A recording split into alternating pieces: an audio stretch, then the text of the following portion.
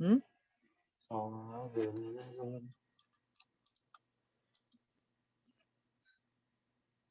Немножко так. Она кроме темени участник.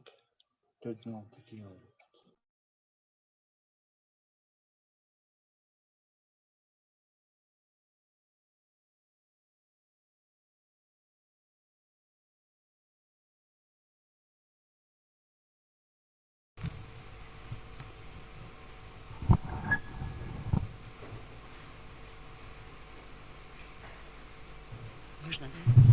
Так, добрый день, уважаемые коллеги. Сегодня мы с большой радостью вас приветствуем из межрегиональной научно-практической конференции «Научно-методическая деятельность в электронной цифровой среде». Вообще, вы, наверное, заметили, что в последнее время методической работе, научно-методической деятельности отводится очень большая роль. И у нас поменялось само определение научно-методической деятельности. И в стратегии развития библиотечного дела до 2030 года у нас посвящена целый раздел. Это уже говорит о том, что этому направлению работы библиотечной деятельности будет отводиться большая роль. И, конечно же, самое идет красной нитью, мы с вами, методисты, должны возглавить работу по созданию единого информационно-библиотечного пространства, где можно будет вообще жить и взаимодействовать друг с другом во имя интересов наших пользователей, потребности которых сегодня очень стали высокие. И, конечно же, цель нашей конференции сегодня именно рассмотреть подходы, тенденции к научно-методической деятельности, обменяться своими передовыми актуальными практиками и наметить пути, как же нам дальше работать в цифровой среде, чтобы соответствовать всем принципам научно-методической деятельности. У нас на конференции, поскольку она межрегиональная, примет участие наши коллеги из методических служб Томской областной библиотеки,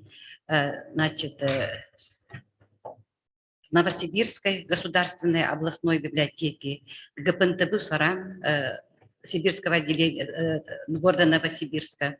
И, конечно же, к нам присоединится наш самый главный руководитель, это заведующий научно-методическим отделом Российской национальной библиотеки Сергей Александрович Басов. Он у нас будет после обеда.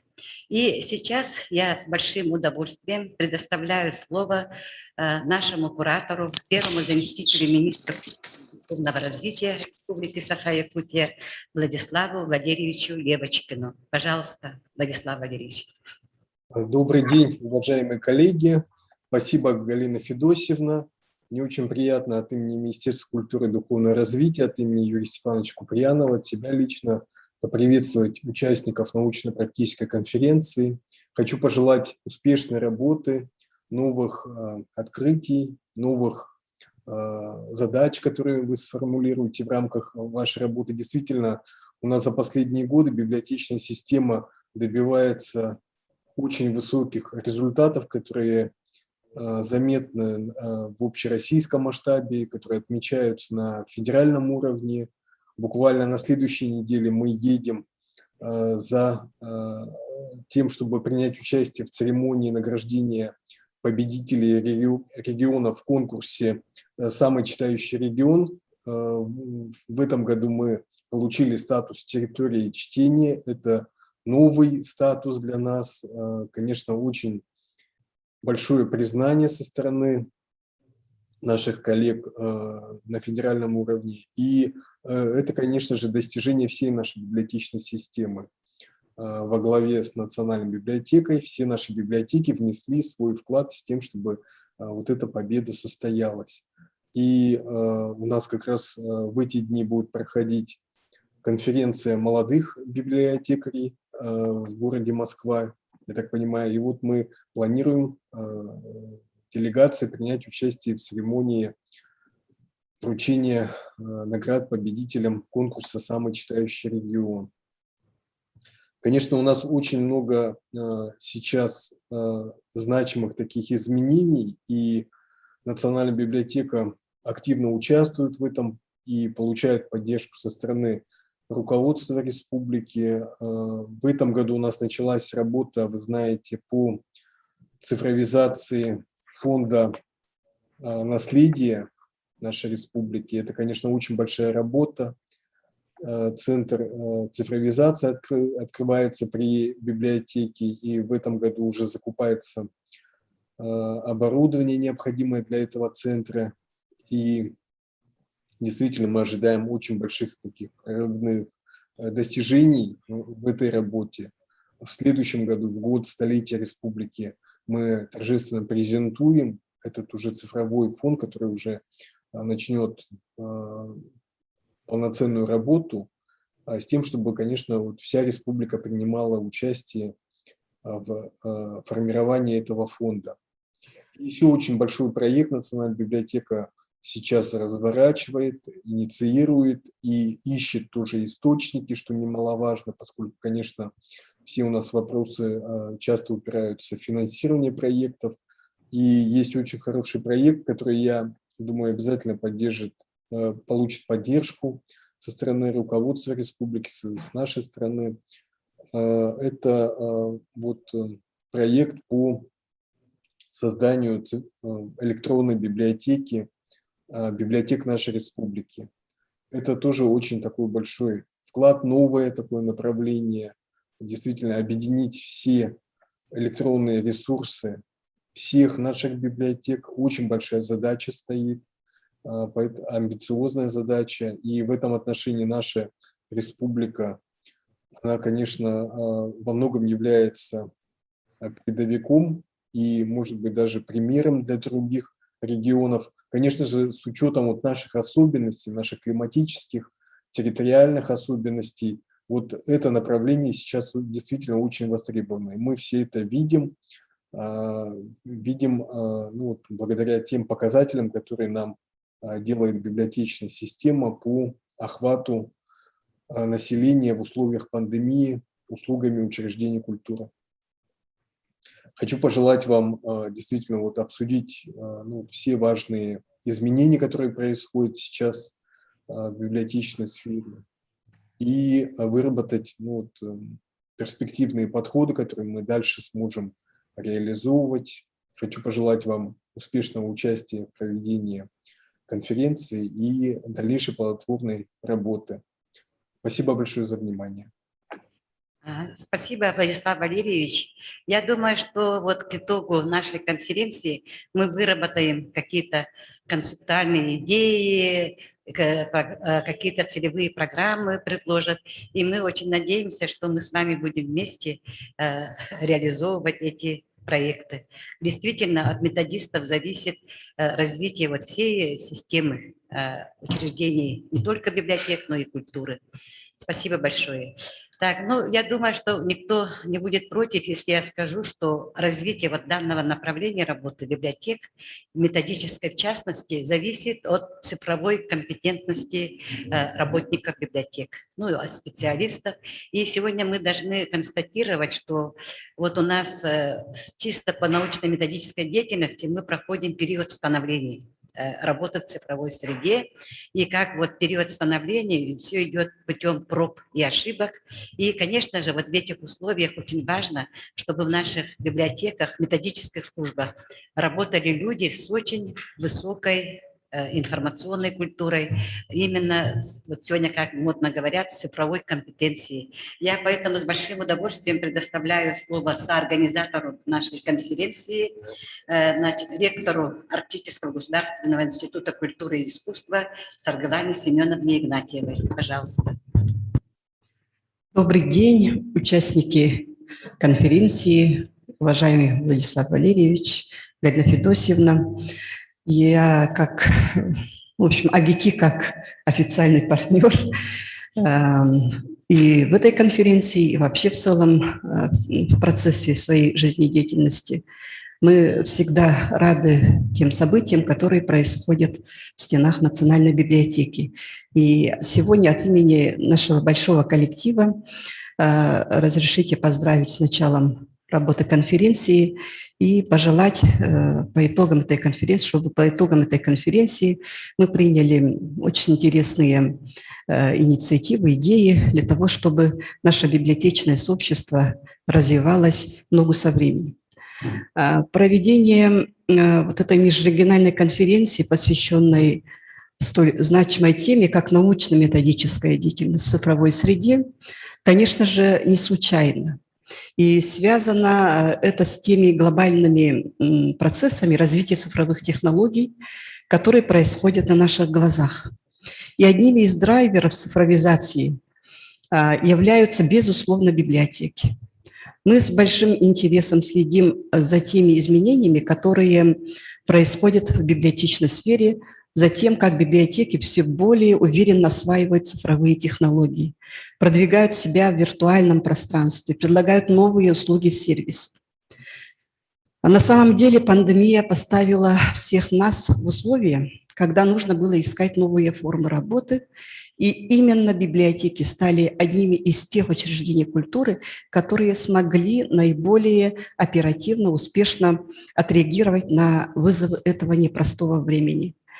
Вы не просто продолжили свою работу, а даже смогли нарастить масштабы своей деятельности, расширить контингент пользователей, увеличить объемы предоставляемых услуг, в том числе в дистанционном формате.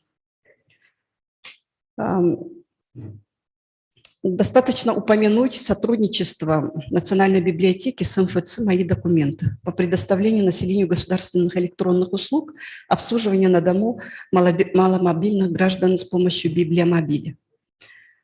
Национальная библиотека и другие библиотеки республики стали более заметными в виртуальном пространстве. Проводимые вами культурно-просветительские мероприятия стали еще более востребованными и посещаемыми. Особенно хотелось бы отметить успешное участие библиотек в российском проекте по созданию модельных библиотек в рамках национального проекта «Культура», который открывает новые возможности для получения жителями нашей республики современных библиотечно-информационных услуг. Вот это достижение. Я часто бываю в федеральных министерствах, везде отмечают. И это стало вот неким таким брендом, да, для вообще в целом культурного сообщества нашей страны. Весь этот богатый опыт требует, конечно же, изучения, анализа, распространения. Поэтому конференция, которая будет проходить в течение 2 дней в Национальной библиотеке, как никогда актуальна. Очень важно, что на приглашение откликнулись представители Российской национальной библиотеки, библиотек ГПНТБ «Суран» и крупных библиотек Сибирского региона, а также библиотек нашей республики. Масштабность этого мероприятия говорит о том, что действительно эта тема, это направление очень актуально. Программа конференции выходит за рамки объявленной тематики, поскольку будут обсуждены многие актуальные проблемы развития библиотек, в том числе вопросы формирования единой цифровой среды библиотек, цифровых ресурсов, а также развития цифровых компетенций библиотечных специалистов, которые становятся жизненно необходимыми в современном мире, в цифровом. В этом направлении мы видим большие перспективы развития дальнейшего сотрудничества Арктического государственного института культуры и искусств и библиотек республики, в первую очередь с Национальной библиотекой, по подготовке специалистов по направлению библиотечная информационная деятельность. Насколько мы помним, вот это направление, да, Галина Федосевна, мы когда открывали, мы, конечно же, вот я перед тем готовиться выступить перед вами, проанализировала, о чем я говорила в предыдущих конференциях и наших событиях. Да? И там мы действительно все время говорили, что будет цифровая эпоха, и тут библиотеки станут центрами интеллектуального развития, интеллектуального капитала нашего региона. И вот сегодня пришло время, мы уже сидим в этой времени, и говорим о том, что действительно мы чего-то достигли сегодня. Хочу сообщить, что с этого учебного года в АГИКи началась подготовка бакалавров по новому профилю «Цифровые технологии в библиотечной информационной деятельности». И надеемся, что реализация программы поможет пополнить ряды библиотечных специалистов, способных не только работать в цифровой среде, но и формировать и развивать цифровые компетенции населения, участвовать в создании и предоставлении электронных ресурсов. Мы открыли этот профиль по цифровым технологиям благодаря тому, что у нас еще есть кафедра информатики.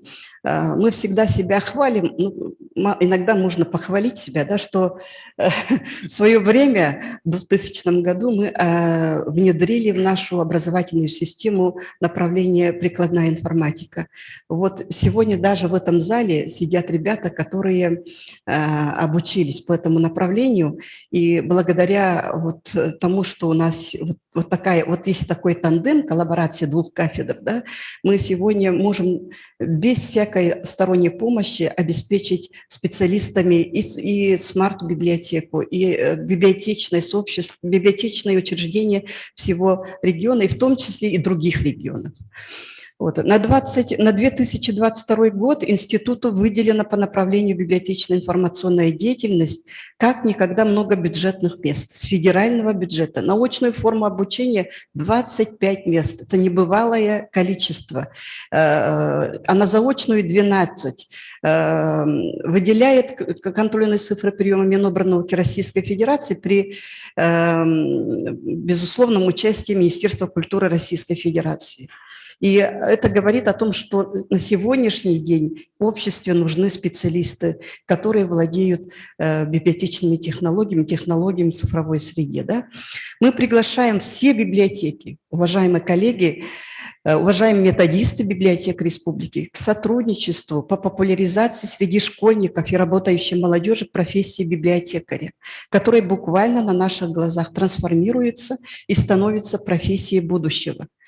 Не случайно в профориентационном проекте Агентства стратегических инициатив России «Атлас новых профессий» планируется включение профессии библиотекаря в число одной из перспективных и развивающихся профессий. В «Атласе» не все наши специальности мы можем увидеть в будущем, а вот специальность библиотекаря, она очень актуальна и очень востребована. Даже я иногда, шутя, говорю Сарглане Васильевне, мне надо проходить переподготовку по библиотечной информационной деятельности, поскольку я поняла, что эта фундаментальная профессия никогда не останется без внимания. Уважаемые коллеги, хочу пожелать успешной работы конференции, а всеми участникам профессиональных успехов, здоровья, благополучия. Берегите себя. Успехов всем. Спасибо большое за внимание. Спасибо, Саргана Семеновна. Я вот как раз сижу, думаю, что это, кажется, было здорово, да, вот когда только институт открылся, мы сразу заявили специальность библиотекарь, технолог автоматизированных библиотечно-информационных систем. И как раз вот выпуски этих годов, они стали вот именно флагманами в развитии вот этого направления во всей библиотечной сети. И причем выпускники были на расхват, конечно, какая-то часть уже ушла в другие отрасли, где более высокая зарплата, более такой широкий.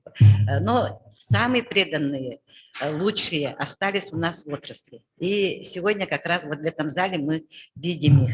И сейчас я предоставляю тоже слово первому заместителю директора Национальной библиотеки Республики Саха-Якутия Василию Борисовичу Борисову. Пожалуйста. Доброе утро, уважаемые участники конференции. Всех с радостью приветствуем на площадке Национальной библиотеки. От себя хочу отметить, что тема, которая сегодня обсуждается, она чрезвычайно важная и актуальная.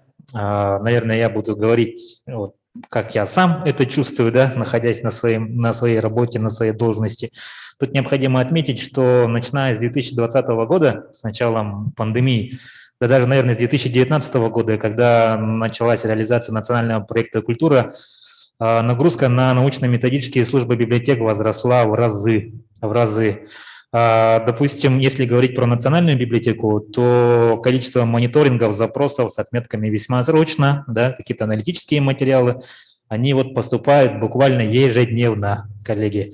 Но как решить эту проблему, наверное, ну тут, если есть возможность там бесконечно наращать штат методистов, да, то эта проблема, наверное, будет не так остро стоять.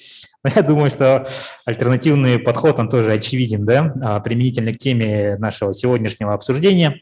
Мое личное мнение заключается в том, что широко надо применять информационные системы, да, какие-то аналитические системы, вот та часть, которая у нас уже сейчас есть и работает, если мы говорим про Шесенко, если мы говорим про федеральные системы, такие как АИС, отчетность отрасли, да, с помощью которых мы опять-таки собираем Шесенко, собираем показатели посещения культурных мероприятий, мы видим, как вот все это эффективно влияет на работу. Вот. И как бы справиться со всеми этими цунами, вот с изменением именно научно-методической работы в этом направлении, вот вариант развития, наверное, всего, ну вот один, да, вот этот.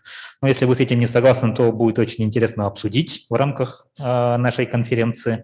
И тут как бы идея достаточно простая, что если исходить от того, что человеческий мозг – это невероятное творение природы, да, возможно, Бога, кто как на это смотрит, то тратить такие ценные ресурсы вот именно на механический сбор данных, на какое-то сведение, да, вот этого мониторинга, я лично считаю, что это неоправданно, это неэффективное использование таких ценных ресурсов, как умные головы наших методистов. Да? Поэтому в данном направлении вот именно разработка таких информационных систем, если говорить про актуальные такие вещи, то есть даже такие модели, которые могут какой-то примитивный анализ, да, который поддается формализации, это тоже могут, в принципе, автоматизированные системы делать. А вот именно работа методистов, она должна быть творческая, я считаю, она и есть творческая. Наверное, вот в последнее время просто вот из-за количества запросов, да, выработка новых концепций, постоянный анализ, какие тенденции в библиотечном деле, в какую сторону отклоняется наша деятельность, как можно заранее это выявлять, применять какие-то превентивные меры, чтобы как-то эту ситуацию выравнивать, прогнозировать, вперед смотреть, каким образом должна развиваться библиотечное дело, допустим, в нашей республике. Вот как бы такие основные и самые главные задачи научно-методической службы. Несомненно, с сильным уклоном в сторону науки. Вот так вот эта система должна работать, и к этому мы должны стремиться. Как этого добиться, я лично не совсем могу сейчас ответить, да, прямо в данный момент.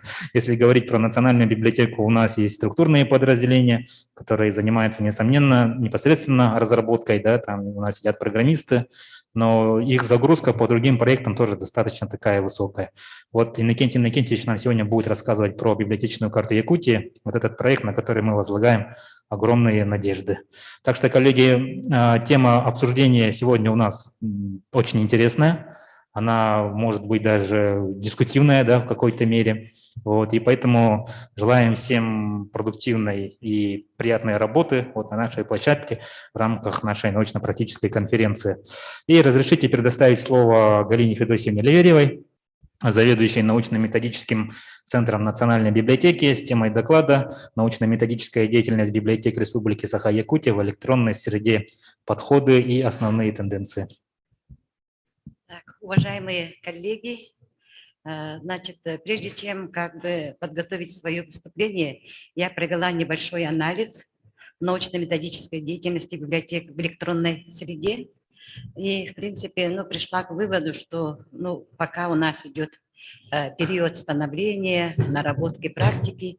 Но я должна сразу заметить, да, те успехи значительные библиотечной сферы нашей республики, о которых рассказывали вот наши Светлана Семеновна, Владислав Валерьевич, Василий Борисович. Вот в этих успехах, конечно, значительная роль тоже отводится методистам, которые как бы в своих библиотечных системах возглавляют инновационно-методическую деятельность. Но в то же время вот узко по нашим направлениям следует отметить, что у нас все идет как в традиционном режиме, вот по устоявшимся направлениям работы и так далее. Да? И вот сейчас, вот почему мы даже созвали эту конференцию, мы стоим перед порогом больших перемен в научно-методической деятельности. Поэтому, конечно, была потребность осмыслить пройденный путь и наметить пути, как же нам дальше идти. Тем более вот в самом определении, пожалуйста, так, в самом определении, что же такое научно-методическая деятельность сегодня, вот посмотрите, уже здесь отражаются эти изменения. Это повышение эффективности работы библиотек, библиотечных систем даже, да, на основе управления. Вот, управление социальными и технологическими нововведениями, инновациями. Значит, мы должны не только участвовать в этом инновационном процессе, но и должны управлять. И который включает в себя организационные, исследовательские и педагогические функции. Вот в связи с тем, что вот мы должны наметить какие-то тенденции, перспективные пути, сейчас специалисты Российской государственной библиотеки, Российской национальной библиотеки и других более передовых библиотек, они очень активно обсуждают вот эти перемены, эти изменения и, в общем-то, тоже пытаются обобщать свой опыт. И, конечно, в этом ряду очень такой, как бы, передовым стоит опыт работы Центральной библиотеки имени Маяковского в Санкт-Петербурге, которая периодически организовывает конференции, семинары, в которых они пытаются осмыслить это направление. И, в общем-то, Мария Ивановна Акилина, главный сотрудник, научный сотрудник Российской государственной библиотеки, выступая вот на этих мероприятиях, она отмечала, что вот электронная среда оказывает на научно-методическую деятельность большое влияние, обнаруживая все новые и новые возможности для эффективного ее осуществления. Поэтому для решения профессиональных задач сотрудники методических служб страны осваивают и используют в работе виртуальное пространство. Новые программные продукты для оперативного ведения электронной отчетности, аналитической деятельности, информационно-коммуникационные технологии в организации обучающих семинаров в системе повышения квалификации. Но мы должны сегодня отметить, что та пандемия, которая у нас длится с 2020 года, она уже объективно подстегнула вот развитие дистанционных виртуальных технологий и форм научно-методической деятельности. Значит, и все методисты, вы понимаете, да, что очень многое зависит от того, чтобы наши учредители, государство понимало нашу работу. Поэтому все методисты страны очень обращают внимание, входит ли научно-методическая деятельность в государственном задании или муниципальном задании библиотек нашей страны. И вот здесь я вот на презентации сейчас покажу, какие государственные задания имеет Национальная библиотека вот по данному направлению. И надо сказать, что вот довольно-таки много направлений. Да? Значит, первое – это подготовка, разработка, подготовка и выпуск методических документов, предоставление методических консультаций, формирование отчетов по итогам выездов в муниципальные библиотеки, проведение методических семинаров, конференций, а также аналитическое обеспечение библиотечной сети, проведение анализа, мониторинга, сбор и обработки статистической информации, разработка информационно-аналитических материалов. Вот много, вот прямо 7 позиций мы вошли в госзадание нашего Министерства культуры, которые они дали Национальной библиотеке. Ну, часть из них я сегодня затрону в своем выступлении. В Республике Саха-Якутия развитие получило перевод в электронную среду процессов учета и статистической отчетности библиотек как основы проведения мониторинга, анализа, выполнения справок по запросу органа власти управления. Ну, это была как бы вынужденная, чтобы как-то вот более оптимизировать работу в данном направлении. И надо сказать, что еще в 2012 году была разработана автоматизированная информационная система 6НК «Статистика» собственной разработки. Разработчик Федоров Иван Константинович, который сегодня является заместителем директора Национальной библиотеки по данному направлению. Вот в 2015 году эта программа была доработана как сетевая АИС, а с 2017 года был обеспечен доступ методистов муниципальных библиотек для непосредственного ввода статистических данных муниципальных библиотек республики. После внедрения АИС «Статистическая отчетность отрасли» ГИФС Министерства культуры РФ в 2020 году программистами Национальной библиотеки была предусмотрена возможность автоматической агрегации данных собственной АИС, 6НК статистика, в АИС «Статистическая отчетность отрасли» ГИФС Министерства культуры РФ. Но я думаю, что это является большим достижением нашей библиотеки, нашей республики. Так, поскольку АИС ГИФС Министерства культуры России не выдает информацию про разрезе УЛУСов в республике, вот наличие собственной АИС 6НК статистика позволяет. Пожалуйста, вот покажите, какие преимущества мы видим. Да? Во-первых, это обратно. Во-первых, это осуществить методическое сопровождение ввода статистических данных муниципальных библиотек в АИС ГИФС Министерства культуры.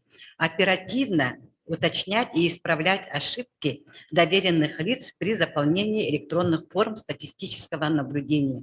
Но при текучке кадров библиотек это необходимо на сегодняшнем этапе. Во-вторых, формировать своды данных в разрезе муниципальных СБС и муниципальных библиотек, на основе которых формируются ежегодные статистические сборники библиотека в цифрах. Так, и в-третьих, очень важно, позволяет оперативно составлять справки по отдельным муниципальным библиотекам по запросу органов власти и управления. И вот, как отмечал Василий Борисович, мы можем использовать этот АИС в других проектах Национальной библиотеки Республики Саха-Якутия, но в частности в программе «Библиотечная карта Якутии». Так, условия деятельности в период пандемии особенно усилилась работа по участию в мониторингах вышестоящих органов власти и управления по отслеживанию ситуации в библиотеках республики.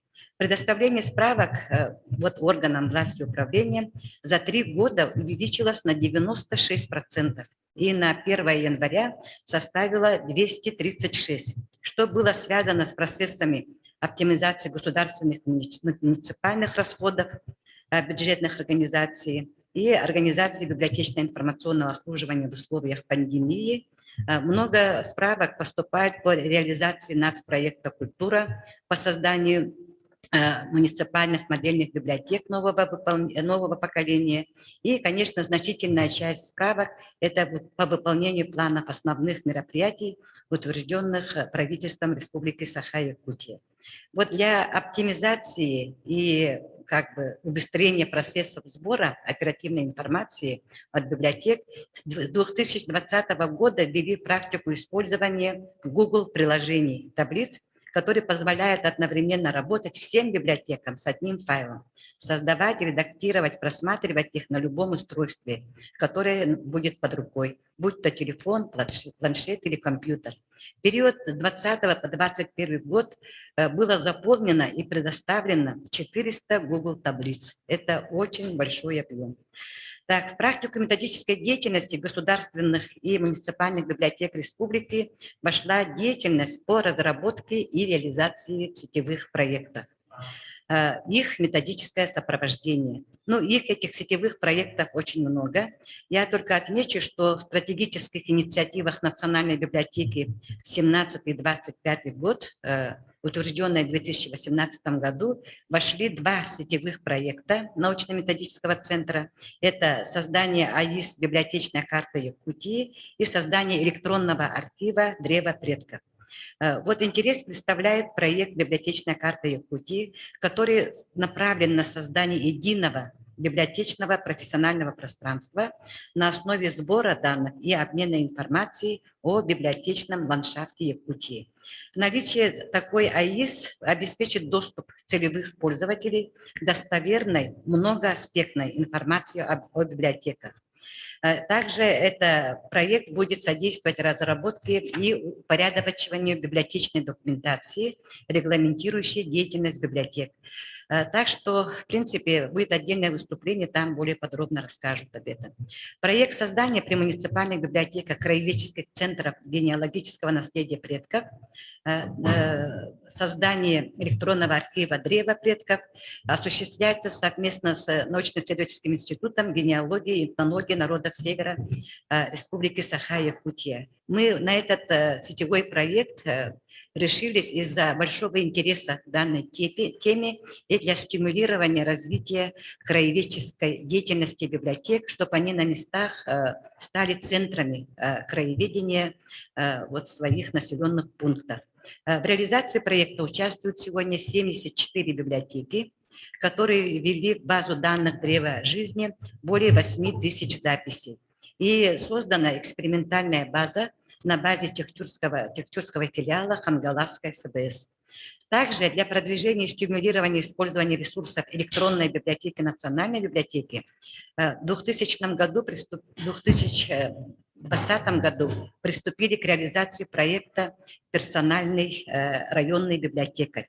Суть проекта в том, что по заявке пользователя к нему прикрепляется персональный библиотекарь, который ведет постоянное методическое сопровождение от регистрации до поиска и получения электронных версий книг пользователям в электронной библиотеке, проводит оперативную оцифровку фрагментов произведений печати по их запросам и предоставляет к ним доступ.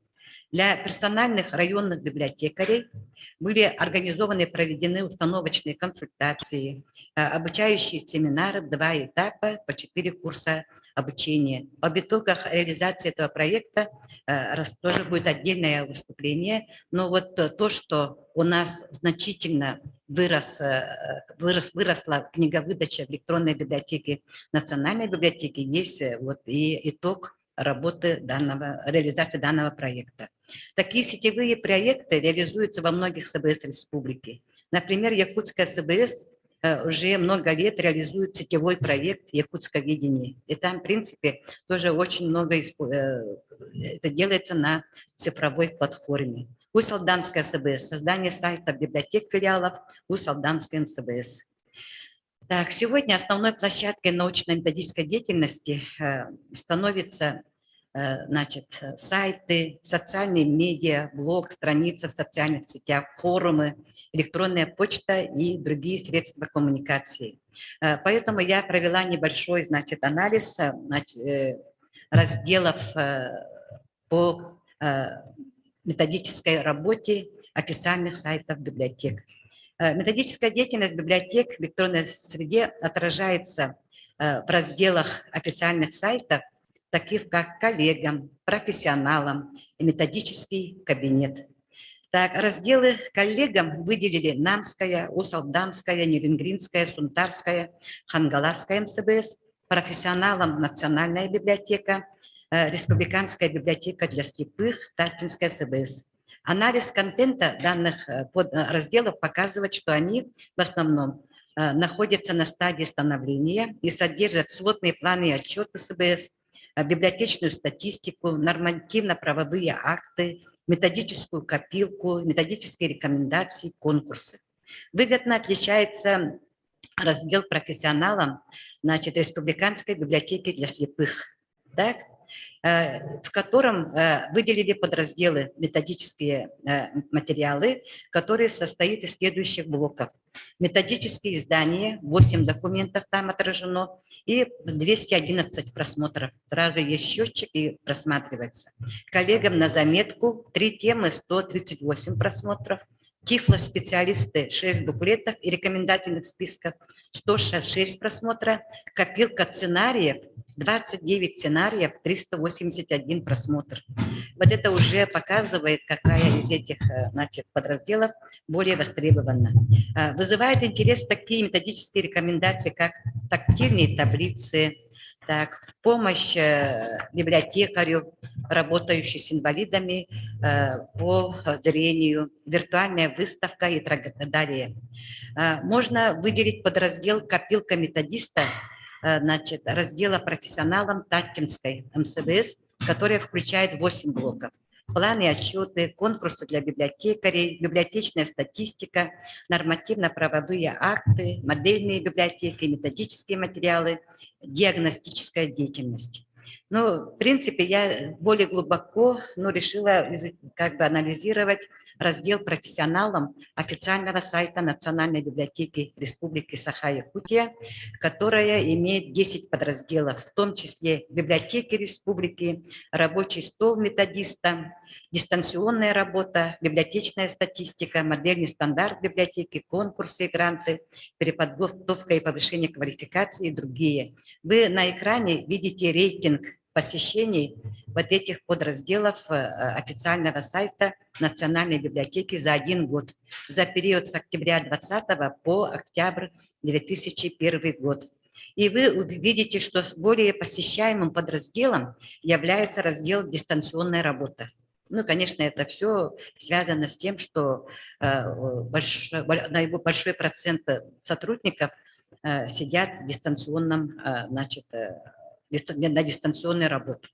Этот подраздел посетило 53 тысячи пользователей или 29,6% от всех посещений. И что связано в первую очередь с тем, что данная АИС, данный раздел включает АИС отчетность, тоже собственная разработка Национальной библиотеки, которая предусматривает ежедневную удаленную отчетность деятельности сотрудников Национальной библиотеки, которые перешли на дистанционную работу.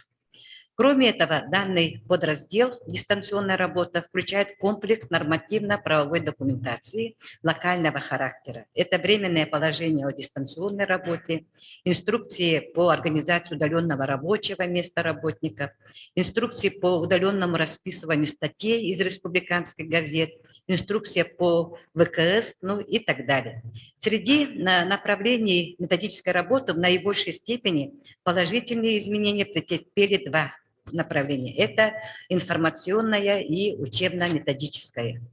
Ввиду удаленности нашей республики от центральных регионов особую важность приобретает оперативный доступ к профессиональным изданиям, в особенности наших профессиональных периодических изданиях. И многие сайты библиотек республики включают подразделы полезные ссылки, отсылающие к этим профессиональным ресурсам. Поэтому сегодня нам при составлении различных проектов, инновационных каких-то идей и так далее активно используются ресурсы передовых библиотек нашей страны. И это, конечно, большое преимущество именно деятельности нашей в электронной среде. Особая важность для нашей республики. Повышение квалификации при подготовке кадров, широкое распространение получили дистанционные формы обучения в режиме онлайн-семинаров, вебинаров, видеолекций, онлайн-тренингов, мастер-классов, интернет-конференции. Например, эти формы позволяют многократно расширять аудиторию слушателей. Например, в конце 2020 года в конференции «Нацпроект Культура. Как новый этап в развитии муниципальных библиотек» приняли участие 4315 человек. Такое в обычном таком формате совершенно нам даже не вмещается в нашу голову. Да? Это были представители не только органов власти и управления, библиотечные работники, студенты нашей республики, да? Но и присоединились к нам сотрудники Хабаровского края, Республики Карелия, Республики Бурятия и Челябинской области. Это тоже преимущество деятельности библиотек в электронной среде, показывает очень эффективность. Дистанционная форма учебных занятий позволяет библиотекам вне зависимости от территории и ведомственной принадлежности быть в гуще профессиональных проблем без дополнительных затрат участвовать в обучающих мероприятиях, причем не только своего методического центра, но и любого другого. Наличие видеоархивов, конференций, семинаров, круглых столов позволяет возвращаться к ним в индивидуальном режиме. Кроме этого, в наших обучающих мероприятиях, вебинарах стали участвовать известные ведущие специалисты библиотечной отрасли страны. Ну, достаточно назвать имя Юрия Николаевича Столярова, Сергея Александровича Басова, Ирины Всеволодовны Эйдемиллер и так далее. Мы уже вот даже в своих республиканских мероприятиях приглашаем, и они в дистанционном режиме участвуют в наших мероприятиях. В итоге в 2020 году 234 сотрудника библиотек республики повысили свою профессиональную квалификацию и в дистанционном режиме. И сегодня вот сидящие здесь со мной согласитесь, что вот это у нас сегодня открывает границы для повышения нашей профессиональной компетентности. Поэтому вторым и третьим по рейтингу нашего раздела профессионалам стали подразделы переподготовка и повышение квалификации, которые посетили 46,2 тысячи пользователей или 27%, конференции, соответственно, посетили 44,5 тысяч человек и 26,2% от общего количества раздела. Подраздел включает планы вебинаров, семинаров, конференций разных уровней и, в общем-то, свидетельствует об активизации деятельности библиотек по повышению профессиональных компетенций. Рабочий стол методиста посетили за год 7 тысяч человек или 4%. Подраздел включает нормативно-правовые документы федерального и регионального уровня, аналитические и методические материалы, ежегодные аналитические доклады. Значит, с 2015 года методические рекомендации, вот последние, это организация удаленного библиотечно-информационного обслуживания в период пандемии, создание и поддержка веб-сайтов муниципальных библиотек, изучение методические материалы по созданию краеведческой аналитической записи в формате RusMar. Также стабильно пользуются спросом такие подразделы, как конкурсы, гранты, 6 тысяч посещений, библиотеки республики, 6 тысяч, библиотечная статистика 5 тысяч и модельный стандарт 4 тысячи. Особую важную роль в методической деятельности библиотек страны имеют диалоговые формы методического взаимодействия, форумы, профессиональные блоги, виртуальные справочные и консультационные службы. Это помогает осуществлять оперативную информационно-методическую деятельность в онлайновом режиме. Например, Национальная библиотека практикует онлайн-планерки для руководителей и специалистов муниципальных библиотек республики, онлайн-встречи по отдельным направлениям, где обсуждаются текущие задачи, актуальные, сложные, насущные проблемы и позволяют оперативно вмешиваться в эти процессы, принимать совместные решения. Свое представительство на социальных медиаплощадках имеют 470 муниципальных библиотек, что в 3-6 раза больше, чем в 2018 году. Библиотеки представлены в таких социальных сетях, как ВКонтакте, Инстаграм, Одноклассники, Фейсбук, Ютуб. Таким образом, 96,6% библиотек освоили социальные сети и имеют свои представительства. Значит, они проводят в этих сетях различные мероприятия, прямые трансляции, различные мастер-классы, анкетирование, встречи, обзоры книг. В то же время следует отметить, что данный канал недостаточно используется в методической работе. Исключением является опыт Хангаласской СБС, который в руки в помощь библиотекарю в платформе YouTube проводят онлайн-консультации групповые, обучение по учету посещений, по работе с приложениями Canva, Google таблицами, проводят методические практикумы. Вот это вот их опыт можно было бы изучить и распространить. Это очень перспективное направление. Проведенный анализ методической деятельности в электронной среде позволяет сделать вывод, что новые цифровые технологии и средства связи имеют огромные возможности, находят широкое применение во всех направлениях научно-методической деятельности, очень востребованы и активно развиваются. Однако их использование на данном этапе в нашей республике находится на стадии становления. Методическая деятельность в электронной среде на данном этапе испытывает большие трудности, связанные с качеством и скоростью интернета в большинстве улусов республики, в особенности в арктической зоне, с трудоемкостью работы в интернете и отсутствием специально подготовленных специалистов, IT, финансирования процессов по сайтостроению. Значит, Сегодня виртуальная информационная среда предопределяет дополнительные роли методиста, среди которых навигатор сетевых ресурсов, менеджер контента, редактор сайта, консультант по работе в социальных сетях, организатор межсетевого общения. И это все предполагает высокий уровень цифровой компетентности методических работ методистов, главных специалистов, заведующих структурных подразделений всех библиотек. Сегодня мы наблюдаем крайне недостаточный уровень цифровой компетентности многих специалистов, перегруженность методических служб оперативной работой, отчетами, справками для вышестоящих органов. И это все приходится, перспективные направления как бы делаются между делом. Вот это вот очень мешает нашей работе.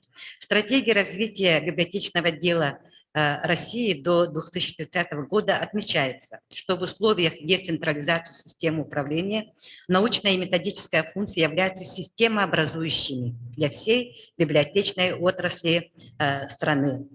Эта деятельность способствует как бы объединению, интеграции всех библиотек нашей страны. И предполагает управленческую деятельность методических служб в формировании единой системы организации библиотечного обслуживания населения конкретной территории отдельной сети библиотек. В связи с этим перспективным является реализация концепции Национальной библиотеки Республики Саха-Якутия по созданию единой цифровой среды библиотек Республики Саха-Якутия, направленная на комплексное развитие и модернизацию информационного библиотечного пространства нашей республики в условиях быстрого развития информационных технологий, выравнивания ситуации по активности и уровню цифровизации библиотек республики и предусматривающая интеграцию информационных ресурсов библиотек республики в единую поисковую среду и расширение доступности библиотечных ресурсов. Ну, как раз после меня будет выступление по этой теме, но вы должны знать, что это прорывной проект, и мы, методисты, все будем заниматься реализацией данного проекта по нашей республике. Это идет в контексте стратегии развития библиотечного дела до 2030 года. Конечно, реализация данной концепции потребует трансформацию научно-методического обеспечения библиотек республики, основанной на развитии информационных технологий и повышении цифровой компетентности работника. Для этого важно разработать, думаю, на будущую целевую программу поэтапного повышения цифровой компетентности не только методистов, но и ведущих главных специалистов нашей республики, разработать руководство по ведению научно-методической деятельности в электронной среде, разработать нормативные технологические основы в новых условиях. Ну, на этом у меня все. Спасибо за внимание. Если есть вопросы, я готова ответить.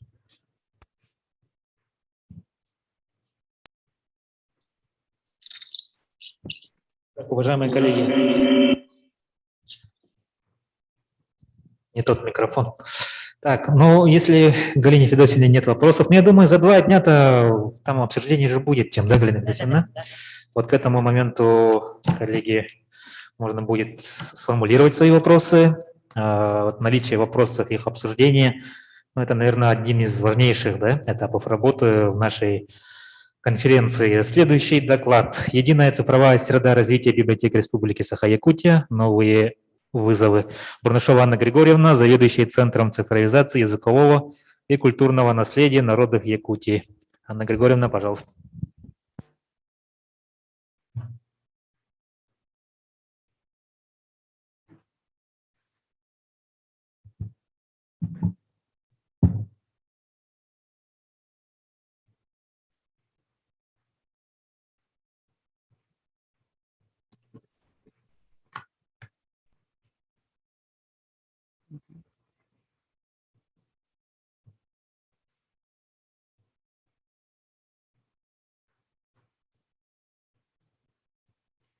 Так, ну, Анна Григорьевна, видимо, еще не может зайти. Мы предоставим слово следующему, значит, выступающему. Значит, топ-5 цифровые ресурсы, которые выведут методическую работу на новый уровень. Слово предоставляется Беловой Арине Александровне, методисту научно-методического отдела Новосибирской государственной областной научной библиотеки. Ага, пожалуйста. Добрый день, коллеги. Я Белова Арина Александровна, методист Новосибирской государственной областной научной библиотеки. Сегодня я вам представлю топ-5 цифровых ресурсов, которые пригодятся в вашей работе. Они сделают ее эффективной и удобной. Итак, я предлагаю нам сразу перейти к презентации. И прежде чем я вам начну рассказывать о самих программах и их направленности, я хочу обратить ваше внимание, что все они будут в помощь вашим основным функциям. Методические службы библиотек, они уже сейчас активно используют современные интернет-технологии и средства коммуникации в своей работе. Например, когда собирают и анализируют данные, в организации системы повышения квалификации, в своей координационной деятельности. И большое значение приобретает не только способность методистов использовать современные технологии, но одна из главных задач методических служб – это содействовать профессиональному развитию библиотечных специалистов в соответствии с современными трендами. И первая программа, которую я вам представлю, она называется Крило. Это платформа для создания качественного визуального контента с помощью профессиональных шаблонов и инструментов. Она позволяет создавать презентации, буклеты, инфографику, афиши и многое другое. Данный сервис, он бесплатный, и вам только понадобится интернет, компьютер или телефон, на котором вы сможете реализовать свои идеи. После того, как вы выбираете готовый шаблон, вы можете изменить любые элементы. Например, это может быть фотография или текст. Для этого достаточно зайти в раздел «Фото», загрузить туда вашу фотографию и кликнуть на нужный снимок. Чтобы отредактировать текст, вам нужно кликнуть на надпись. Также вы можете изначально задать нужный размер, например, для сертификата об участии в конференции или размеры под буклет. На панели слева доступен огромный выбор разных элементов. Это могут быть стрелки, рамки, коллажи, иллюстрации, анимированные надписи, диаграммы. Вы можете выбрать дизайн. Программа это удобна тем, что данным сервисом вы сможете разобраться в этом сервисе за один день. Все базовые функции расположены на видном месте, их очень легко найти. У вас на слайде представлены. Все базовые функции расположены на видном месте. Например, чтобы сохранить ваш дизайн, вам нужно всего лишь скачать этот документ, этот файл в нужном вам формате.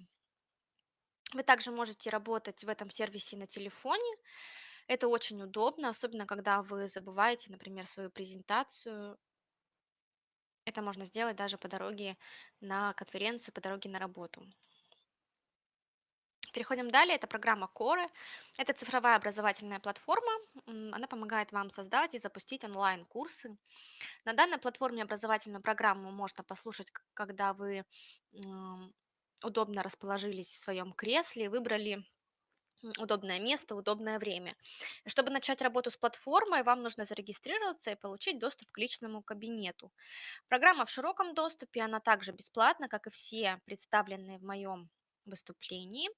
И когда вы завершаете авторизацию, вы входите как учитель. Перед вами открывается рабочее пространство, панель управления,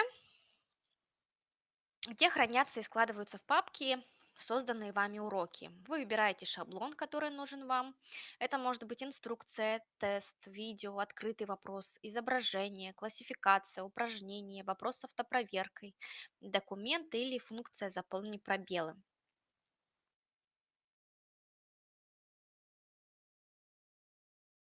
Каждый элемент на этой платформе можно дублировать, менять местами и переносить на другие страницы. Новая страница, она создает новый элемент вашего материала, куда можно переносить элементы из левого блока. Для того, чтобы ваш урок видели остальные, вам необходимо нажать на кнопку «Поделиться» и отправить ссылку вашим ученикам. Ученикам также нужно будет зарегистрироваться, перейти по этой ссылке, и они уже будут входить в качестве слушателей, в качестве учеников. Переходим далее. Это уже многим известные программы Zoom и YouTube. Они помогают библиотекам и другим учреждениям культуры переходить на формат онлайн-совещаний, вебинаров и конференций, и также проводить прямые эфиры на YouTube. И существует целый ряд функций и настроек, которые они уже заложили по умолчанию. Они обеспечивают вам безопасность вашей аудитории и не требуют дополнительных действий. Итак, что же можно сделать в Zoom? Первое, что вы можете сделать, это создать пароль для конференции или вашего вебинара и представить его своим ученикам. Так присоединиться к вашей виртуальной аудитории смогут только те участники, у которых есть доступ к паролю. На конференции пользователи могут использовать звук и видео, демонстрировать экран и делиться комментариями в реальном времени. Такой способ, он удобен для встреч, где от участников ожидается активное взаимодействие, где вы ждете обратную связь и совместную работу. На вебинарах контроль над аудиторией получает сам организатор. Здесь участники общаются друг с другом, используя видео и звук. А, Они обращаются к организатору через диалоговое окно вопросов и ответов, а также через панель чата. Следующее, на что хочется обратить внимание, это то, чтобы вы запрашивали регистрацию. Что дает нам эта регистрация? Вы можете просматривать, кто планирует присоединиться к вашей аудитории. У вас также есть возможность самостоятельно подтверждать каждого зарегистрированного пользователя, чтобы определять будущих участников мероприятия. Вы можете включать залы ожидания. Залы ожидания, они не позволяют пользователям присоединиться к занятию автоматически. Вы также можете включать демонстрацию вашего экрана, вы можете отключать чат и управлять участниками. И очень часто задают вопрос, как же контролировать данные просмотры. Итак, один из способов отследить посещаемость – это то, что я уже говорила, это регистрация. Когда вы будете требовать регистрацию, вы будете получать отчеты о регистрации и выяснять, кто зарегистрировался на конференцию, а кто нет. Другой способ контроля – это запуск опросов во время вебинара. После опроса можно экспортировать отчет и посмотреть, кто принял в нем участие, чтобы отметить присутствующих. И далее это демонстрация экрана. Это такая функция, которая позволяет показывать ученикам слайды, видео и другие важные для занятия материалы. То же самое, что я делаю сейчас. Вы также можете разрешить демонстрацию экрана для участников, чтобы они могли показывать собственную работу. Когда вы нажимаете на зеленый значок демонстрации экрана, вы выбираете, что именно вы хотите показать. Если вы демонстрируете видео, не забывайте устанавливать флажок «Совместное использование звука на компьютере». Вот. В Zoom вы также можете войти из телефона, но также хочу отметить, что некоторые элементы управления конференции, например, создание и запуск опросов, контроль демонстрации экрана для участников, они на мобильных устройствах недоступны. И вы наверняка знаете, что в Zoom могут участвовать не более 100 человек, поэтому вы можете транслировать эфир для остальных в YouTube. Следующее, на что стоит обратить внимание, это платформа Tilda. Здесь вы можете создать свой сайт, сделать лангрид или сделать email-рассылку, которая представлена у вас на экранах. Что же это такое, что это за платформа такая? В центре этой платформы находится типографика, то есть оформление контента. Во всех типах сайтов, которые в ней можно создать, делается упор на привлекательность подачи текстов и изображений. И действительно, здесь можно создавать небольшие сайты, которые хочется смотреть и читать. Большое количество вариантов оформления, и здесь можно поменять заголовки, сделать цитату, вставить прямую речь. Здесь достаточно много разных функций, и используя арсенал такой, можно добиться отличной читаемости вашего контента. Именно в этом особенность конструктора, то есть вы можете красиво преподнести аудитории то, что вам нужно. Сайты Тильда, они используют модульную схему, то есть вы выбираете страницу из готовых, либо собственноручно созданных блоков. Стандартная библиотека включает множество блоков, и здесь можно гибко настраивать любые элементы или же вообще создавать собственные. Простор широкий. И главное, что нужно знать об этой платформе, это то, что ее функционал интересно и приятно использовать. Это лучшая характеристика для сервиса такого плана. Он рассчитан на творческих людей, которые желают в свой слог завернуть в красивую обертку. И Новосибирская государственная областная научная библиотека уже давно создает сайты и виртуальные выставки на данной платформе. Среди них лангрид методического отдела, который представлен у вас на экранах.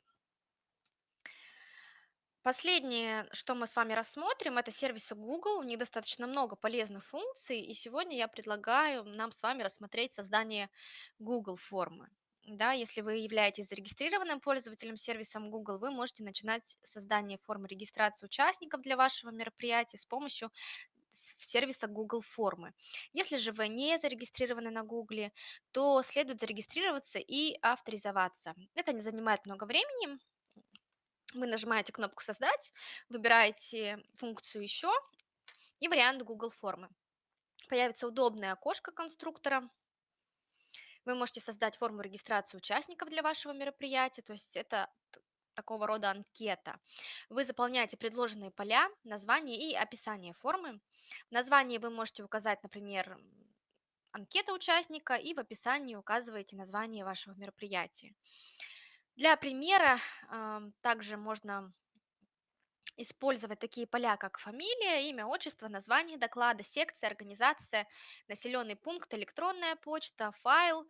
И для того, чтобы все это добавить в вашу анкету, вам только нужно будет нажать на плюсик из правого меню.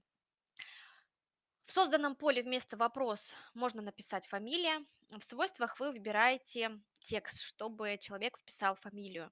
По аналогии можно создать такие же текстовые поля для нашей анкеты и для других функций. Для таких полей анкеты участника как секции необходим выбор значений, и мы используем один из списка. Также тут хочу отметить, что вы можете звездочкой пометить обязательные поля для заполнения. При создании объемной анкеты со множеством полей вы можете разделить анкету на несколько страниц, чтобы она не смотрелась очень-очень длинной. И в конце вы можете, конечно же, украсить свою анкету, сделать ее гораздо красивее, добавить какую-то свою фотографию. И можете посмотреть предварительно, прежде чем отправить вашим участникам эту анкету. Вам нужно будет нажать на глазик в правом верхнем меню и посмотреть, как же будут видеть анкету ваши потенциальные участники. Чтобы отправить анкету участникам, вам необходимо только скопировать ссылку.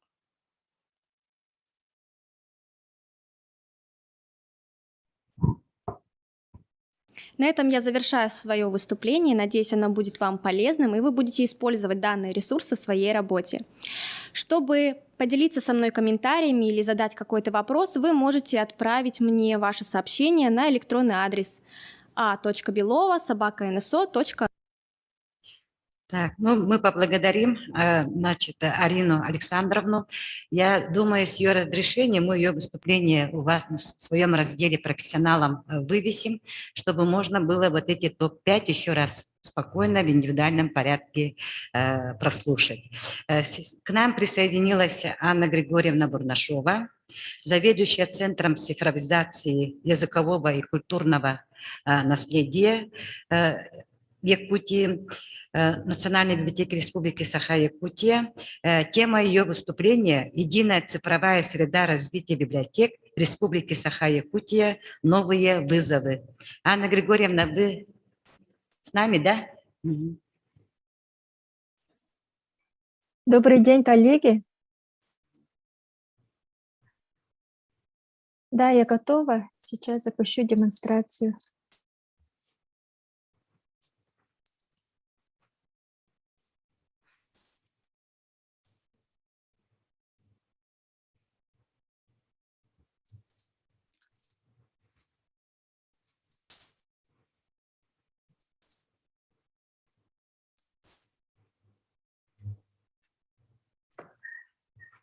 Единая цифровая среда библиотек Республики Саха-Якутия. Новые вызовы.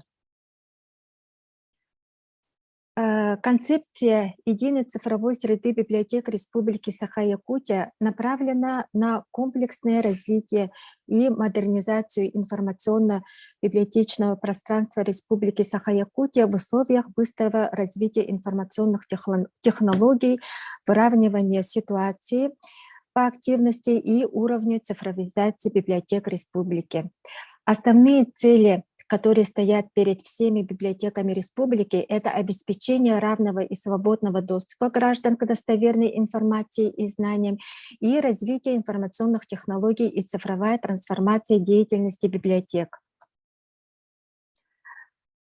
Какие проблемы мешают нам достичь этих основных целей? Это, во-первых, ограниченность фондов муниципальных библиотек, низкий уровень оцифрованности фондов в общем по республике, проблема отсутствия или плохой проработанности веб-сайтов, их недостаточная доступность для лиц с ограниченными возможностями здоровья, устаревшие неудобные поисково-справочные аппараты, дефицит квалифицированных IT-кадров, проблемы с финансированием, разрозненность усилий, ну и так далее.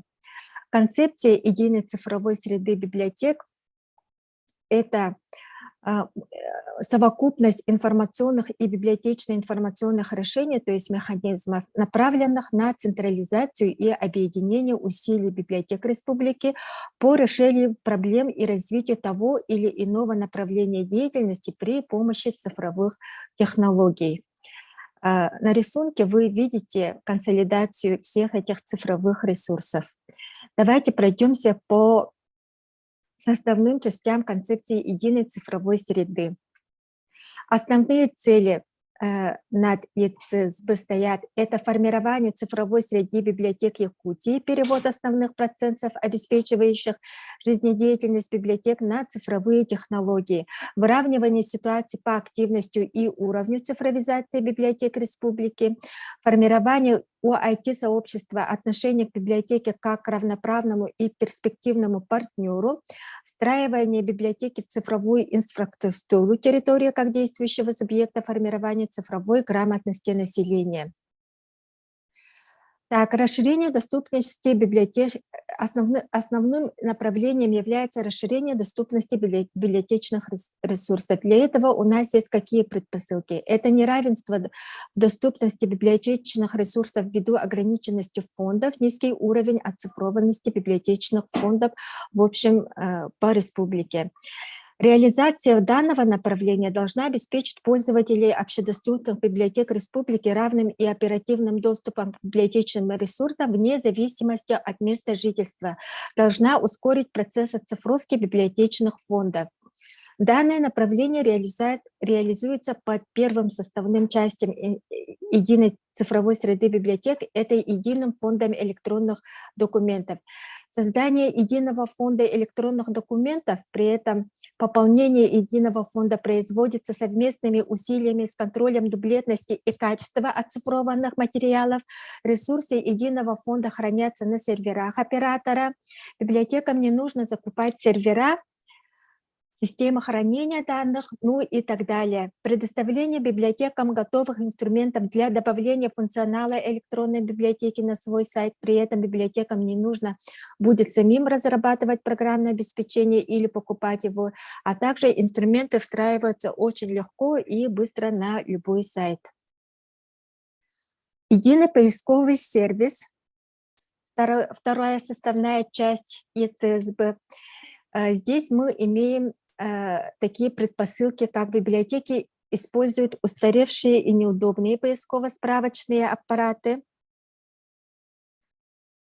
не позволяющие в полной мере раскрывать фонд библиотеки. Современные решения в области поисковых систем и искусственного интеллекта позволяют значительно упростить и повысить эффективность поиска. Разработка, приобретение готовой поисковой системы с применением таких технологий может требовать значительных трудовых, финансовых затрат, что может быть доступно далеко не всем библиотекам. Реализация единого поискового сервиса должна обеспечить библиотекам республики бесплатный, эффективный, удобный и простой встраиваемый поисково-справочный аппарат. Интегрирует информационные ресурсы библиотек республики в единую поисковую среду и обеспечит пользователей единым окном поиска библиографической и полнотекстовой информации. Данное направление реализуется механизмом «Единый поисковый сервис».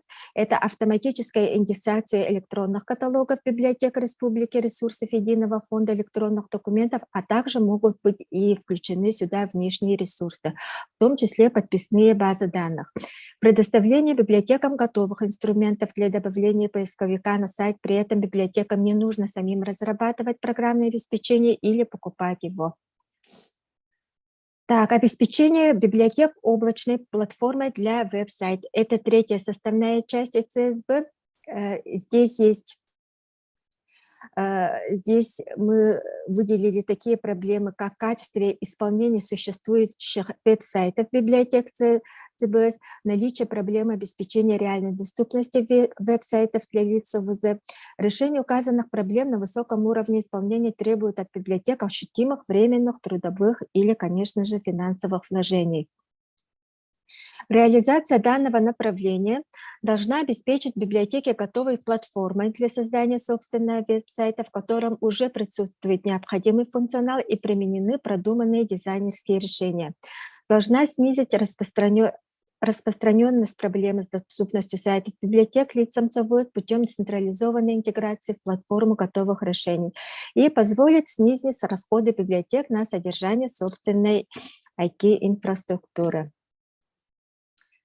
Данное направление реализуется ЭЦСБ «Облачная платформа для веб-сайтов».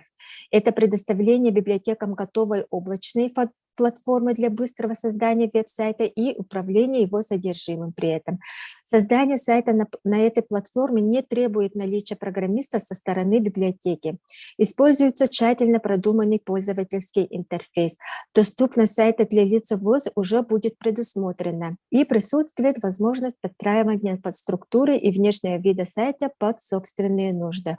Хостинг веб-сайта на сервере оператора ЕЦСБ, размещение и возможность размещения на поддомене, представляемом ЕЦСБ.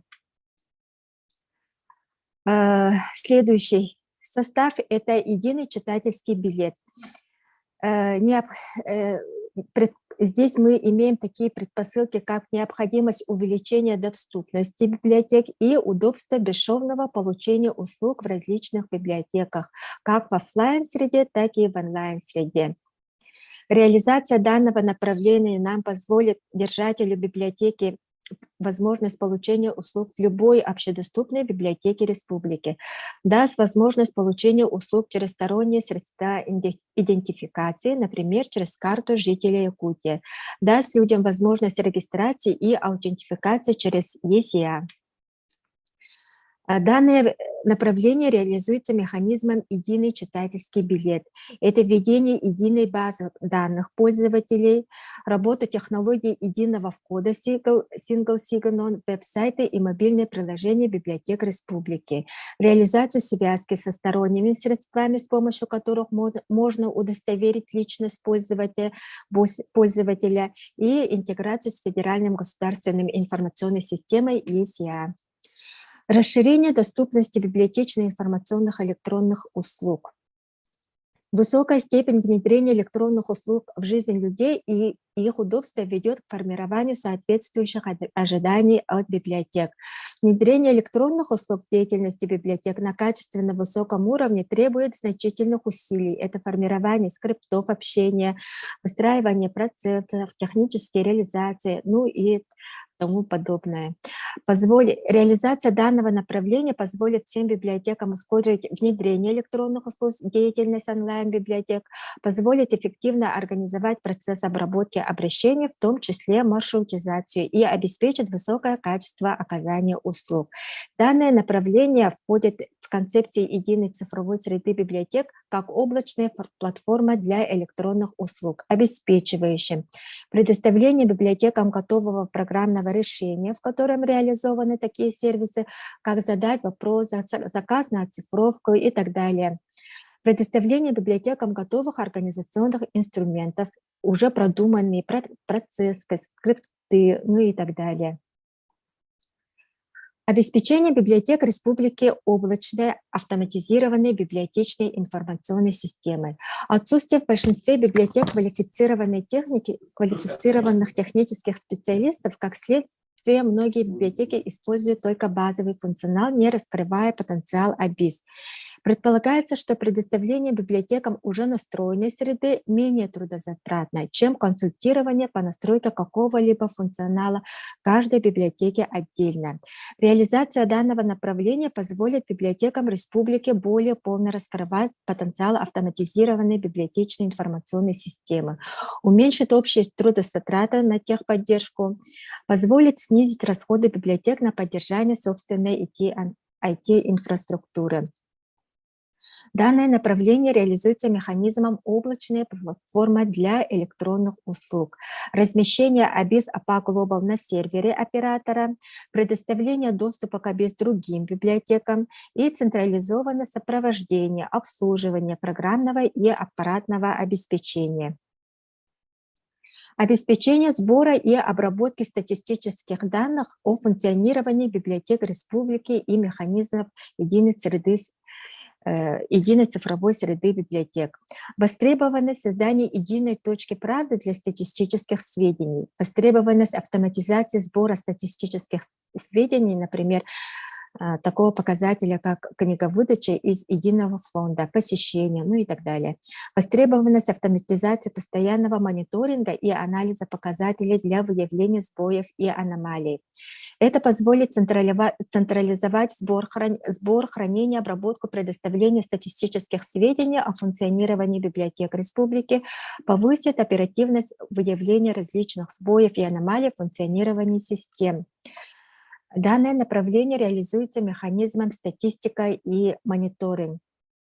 Организацию работы с данными для формы 6НК Федерального статистического наблюдения, в том числе автоматический контроль над соблюдением срока сбора статистических сведений, ведение статусов отчетов, описывающих этапы прохождения цикла обмена отчетностью, автоматическое формирование сводных отчетов, интеграцию с федеральными статистическими сервисами, в том числе АИС-статистика МК Министерства культуры Российской Федерации, организацию мониторинга и анализа функционирования элементов ЕЦСБ, в том числе автоматический сбор первичных данных, полученных механизмами ЕЦСБ, непрерывный автоматический мониторинг и анализ показателей, предоставление контролируемого доступа к статистическим сведениям через веб-интерфейсы и API. Обеспечение библиотек республики инструментами для анализа и прогнозирования информационных потребностей пользователей. Потребность подобных инструментов, в том числе для более эффективного комплектования и продвижения. Наличие на сегодняшний день достаточного уровня развития технологий, применение рекомендательных систем и средств автоматизированного выявления потребностей клиентов бизнеса показало их как эффективный инструмент, которым не стоит пренебрегать. Реализация данного направления позволит использовать полученные данные для корректировки стратегии комплектования и продвижения информационных ресурсов библиотек, позволит автоматически генерировать персонализированные рекомендации для отображения на сайте, email-рассылках или для сдачи рекомендаций при офлайн посещениях, будет способствовать формированию проактивного подхода в обслуживании пользователей библиотек. Данное направление реализуется механизмом цифровой портрет пользователя, обеспечивающим сбор первичных данных, полученных механизмом ЕЦСБ, автоматизированный анализ первичных данных для выявления пользовательских предпочтений и востребованности информационных ресурсов, автоматическое формирование персонализированных рекомендаций, предоставление библиотекам республики контролируемого доступа к инструментам данного механизма с помощью веб-интерфейса и API. Обеспечение работников библиотек республики единой цифровой платформой для развития профессиональных компетенций. Здесь у нас есть такие предпосылки, как внедрение цифровизации в деятельность библиотек создает необходимость обучения работников навыкам работы с цифровыми инструментами, необходимость общего развития кадрового потенциала общедоступных библиотек республики в условиях стремительной цифровизации. Реализация данного направления организует и простит процесс обучения работников библиотек навыкам работы с инструментами ЕЦСБ, будет содействовать развитию кадрового потенциала библиотек республики путем поддержания обмена профессиональными знаниями, трансляции лучших зарубежных отечественных профессиональных практик, распространения передового опыта и технологий. Данное направление реализуется механизмом ЕЦСБ, это портал профессионального роста, что обеспечивает организацию ведения общей базы знаний с помощью вики-сайта, организацию профессионального общения с помощью системы вопросов-ответов, а также организацию создания и прохождения онлайн-курсов. Я рассказала о 9 составных частях единой цифровой среды библиотеки и немножко вас ознакомлю с архитектурой ЕЦСБ. Архитектура состоит из инфраструктуры оператора, а также инфраструктуры библиотек участников. Инфраструктура оператора будет включать такие составы, как подсистема «Единый фонд электронных документов», подсистема «Единый поисковый сервис», облачная платформа для электронных услуг, единый читательский билет, облачная АБИС, цифровой портрет пользователя, статистика профессионального роста, облачная платформа для веб-сайтов. К этой инфраструктуре будет подключена инфраструктура библиотек участников, неважно в каком количестве. Так, ну и реализация концепции будет осуществляться процессом, конечно, нормативно-правового обеспечения деятельности библиотек ЕЦСБ, организационного обеспечения деятельности, включая регламентирование процессов, взаимодействия субъектов, механизмов ЕЦСБ, программно-технического обеспечения, это разработка программной части механизмов и их размещение на серверах, финансового обеспечения деятельности ЕЦСБ, информационно-аналитическое обеспечение, ну и также кадровое обеспечение деятельности ЕЦСБ. Что мы ожидаем? Увеличение уровня удовлетворенности информационных потребностей пользователей библиотек республики путем расширения доступности библиотечных ресурсов через предоставление библиотекам доступа к единому фонду электронных документов, расширение доступности библиотечных информационных электронных услуг через предоставление библиотекам готовых облачных SaaS-решений для их ускоренного внедрения, упрощение процедуры поиска библиографической и полнотекстовой информации по библиотекам республики и внешним ресурсам через создание единого поискового сервиса, внедрение автоматизированной рекомендательной системы на основе цифрового портрета пользователя. Также увеличение охвата населения республики библиотечным обслуживанием за счет привлечения новых читателей путем расширения библиотечных фондов, внедрения удобных цифровых сервисов. Увеличение эффективности стратегий маркетинга и комплектования библиотек республики путем внедрения инструментов для автоматизированного анализа пользовательских предпочтений. Уменьшение затрат муниципальных библиотек на разработку цифровых сервисов и поддержание собственной IT-инфраструктуры путем предоставления библиотекам готовых облачных решений ЕЦСБ. Увеличение эффективности работ по оцифровке фондов библиотек республики, развитие кадрового потенциала библиотек республики, упрощение проведения мониторингов и исследований по проблемам организации и развития деятельности библиотек, выравнивание ситуации по активности и уровню цифровизации библиотек республики, увеличение представленности библиотек республики в сети интернет и внедрение механизма единого читательского билета. У меня все. Спасибо за внимание. Кто-то вопросы сразу хочет задать.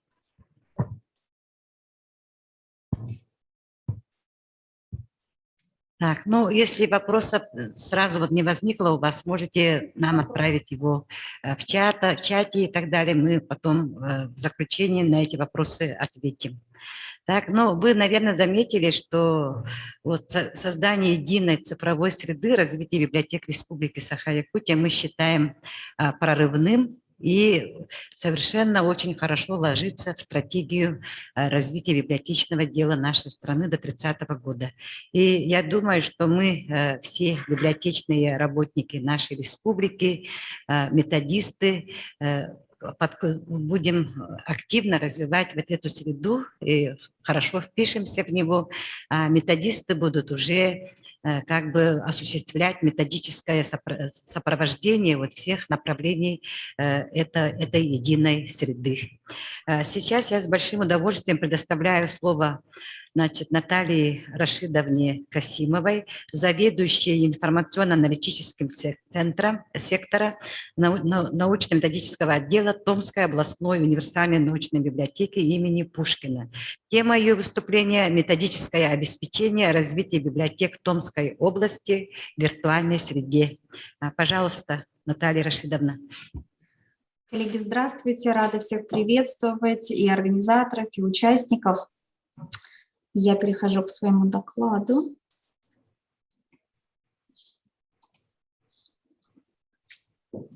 Сегодня вашему вниманию я бы хотела представить опыт Томской областной универсальной научной библиотеки имени Александра Сергеевича Пушкина по организации виртуального представительства методической службы.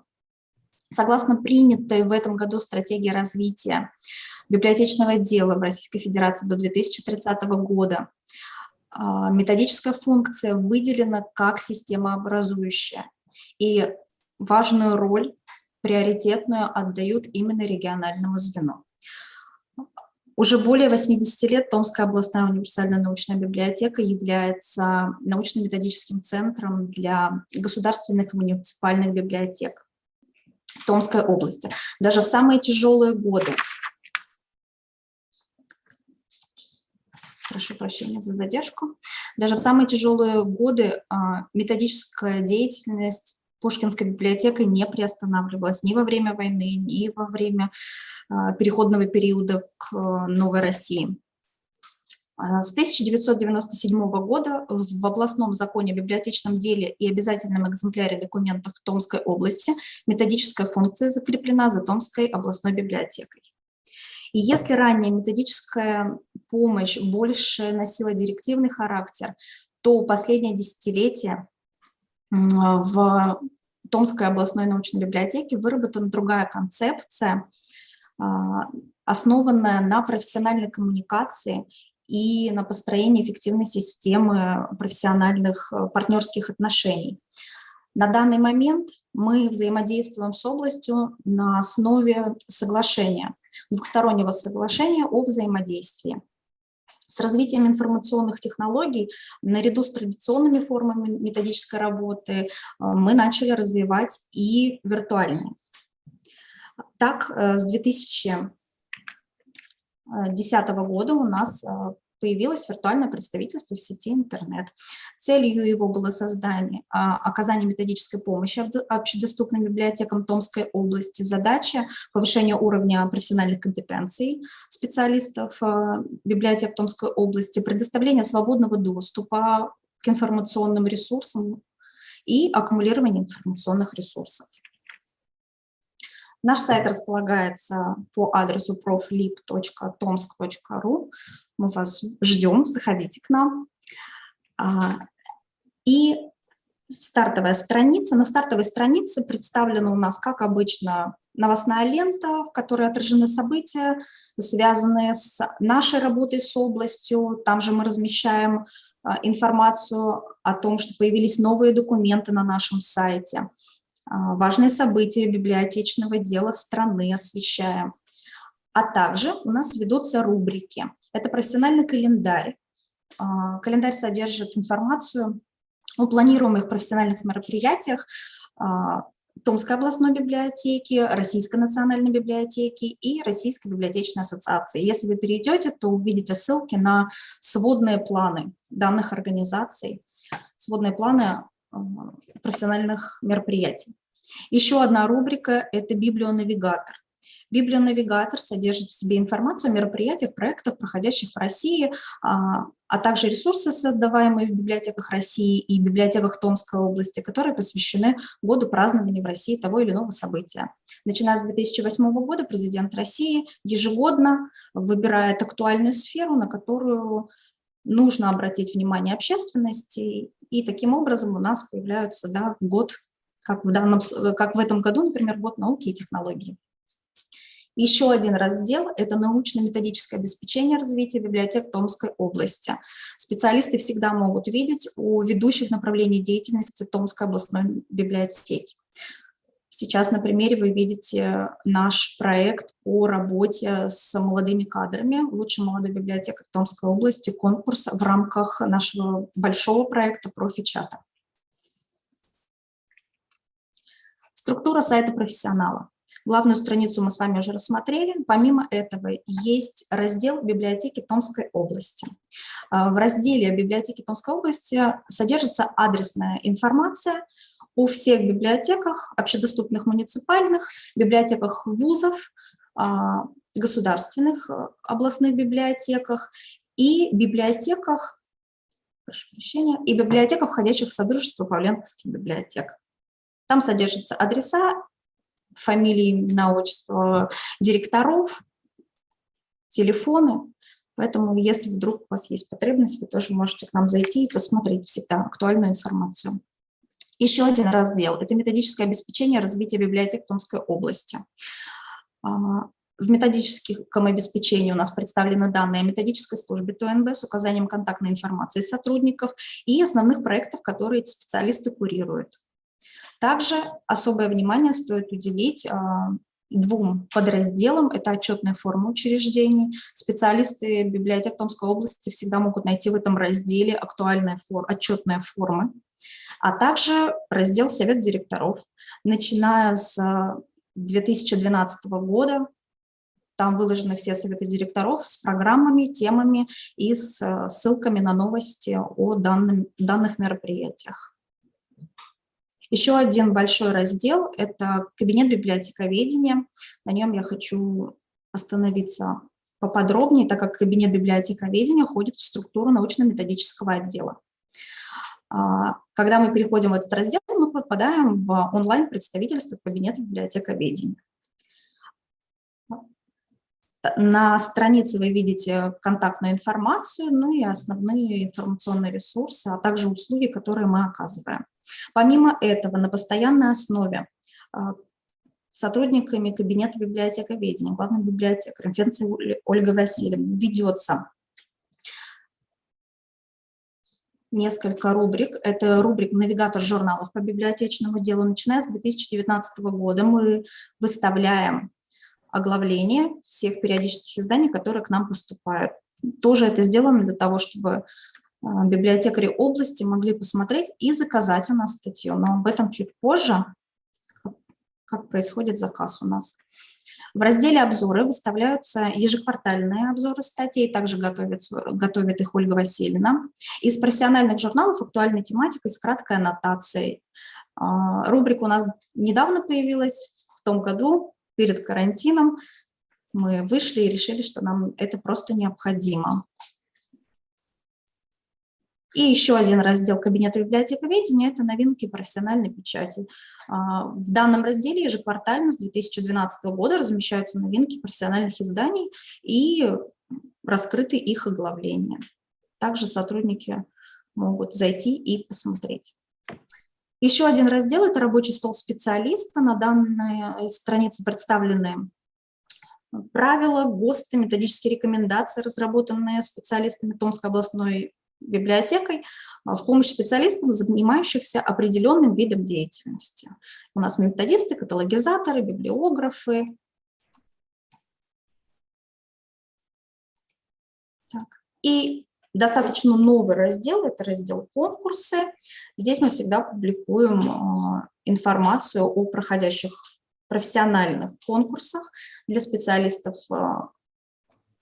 библиотечной сферы, как областных, так и всероссийских, которые мы рекомендуем проходить. Те сервисы, которые я рассказала ранее, они доступны любому пользователю, который зайдет на наш сайт. Но у нас есть личный кабинет сайта профессионалам, в котором нужна регистрация. Для зарегистрировавшихся пользователей у нас расширенный доступ. У нас становятся доступны 3 полнотекстовые базы данных и 2 сервисных услуги. Первая полнотекстовая база. Это корпоративная полнотекстовая база муниципальной библиотеки Томской области. Здесь аккумулируются все труды участников проекта. Это центральные городские и районные муниципальные библиотеки, а также Томская областная библиотека. Собираются аналитические материалы, а также, как вы видите на слайде, по каждому муниципальному образованию, да, мы также аккумулируем их аналитические материалы. Еще одна полнотекстовая база – это документы ТОНВ. Здесь у нас представлены оригиналы организационных, технологических, плановых и отчетных документов. Данный раздел будет полезен директорам и методистам. И еще одна база данных – это копилка библиотечных материалов. Здесь размещены последние изменения в законодательстве, методические консультации, рекомендации, дайджесты, а также информация для руководителей центров общественного доступа. Ну и хочу остановиться на двух сервисных условиях. Это электронная доставка документов. Я уже говорила, что мы осуществляем взаимодействие на основе соглашения. Так вот, к соглашению есть протокол номер 5, на основании которого мы предоставляем услугу электронной доставки ЦБС. ЦБС с нами подписывает, и все библиотеки, которые входят в данную ЦБС, могут заказывать у нас статьи, либо до 5% из выдержки из любой литературы. И еще один сервис – это задать вопрос. Если у вас есть вопрос, вы можете написать его и получить грамотный, компетентный ответ.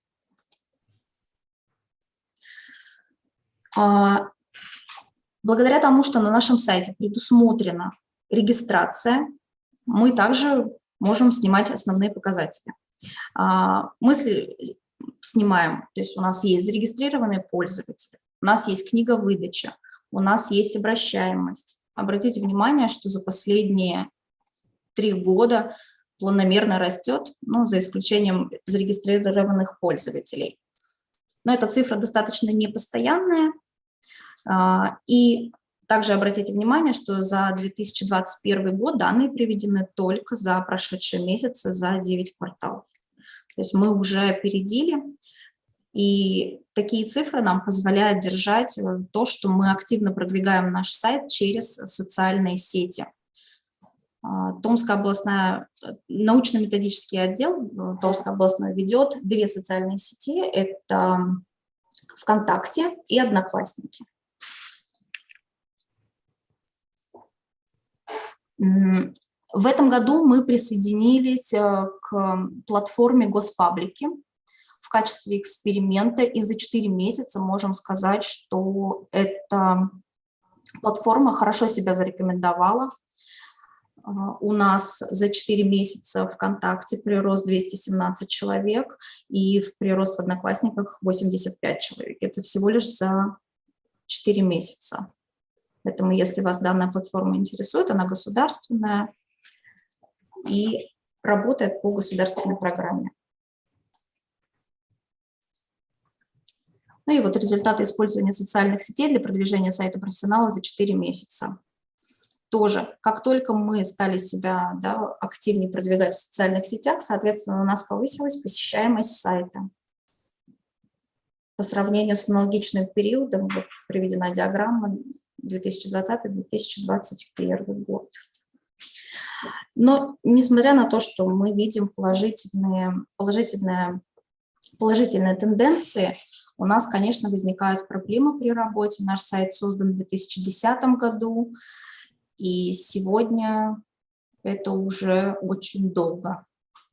Новый контент предполагает новую платформу, также требуется изучать поведение пользователя, потому что мы привыкли о пользователе говорить только как о внешнем, но библиотекари такие же пользователи, несмотря на то, что они в этой системе, У нас ни у кого сейчас нет времени на поиск информации, и сайты, конечно, библиотек нужно модернизировать. В этом году я поступила в магистратуру Санкт-Петербургского государственного института культуры, и как раз виртуальное представительство методических служб входит в сферу моих научных интересов. Надеюсь, что через 2 года мы сможем, по крайней мере, для нашего методического отдела, для нашей методической работы сформировать структурную функциональную модель именно виртуального представительства. То, каким оно должно быть сейчас, что должно остаться и что, наверное, должно быть модернизировано. Спасибо большое за внимание. Так, спасибо большое, Наталья Рашидовна, за очень интересное выступление.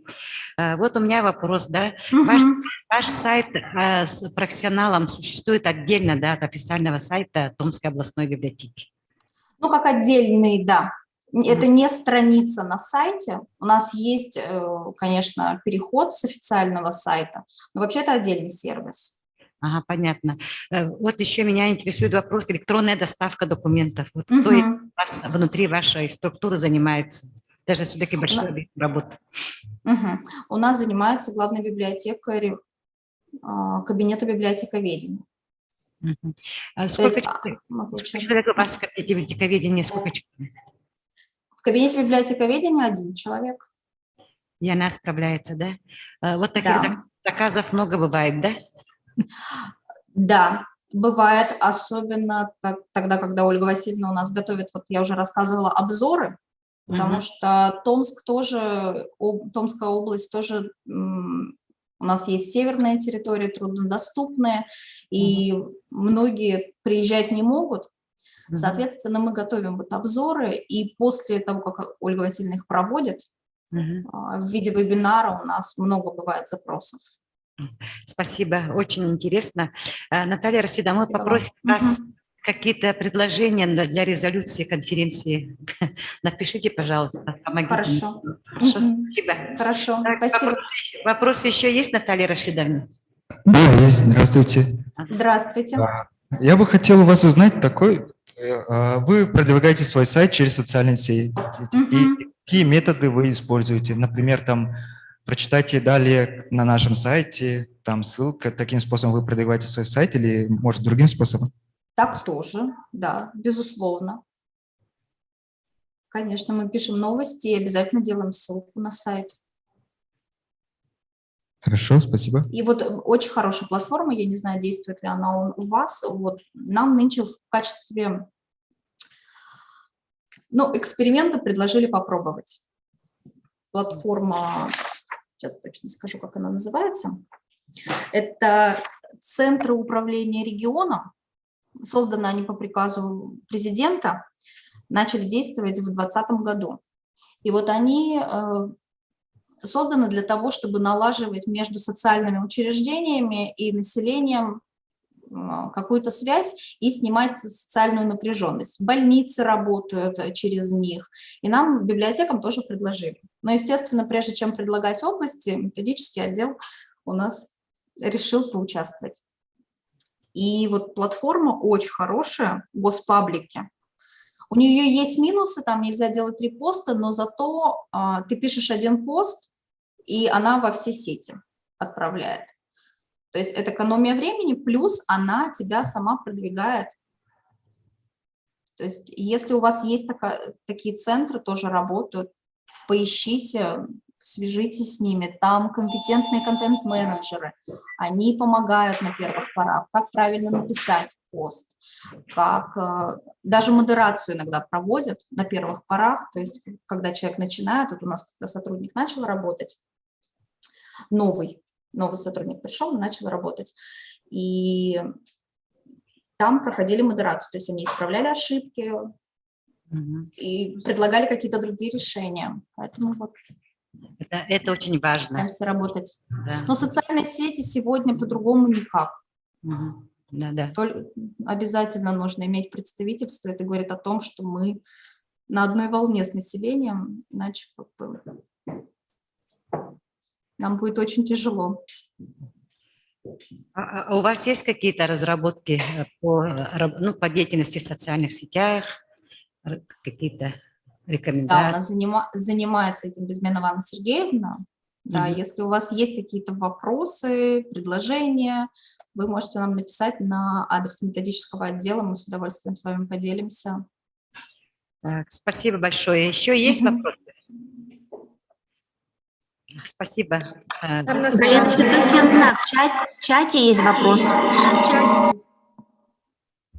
Так, в чате у нас этот фонит. Ага.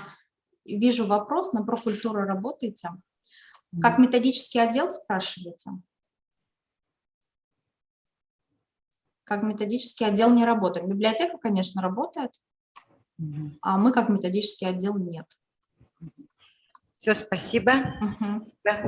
Всего доброго. Я, значит, тоже с большим удовольствием предоставляю слово Татьяне Владиславовне Дергилевой, старшему научному сотруднику Государственной публичной научно-технической библиотеки Сибирского отделения Российской академии наук. Ее тема выступления – проекты организационно-методической деятельности ГПНТБ «Соран». Пожалуйста, Татьяна Владиславовна. Так, а как тут мы должны подключиться? Мы видим вас. Вы видите меня? Да, Добрый видим. день. Так, я пытаюсь подключить презентацию, демонстрацию экрана, поделиться. Вот, удалось, наконец-то. Так, ну, мой доклад уже представлен. Поэтому я приступаю непосредственно к нему. Итак, значит, научно-методическая деятельность по-прежнему играет немаловажную роль в развитии и адаптации библиотек учреждений науки и стремительно меняющимся условиям внешней среды. Однако главное предназначение методической работы Центральной библиотеки заключается в диагностике состояния и способности к изменениям конкретных библиотек, разработке перспективных проектов и их внедрения, что называется управление изменениями. Специалисты ГПНТБ «Соран» разрабатывают научные методические проекты по адаптации библиотек «Соран» к условиям быстро развивающейся информационно-коммуникационной среды, и наиболее значительным достижением библиотеки в этой области является проект отдела автоматизированных систем по распространению программного обеспечения ИРБИС, благодаря внедрению которого большинство библиотек институтов СОРАН и библиотек разных форм собственности Сибирского региона создали электронные каталоги на свои фонды, обеспечив пользователям удаленный доступ к имеющимся информационным ресурсам. С использованием библиотеками ИРБИ стало возможным не только генерирование корпоративного сводного электронного каталога, но и реализация всех типовых библиотечных технологий, включая технологии комплектования, систематизации, каталогизации, ну и так далее. Все они перечислены в презентации. Другим результатом многолетней исследовательской деятельности специалистов ГПНТБ является создание региональной специфики формирования и использования фондов библиотек институтов СОРАН. Обоснованием для разработки же нового проекта является нарастающая цифровизация науки и потребность ученых в предоставлении им удаленного доступа к информации через электронные системы. В задачи проекта входило проведение мониторинга статистических данных и анализ отчетов о работе библиотек институтов СОРАН за 2016-2020 годы, по результатам которых был разработан проект по вторичному отбору малоспрашиваемых печатных периодических изданий и сокращению объема фондов библиотек СОРАН. Характеристика библиотечной системы и совокупного фонда библиотек научных учреждений СОРАН. На методическом обеспечении состоится сегодня 59 библиотек, совокупный фонд которых составил свыше 4,5 миллионов экземпляров. Фонд сформирован в соответствии с направлениями исследовательской деятельности институтов, следовательно, его состав характеризуется узкопрофильными фондами библиотек институтов и многоотраслевыми фондами центральных научных библиотек. Вот эти центры перечислены, которые входят в библиотечную систему СОРАН. Это Бурятский, Иркутский, Красноярский, Якутский научные центры, которые содержат большие, особенно это касается центральных научных библиотек, содержат большие объемы национальной краеведческой литературы, редких ценных изданий. По объему фондов библиотеки можно разделить на небольшие, от 10 до 50 тысяч документов, они составляют 46%, средние от 50 до 100 тысяч, 35%, и крупные от 100 до 200 тысяч, их 19%, и многоотраслевые фонды центральных научных библиотек, научных центров составляют менее 1%, их фонды от 200 до 400 тысяч. Следовательно, наиболее значительные фонды, требующие более подробного изучения их использования, располагают 20% библиотек учреждений науки СОРАН. Распределение совокупного фонда библиотек учреждений науки СОРАН по видам документов. Представленные данные свидетельствуют о том, что в библиотеках СОРАН основную долю документов составляет научно продолжающиеся издания, из которых 1 миллион 38 тысяч зарубежные. Движение совокупного фонда библиотек учреждений науки СОРАН за 2016-2020 год. Анализ показателей движения фондов показывает ежегодное сокращение новых поступлений печатных изданий фонда библиотек и одновременное увеличение числа выбывших документов. За 5 лет поступило 130 тысяч, а выбыло 250 тысяч экземпляров. Это обусловлено прекращением с 2014 года централизованного комплектования фондов библиотек через ГПНТБ СОРАН, а также предоставлением научным сотрудникам удаленного доступа к информационным ресурсам. Использование совокупного печатного фонда библиотек учреждений СОРАН за этот же период представлено вот в этой таблице. Мониторинг показателей традиционного информационного библиотечного обслуживания физических пользователей библиотек, число которых за этот период сократилось на 8,5%, выявил значительное снижение числа обращений к печатным ресурсам, что составило 72%, а к электронным увеличение в 10 раз.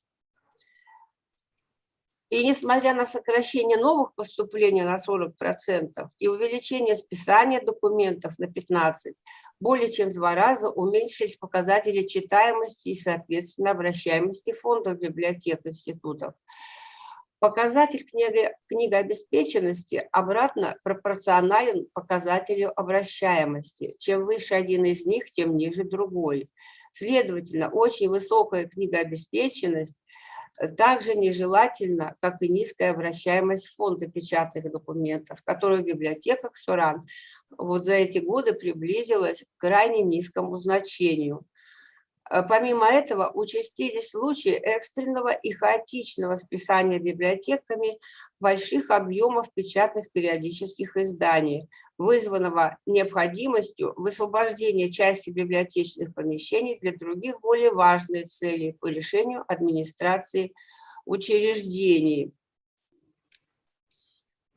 Списание научных документов без предварительного изучения и анализа эффективности их использования приводит к безвозвратным потерям ценных документов научной информации. В то же время планомерный и систематический вторичный отбор малоспрашиваемых, устаревших печатных научных документов, в том числе периодических изданий, включенных в электронные библиотеки, отечественные и зарубежные базы данных, доступные в удаленном режиме, вот с их последующим перераспределением в другие библиотеки воспрепятствует потере не утративших научной ценности изданий. В рамках проекта специалистами ГПНТБ разрабатываются методические рекомендации и инструкции в соответствии с изменившимися подходами и новыми требованиями к списанию документов из фондов научных библиотек. Процесс отбора на списание изданий является достаточно трудоемким и задействует не только библиотечных, но и научных сотрудников учреждений, поскольку после отбора документов, произведенного сотрудниками библиотек, именно ученые, эксперты должны определить, какие документы подлежат списанию, а какие из них должны быть оцифрованы или переданы на депозитарное хранение в Центральную библиотеку научного центра или в ГПНТБ «Соран».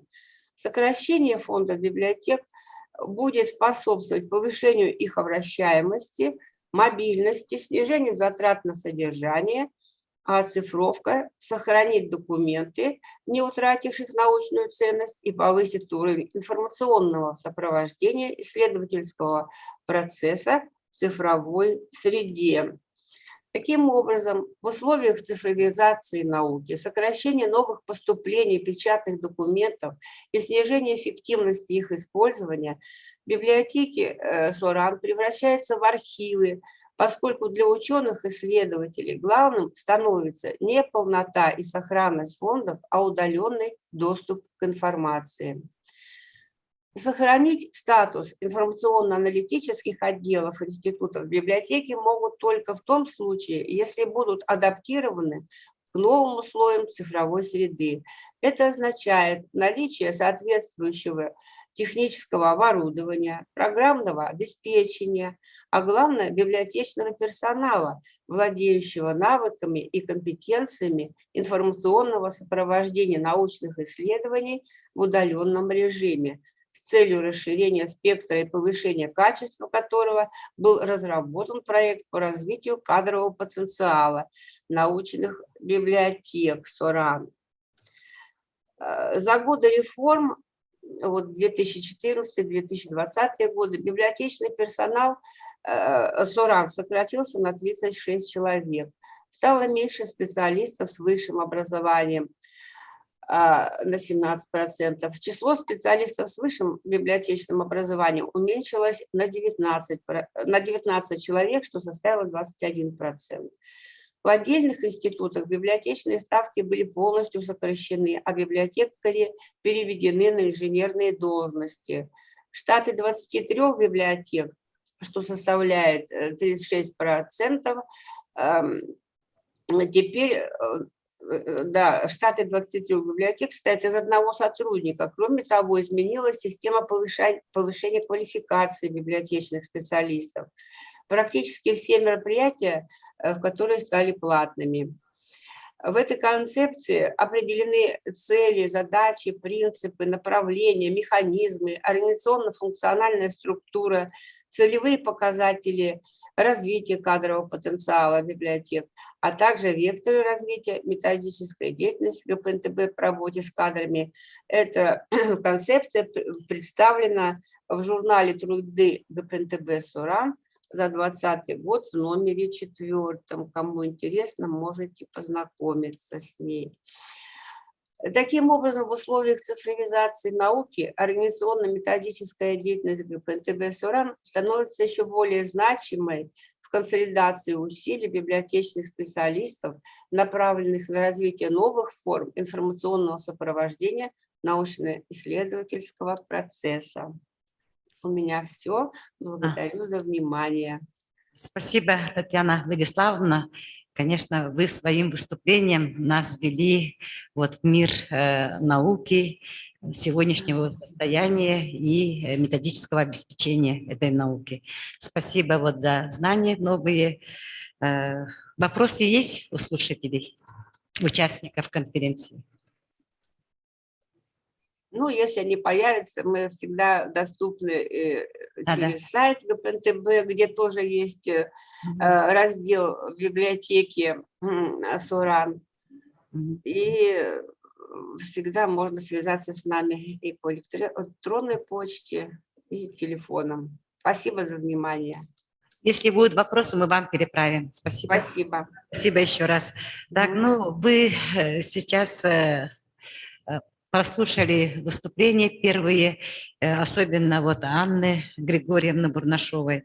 И вот в создании, значит, единого пространства библиотечного очень более таким развитым является технология корпоративной каталогизации и по созданию сводного каталога библиотек Республики Саха-Якутия.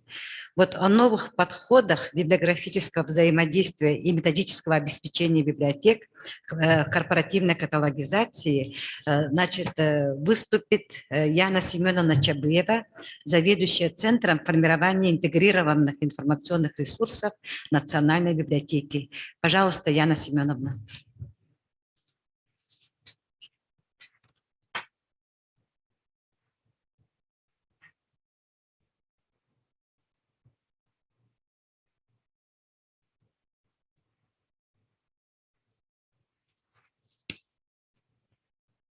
Так, Яна Семеновна. Добрый день. Меня слышно? Да, слышно. Слышно. Сейчас, подождите, чуть-чуть. Извините, пожалуйста, чуть-чуть. Подождите.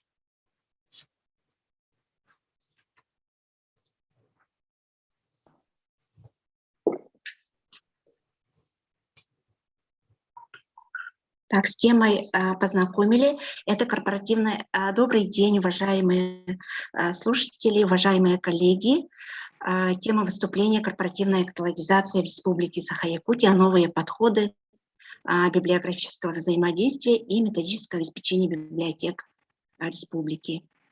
Вы все знаете, что каждая библиотека, и муниципальные, и городские библиотеки, все ведут свои каталоги, создают электронные каталоги и также базы данных. Создают машиночитаемые библиографические записи на традиционные носители информации и на электронные ресурсы. Тоже вот некоторые библиотеки начинают уже создавать. Также формируют предметные рубрики на персонале, организации и географические заголовки. Также библиотеки не только создают свои локальные каталоги, но и участвуют в создании корпоративных баз данных. В этом программа библиотечная автоматизированная информационная система APA Global обеспечила технологическую платформу реализации корпоративной каталогизации по всей республике. Это было в далеком уже 2003 году. Между Национальной библиотекой Республики Саха-Якутия и Центром Либнет был заключен договор об оказании информационных услуг. И с 1 февраля 2004 года уже начались процессы каталогизации в этой программе APA Global в российском формате машиночитаемой каталогизации Росмарк. И с этого года можно считать зарождение корпоративной каталогизации. Правда, это не все сразу получилось, потому что были обучения и технические проблемы в наших улусах, районах. И также был приобретен APA MIDI, извините, предназначенный для ведения локальных каталогов для ЦБС Республики. И каталогизаторы создают свои записи в APA Global, затем выгружают уже свои локальные каталоги. В данное время в создании сводного каталога библиотек Республики Саха-Якутия и сводных баз данных участвуют все муниципальные библиотеки, централизованная библиотечная система из 34 библиотек, также Якутская СБС, научные библиотеки Северо-Восточного федерального университета, Арктического государственного института культуры и искусства, АГАТО, якутский филиал Саран, Высшая школа музыки, Якутская республиканская библиотека слепых, и еще есть из поселка Жатай тоже участники корпоративной каталогизации. В чем преимущество корпоративной каталогизации? Это сокращение затрат на машиночитаемую каталогизацию. Вы все знаете, кто занимается созданием библиографической записи, что на каталогизацию одной записи уходит достаточно много времени. А заимствование одной записи из баз данных занимает всего, скажем, 5 минут. Также второе – это повышение уровня обслуживания пользователей. Чтобы поиск документа был успешным, для этого документ должен быть вставлена, на документ должна быть вставлена грамотная библиографическая запись. Также сначала такой подход, да, участников обучают теории каталогизации формата RUSMARC, затем будущие каталогизаторы проходят сертификацию, и только сертифицированным участникам доверена корпоративная каталогизация. Но это вот по повышению уровня обслуживания пользователей. Также привлечение новых пользователей. Сводный каталог библиотек республики, база данных краеведческих статей Саха-Сырья, база данных официальные документы республики Саха-Якутия предоставляются в свободном доступе. Таким образом, фонды библиотек участников становятся открыты для новых читателей. Рассмотрим сейчас систему корпоративной каталогизации в цифрах. У нас корпоративно создаются 3 ресурса. Сводный каталог библиотек Республики Саха-Якутия. Всего создано и выгружено участниками и также выгружено из Либнет сводный каталог библиотек 815 168. Сейчас объем баз данных. Из них ЦБС Республики 112 249. Остальные участники корпоративной каталогизации – это 85 312 библиографических записей. Ну и участниками являются в настоящее время 38 библиотек, из них ЦБС 34. Рассмотрим топ активности, у кого больше записей в сводном каталоге. Это Алданская СБС 18 127 записей, Алекминская СБС 8 339 записей, Мигино-Кангаласская ЦБС 8 022 записей. Сейчас рассмотрим систему корпоративной каталогизации тоже в цифрах. Это сводная база данных краеведческих статей Саха-Сырья. Объем баз данных на 15 ноября 730 901 библиографическая запись. Ну, из них Национальная библиотека создает 495 231 запись, годовой прирост 23 557. Городские улусные библиотеки тоже также создают записи. Общая численность 225 915, годовой прирост 8126. Это объем очень небольшой. Последние годы в Саха-Сырья и в сводном тоже активности библиотек, участников улусных и городских в том числе, уменьшилась, к сожалению. Библиографические записи создаются в соответствии с распределением обязанностей по корпоративной каталогизации. Каждая библиотека ответственна за свой участок работы. Также участниками являются 38 библиотек, из них 34 ЦБС. Топ активности ЦБС Хангалас имеет 14 144 записей, ЦБС Верхоянск 11 709 и ЦБС Нерингри 9093 библиографических записей. Из северных районов улусов ЦБС Верхоянск очень хорошо работает.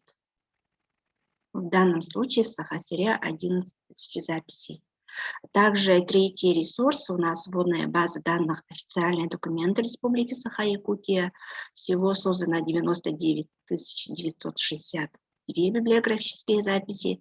Ну, из них НБР Саха 64 666 и библиотеками ЦБС 35 296 библиографических записей. Также участников 38,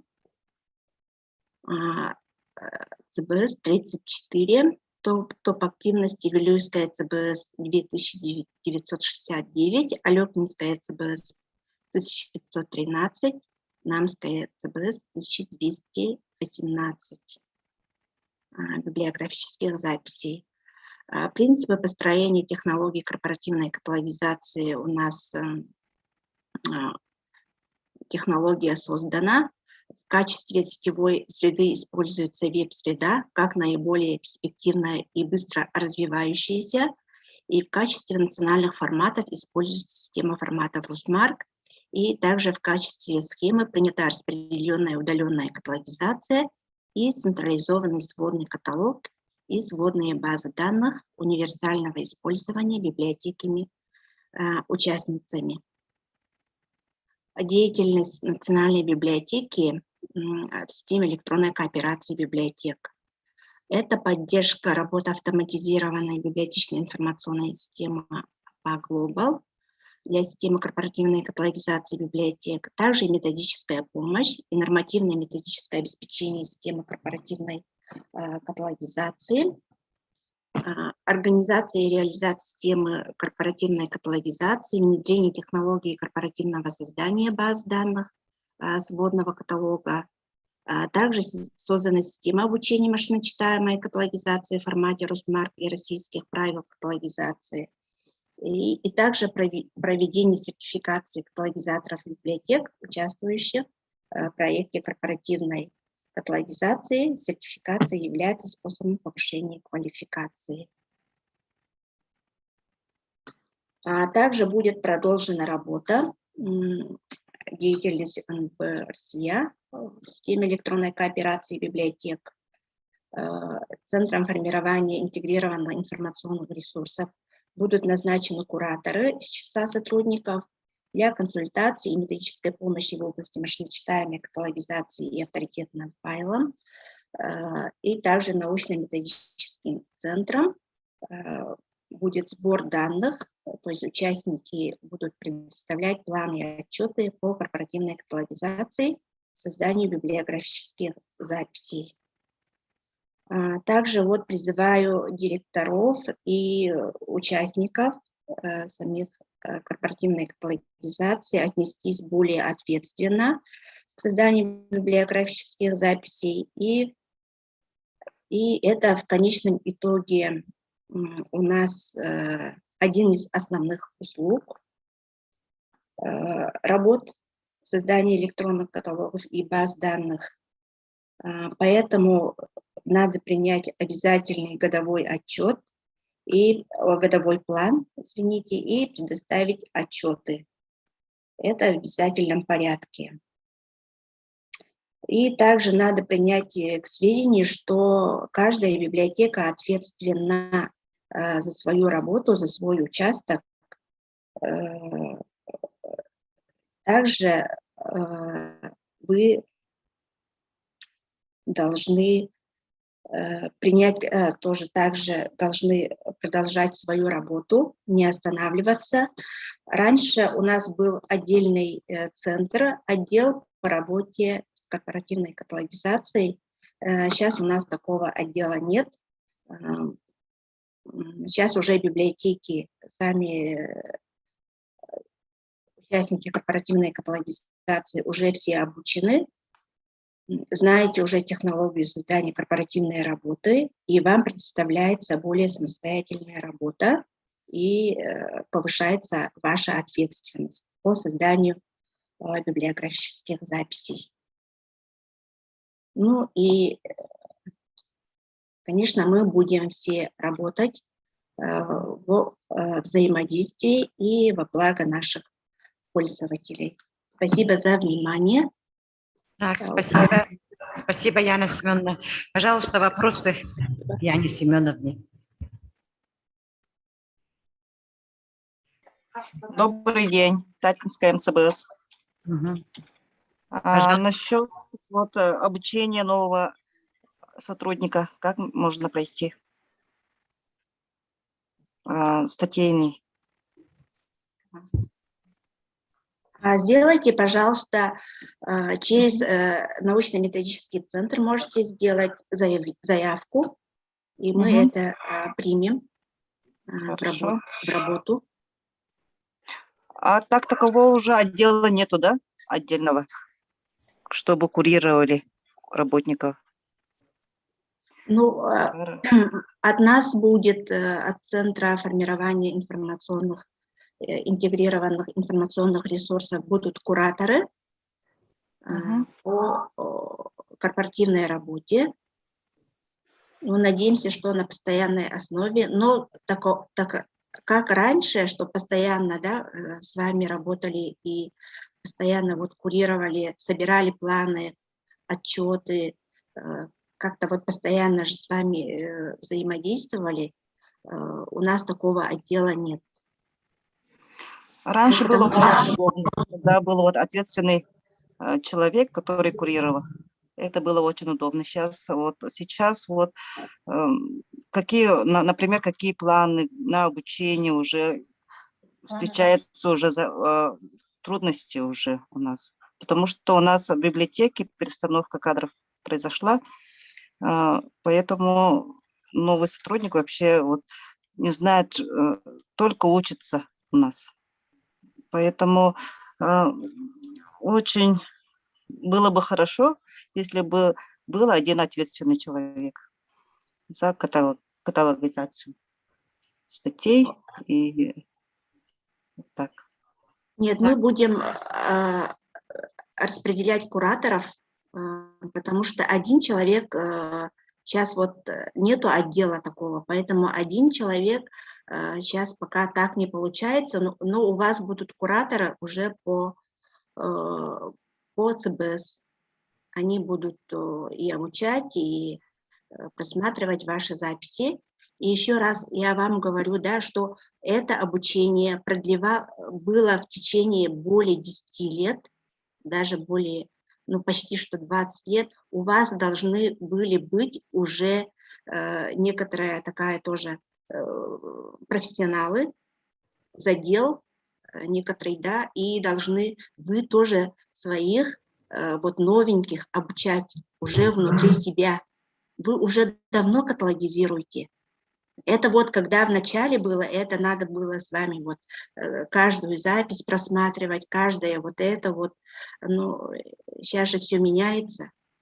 В данном случае тоже вы сами должны как-то самостоятельно принять к этому. Да, мы поможем всегда, да, в взаимодействии, но вы сами должны своих тоже каталогизаторов у себя начальные хотя бы базовым знаниям обучить. К нам приходят люди, которые не знают BIP-описания и удивляются, это что такое, это что за формат, мы что там должны делать. Вы тоже, пожалуйста, директора, я очень вас прошу, приходит человек, который будет заниматься электронным каталогом, базой данных и не знает библиографического описания документов. Это базовые знания для каталогизации. Вы тоже должны, не говорите, что мы обязаны вас, да, мы обязаны вас обучить, но вы тоже приложите, пожалуйста, свои усилия. Так, спасибо, Диана Семеновна. Так, я предложила бы вот людям, которые какие-то предложения выдвигают, пожалуйста, тоже оргкомитету конференции сформулируйте вот то, что вы хотите. В принципе, мы рассмотрим и в резолюции конференции включим. А на самом-то деле эта проблема же очень такая, как бы широкая, да? Дело в том, что раньше, вот когда готовили библиотекаря, технолога по БИС в АГИКи, уже в ВУЛУСы, там, в библиотеки шли уже подготовленные с базовым образованием люди. Ну, и от преподавателей, конечно, зависит.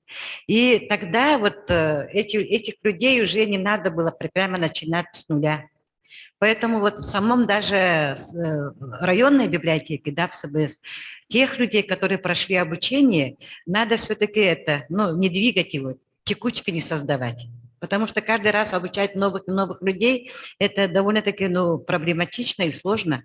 Те люди, которые обучились, должны уже сами обучать других людей. Также. Поэтому я прошу сформулировать, и, конечно, сейчас никто отдельно создавать структуру в Национальной библиотеке не будет по корпоративной каталогизации. Эта структура свою задачу выполнила, и, в принципе, уже сейчас мы как бы здесь вступили на новый этап. А на самом-то деле проблема очень широкая, поскольку уже даже на российском уровне у нас нет уже такой организации, которая бы каждый год конференции создавала бы, как раньше, да, семинары проводила. Мы только встречаемся как в виде секций на таких даже больших семинарах и конференциях. А так, вот то, что мы раньше каждый год собирались в Звенигороде и говорили о будущем этих корпоративных технологий, было очень полезно. И вот какая-то динамика была. А сейчас, вот, видимо, это вот как бы направление, оно пересматривается. Я думаю, что какое-то новое дыхание будет, наверное. Тогда, соответственно, и мы поднимемся. Так, еще есть вопросы, Яне Семеновне? Галина Федосевна, это корпоративная каталогизация, это наша большая победа в самом деле. Да-да-да. Да. Мы Здесь считаем, вот что в регионах это очень мало, что все ЦБС 34 участвовали в создании корпоративной каталогизации. Вот в этом смысле вы молодцы, конечно, что участвуете, тем более создаете. статейную часть, да? Да, это статейная часть, такого вообще можно Так, сказать на пальцах. вопрос у кого-то есть, пожалуйста. Слушаем вас. Да, слышно. Я хотела бы предложить такую, может, нам уже пришла такая пора готовить специалистов широкого профиля. Например, в больницах сейчас медсестры же по всем кабинетам перемещаются, чтобы быть профессионалами во всем. И, может, библиотекарям тоже настала пора быть профессионалами во всех этих отраслях и меняться, например, по отделам. Ну, этот вопрос сложный, конечно. И, конечно, быть разносторонним профессионалом по всем специальностям библиотечной профессии, наверное, ну, довольно-таки проблематично будет. Но, в принципе, каждый имеет право на свое мнение, да, и вы тоже можете сформулировать свое предложение. Вот сейчас тенденция идет к тому, что должна быть какая-то узкая специализация подготовки специалистов. Вот об этом же мы и говорим на конференции, что уже приходят люди, которые даже не знают азы электронной каталогизации, работы там в форматах машиночитаемых и так далее. Ну, описание-то уже, это, наверное, уже учебным заведением замечательно, наверное. Но, в принципе, в институтах, в колледже готовят специалистов широкого профиля. И где-то вот в старших курсах начинается там специализация, ну, по которой они прошли аккредитацию. Так. Другое дело, если мы у себя уже такую систему выставим непрерывного библиотечного образования библиотечных работников, для того, чтобы учесть вот пожелания вот вас, муниципальных там, библиотек и других систем. Как лучше? Вы свое предложение сформулируйте, пожалуйста, и отправьте оргкомитету. Хорошо? Так, еще вопросы нет? Но если нет вопросов, то я предоставляю слово Анисимовой Анастасии Михайловне, главному библиотекарю научно-методического центра Национальной библиотеки. Тема ее выступления – актуальные обучающие программы учебного центра Национальной библиотеки Республики Саха-Якутия в электронной среде. Пожалуйста, Анастасия Михайловна.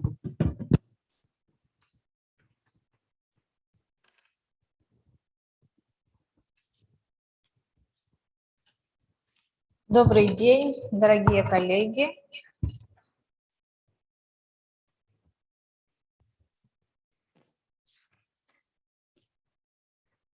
Тема моего выступления, сегодняшнего выступления, да, актуальные обучающие программы учебного центра Национальной библиотеки. Где-то фоном идет, да, в электронной среде.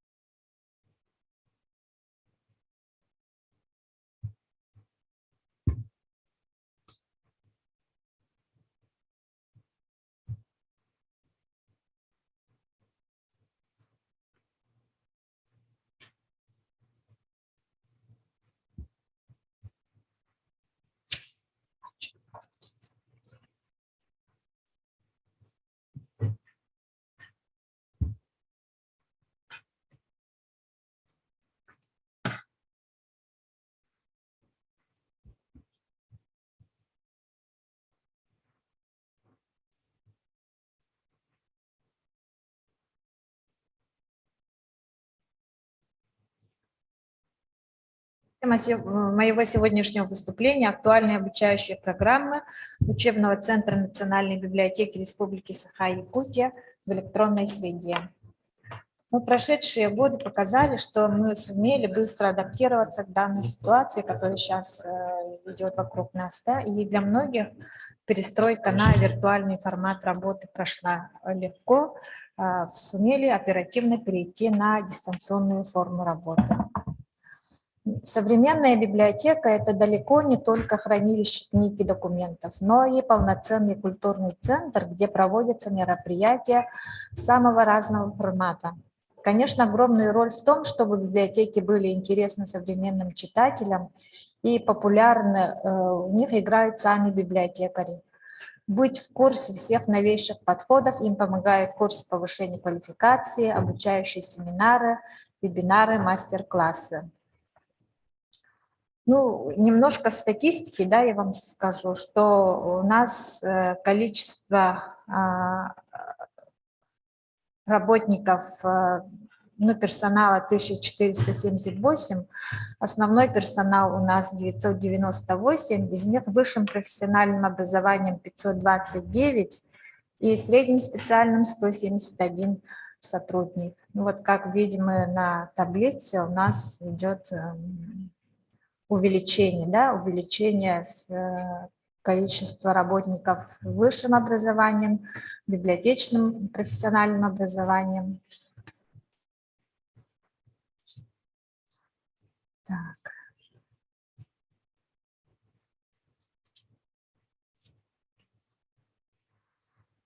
Вот был проведен анализ, и, как видно на схеме, количество вот проведенных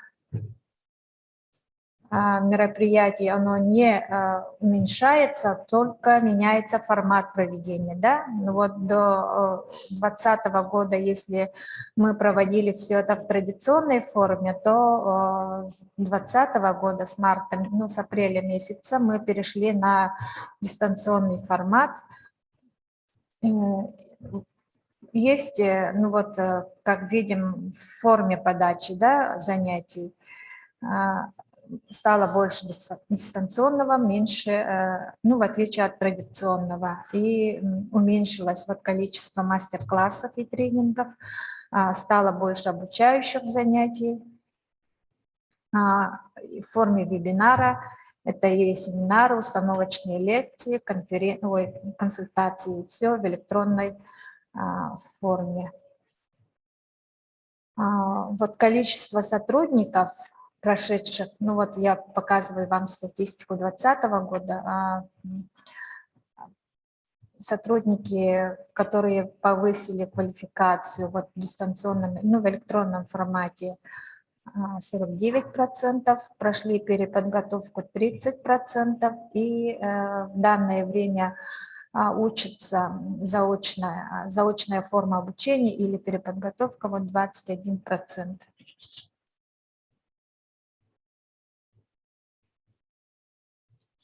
Так. В начале 2020 года был проведен опрос среди библиотекарей модельных библиотек. Ну, было опрошено всего 47 библиотечных специалистов. И вот там был вопрос, в каких формах повышения квалификации, ну, какие формы повышения квалификации вам хотелось бы пройти, да, ну, по какой теме. И вот, как видим, большой процент по проектной деятельности, по новым технологиям, новые технологии 22%, проектной деятельности по 24%, и, соответственно, вот по уменьшающей, да, справочно-библиографическая информационная деятельность, по составлению планов и отчетов на планирование, да, правовое обеспечение, массовые мероприятия, как проводить массовые мероприятия, какие формы использовать, по продвижению чтения, по сохранности и организации фондов 5%, по научной деятельности и по управлению персоналом. И также был тоже вопрос по форме повышения квалификации, да, ну какая форма.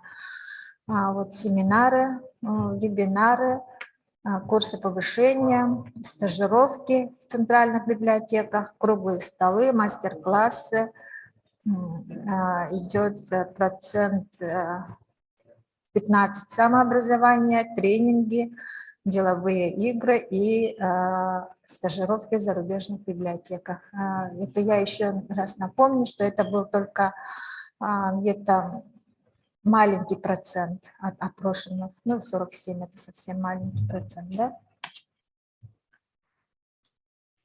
Ну вот эта таблица, диаграмма тоже смотрите, 2020-2021 год. Как видите, семинары онлайн, которые мы проводили, да, он имеет большой процент. Вебинары и семинары, ну вот и в 2020 году, и в 2021 году вот и было большое количество. Все вот эти занятия, курсы они проходят в онлайн формате, так что они доступны везде, где есть интернет, и благодаря этому слушателями могут стать сотрудники из труднодоступных районов. Вот все учебные материалы доступны на сайте Национальной библиотеки в разделе «Профессионалам», мы туда вылаживаем, и лектора, преподаватели, да, они записывают, ну, ведется запись вебинаров, семинаров, и мы предоставляем им слушателям или в Google форме, или на сайте вывешиваем. Поэтому вот учиться можно, используя любое устройство, а лекции при необходимости переслушать. Ну вот проект, ну, программы, которые были в 2020 и 2021 годах, это проект предоставления государственных и муниципальных услуг в электронном виде, проект «Персональный библиотекарь», были курсы повышения квалификации по библиотечной социологии, по социальному партнерству, социальное партнерство деятельности библиотек, научно-исследовательская деятельность библиотеки, так, цикл лекций для библиографов, онлайн-курс «Маркетинг и продвижение в социальных сетях», онлайн-школа для методистов и республиканские обучающие семинары, коих достаточно много. Вот подробнее хочу остановиться на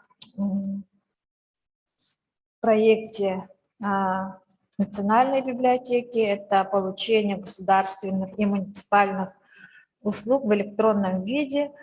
Это самый значимый проект 2020 года. Несмотря на нынешнюю ситуацию, стало создание электронных секторов при муниципальных библиотеках. И наша задача была провести обучение этих кадров, да, и открытие секторов начали с подготовки кадров.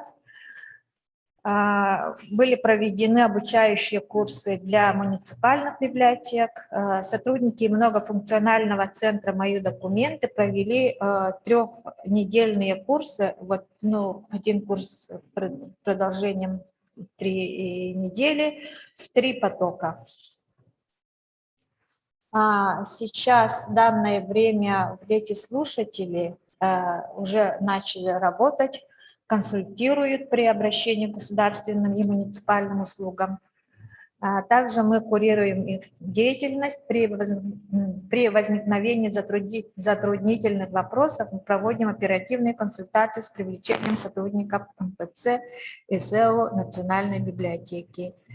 И вот хочется отметить, что после этих курсов были открыты сектора электронных библиотек Верхневилюйской центральной модельной библиотеки имени Федоровой, в IT-центре при Кобяйской сельской модельной библиотеке, центральной библиотеке имени Аввакумова горной ЦБС, районной библиотеки имени Попова Сунтарской МЦБС. И вот буквально на днях было подписано соглашение с Якутской ЦБС.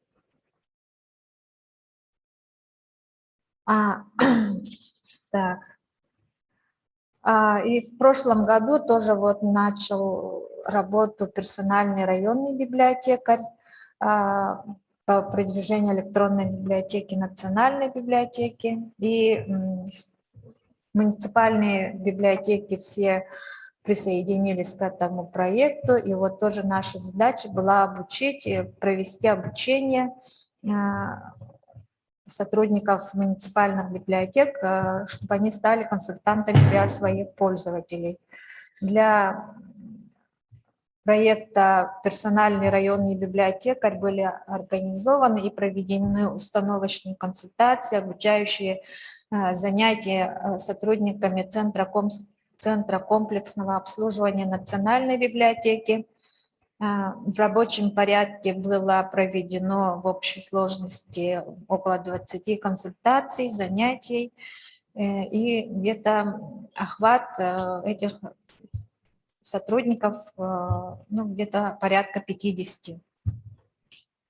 В редких случаях вот сотрудники ЦКО работают с каждым консультантом индивидуально.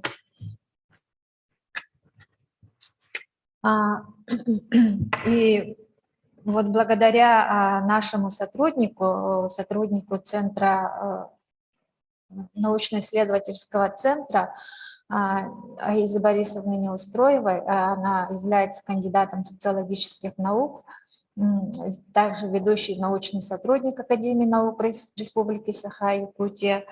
И учитывая актуальность методики проведения исследований, заинтересованность вот сотрудников в развитии научно-исследовательской деятельности библиотек, и исходя из того, что каждый сотрудник должен уметь анализировать, писать статьи, публикации, был организован цикл онлайн-курса «Библиотечная социология». Библиотечная социология, теория, методы исследования и публикации.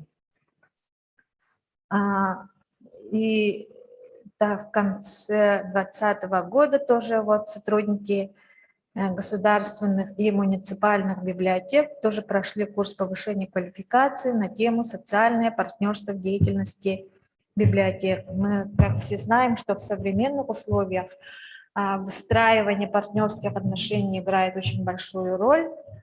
Чем больше библиотеки взаимодействуют с общественностью, органами власти, бизнесом, тем они эффективно функционируют. Вот современная библиотека аккумулирует интересы всех слоев общества, а сотрудник библиотеки является тем самым мозговым центром. И в этом году тоже был организован курс «Научно-исследовательская деятельность библиотек». И вот каждый курс, он состоял из 16 часов, и в 2 случаях были вручены удостоверения повышения квалификации. Все лекции проводились в онлайн-формате, и все записи этих курсов, они доступны тем, кто прошел вот эти обучения.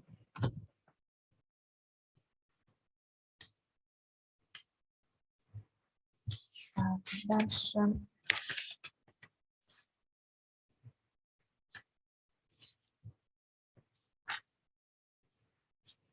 Вот каждый сотрудник должен быть, ну, заниматься своим самообразованием, да? И вот для этого мы тоже организовали цикл лекций по библиографии, его вела Елена Юрьевна Ажеева. В основном здесь были заняты сотрудники Национальной библиотеки. Было проведено вот, 6 лекций. Вот, проблемы создания репертуара русской книги, культурологическая концепция библиографии, библиография XIX века, когнитографическая концепция библиографии, выдающиеся библиографы XIX века и коммуникационный подход Соколова. Также у нас в этом году Ну, мы как летнюю школу методистов, до этого мы раньше проводили каждый год один раз, и в этом году мы решили поменять форму и вот онлайн-школа для методистов, так назвали, да, и это занятие у нас ежеквартальное занятие, один раз в квартал у нас, и вот вопросы, обсуждаем мы здесь актуальные вопросы по методической работе, учет, ну, как видите, учет удаленных пользователей, новые формы коллективной работы, мониторинг, дорожная карта. Все специалисты, которые вводят, ну, все изменения, которые бывают в этих формах, да, доводятся нашими специалистами до муниципальных библиотек. И вот несчетное количество республиканских обучающих семинаров, которые они проводятся уже больше, как ранее сказали, да, больше 10 лет. Раньше они проводились в традиционном формате, сотрудники приезжали, и здесь проводились недельные курсы.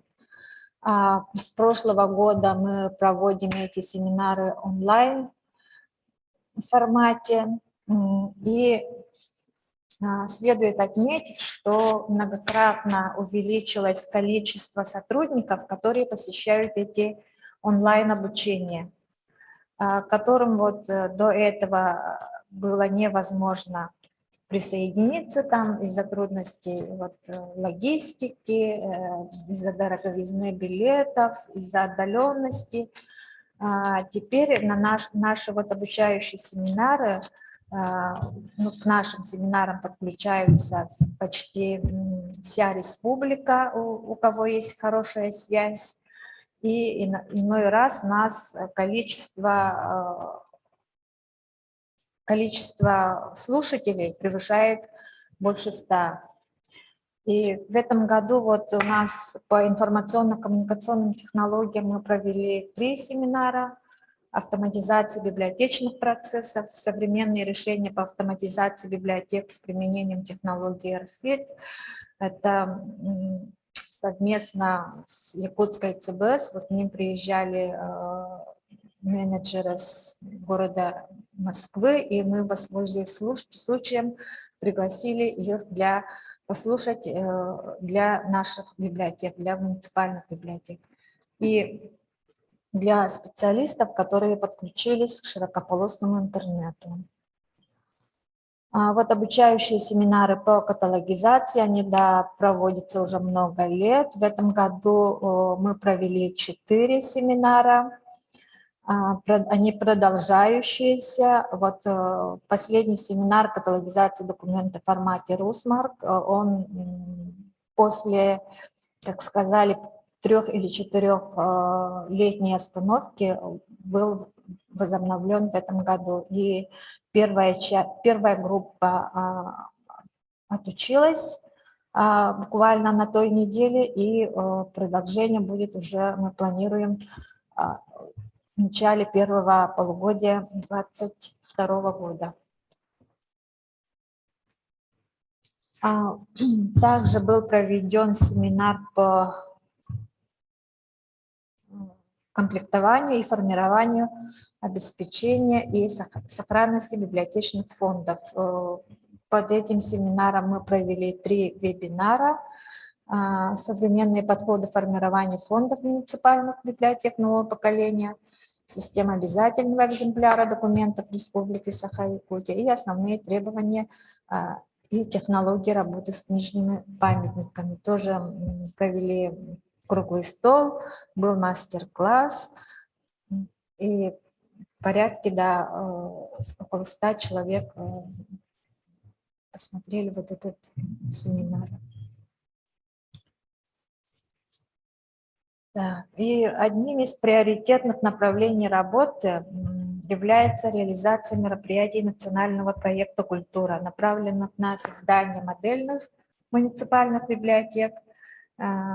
Это, как мы все знаем, приоритетный и самый масштабный проект Министерства культуры России в отношении развития библиотечного дела.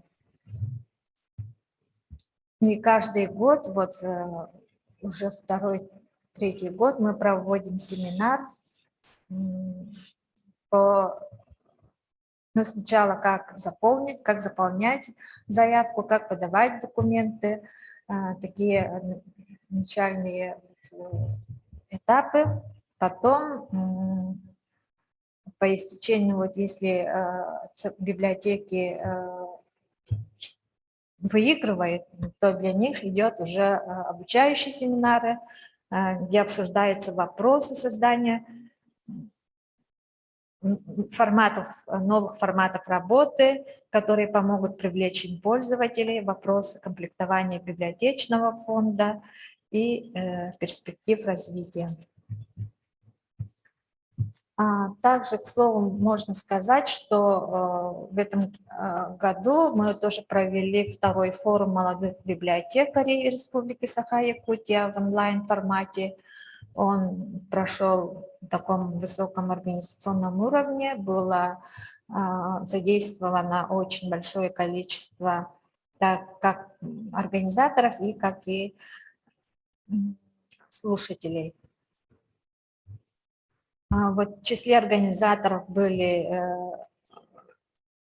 «Точка кипения» города Якутска, централизованная библиотечная система города Якутска, Якутская СБС, так мы как привыкли говорить, и Национальная библиотека, молодые сотрудники.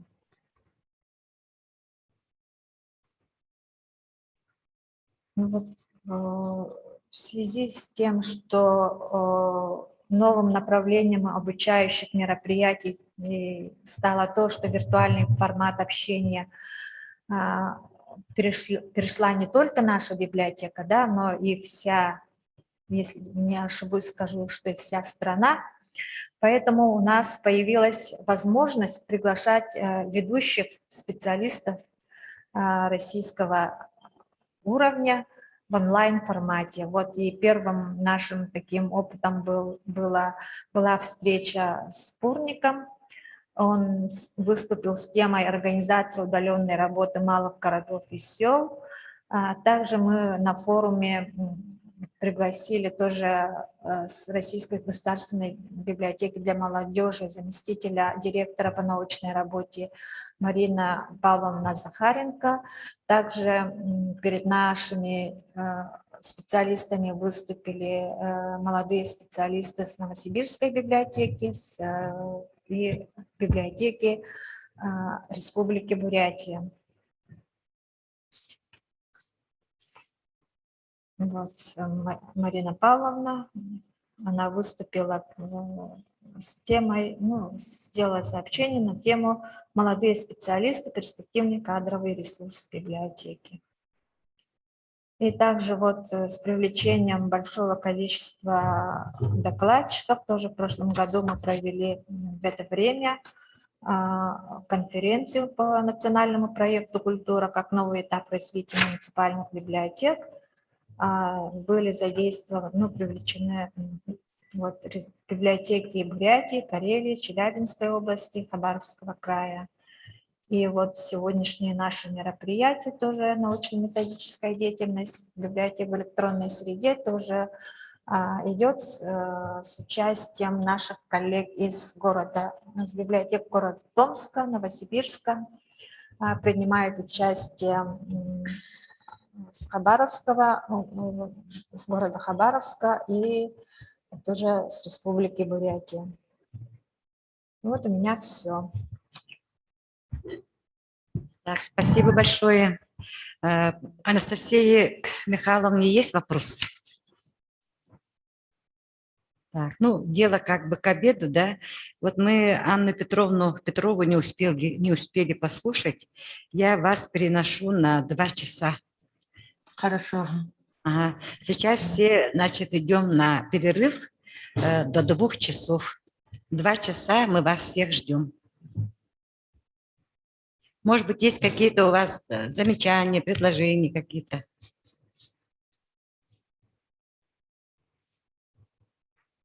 Ну, видимо, нет. Так что давайте прерываемся на обед.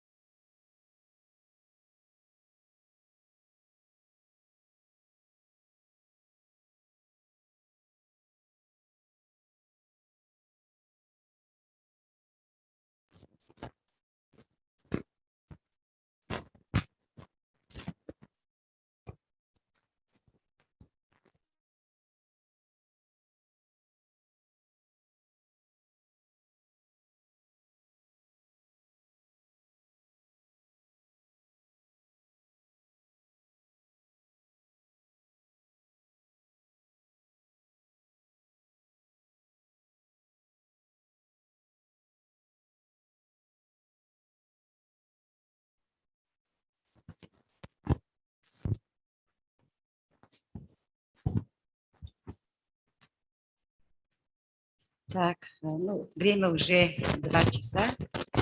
Начнем свою работу. С 2 часов до 3 у нас пройдут сетевые проекты научно-методического центра Национальной библиотеки Республики Саха-Якутия. И вот первое слово хочу предоставить Евдокимовой Сардане Николаевне, главному библиотекарю научно-методического центра. Ее тема выступления – проект «Персональные районные библиотеки». Пожалуйста, Сардана Николаевна. Ага, здравствуйте, коллеги. Меня слышно, да? Слышно, ага, все нормально. Ага, хорошо, очень хорошо. Так, у меня была презентация, Александр. Можете... Так, ну, наверное, все методисты, наверное, знаете, что у нас с 2020 года мы начали работать над проектом «Персональной районной библиотекарь». Да? Это, вы знаете, что это доступное, универсальное решение для муниципальных и ведомственных библиотек в условиях ограничения да, вот этого стационарного посещения библиотек.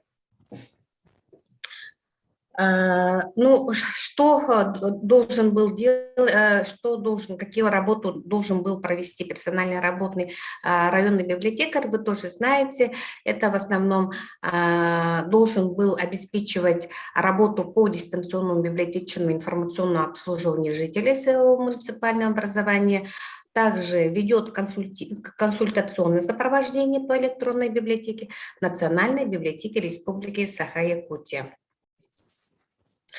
Так, внедрив проект «Персональный районный библиотекарь», наши библиотекари смогли обеспечить библиотечное информационное обслуживание читателей в удаленном режиме. Ну и вот в 2020 году получили годовой отчет по книговыдаче для включения в форму Федерального статистического наблюдения ШСНК сведения об общедоступной публичной библиотеке. Да, это в разделе 3 было и в разделе 5. Но в этом году, конечно, это будет огромный вопрос, будут ли включаться вот эти вот данные в ШСНК или нет, да. Ну, как вы знаете, мы начали вот этот проект 17 апреля 2020 года. Это было первое согласование, конечно, и утверждение проекта со стороны Национальной библиотеки. Ну и, конечно, мы обсуждали все это с директорами СБС, со всех СБС, да. Также мы рассылали методические рекомендации в СБС для переговоров с руководителями СБС. Ну и, конечно, каждый директор назначал своих ответственных за этот проект. Конечно, были охвачены все СБС Республики Саха-Якутия, да, ну и, конечно, город Якутск, Жатай и так далее, да, городские округа. Так, ну и с каждым мы вот персональным районным библиотекарем, конечно, провели обучение, да, несколько раз, так, с учебным центром, а также центром библиографического информационного обслуживания. Вот эти все наши специалисты тоже были включены в этот проект и продвигали, конечно, данный проект. Да? Ну, вот если посмотреть статистику, да, вот можно... 2020 год. А до этого что было у нас? Ну вот активные библиотеки 2020 года, да. Но в основном у нас в 2020 году была выдача составляет, вот здесь я что-то пропустила, да, более 14 тысяч книговыдач. Более 14 тысяч, конечно, это немалое, да, тоже как бы немалый показатель, да, читателей, то есть пользователей более, по-моему, 2000 пользователей мы зарегистрировали, да. Но вот самые активные у нас в библиотеке в 2020 году Булунская ЦБС, Мегино-Кангаласская очень хорошо отработали, Мирнинские молодцы очень хорошо отработали, да. Ну вот Нерюнгри, Юрба, Татинская, Чурапчинская и город Якутск. Ну вот у них вот такие показатели, да. Далее у нас в 2021 году, конечно, у нас показатели упали, да, вот по итогам ноября месяца, вот буквально я вот позавчера посмотрела, получается более 7 тысяч книговыдач. Это 2 раза меньше как бы предыдущего года, да, и 500 с лишним пользователей.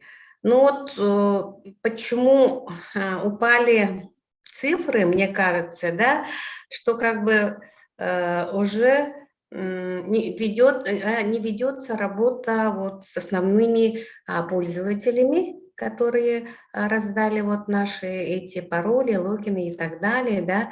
Но несмотря на это у нас вот хорошо идет Вилюйская ЦБС, Мирнинская, Намская, Нерюнгринская и Сунтарская. Ну, что хочу сказать вот именно конкретно по Якутску, да, по Якутску у меня, например, у них более 20 филиалов, да, и они должны были продвигать все филиалы. Это у них есть и, конечно, сельские библиотеки, и городские, да, филиалы и так далее, да, но почему-то очень туго идет. Ну вот слабые в основном, вот как и в прошлом году, вот я тоже отчитывалась по персональным библиотекарям, директорам СБС, да, у нас вот остаются те же СБС, которые вот и в прошлом году, конечно, были слабые показатели. Ну, конечно, есть здесь, но я поставила здесь нули, потому что особо там, ну, 3-4 книговыдачи, но это, конечно, это не выдачи, да. Так, вот. Далее у нас, вот как раз, ага, сделала, оказывается, да, по статистику по годам. Ну, вот видите, 7653 у нас было пользователей, вот в этом году у нас 569, да. Ну и причина в чем кроется, потому что мне звонят, да, и пишут по WhatsApp, что многие вот эти ответственные люди, которые отвечают за ПРБ, там заболели, потом уходят или назначают новых людей, но они не знают, как дальше работать именно в данном проекте, да. Ну, мы стараемся, вот и Раиса Ивановна, и мы все, конечно, консультируем, вот. Ну, как бы, и получается, что многие занимаются по этому проекту именно Центр правовой ЦПИ и ЦУДы, да, занимается в основном вот этим проектом, но, не знаю, видимо, у них времени тоже не остается, и поэтому вот показатели пошли вниз. Ну, надеемся, что дальше будем отрабатывать. Далее у нас слайд, вот постоянно у нас центром библиотечно-информационным обслуживанием, центром, то есть, да, высылаются вот эти вот такие вот по WhatsApp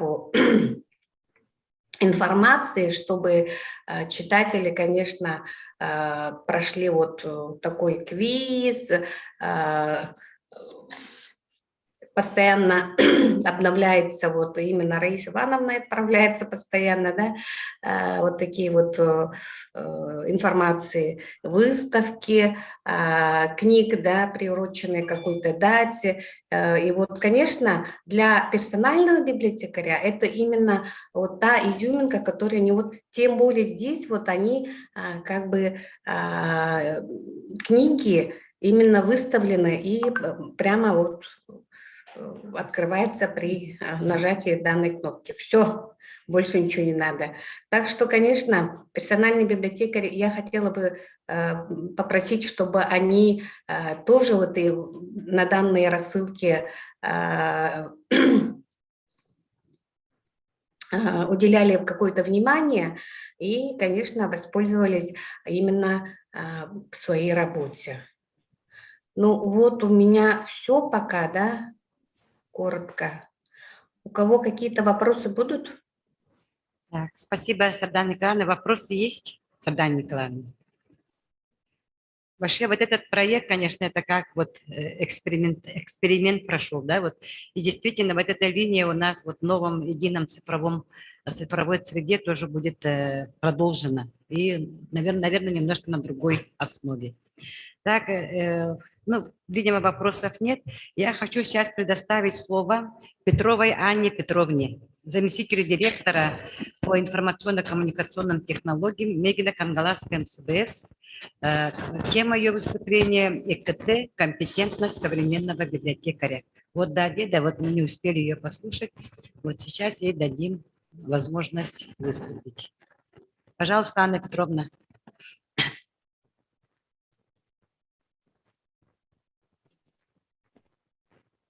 Анна Петровна, вы подключились, да?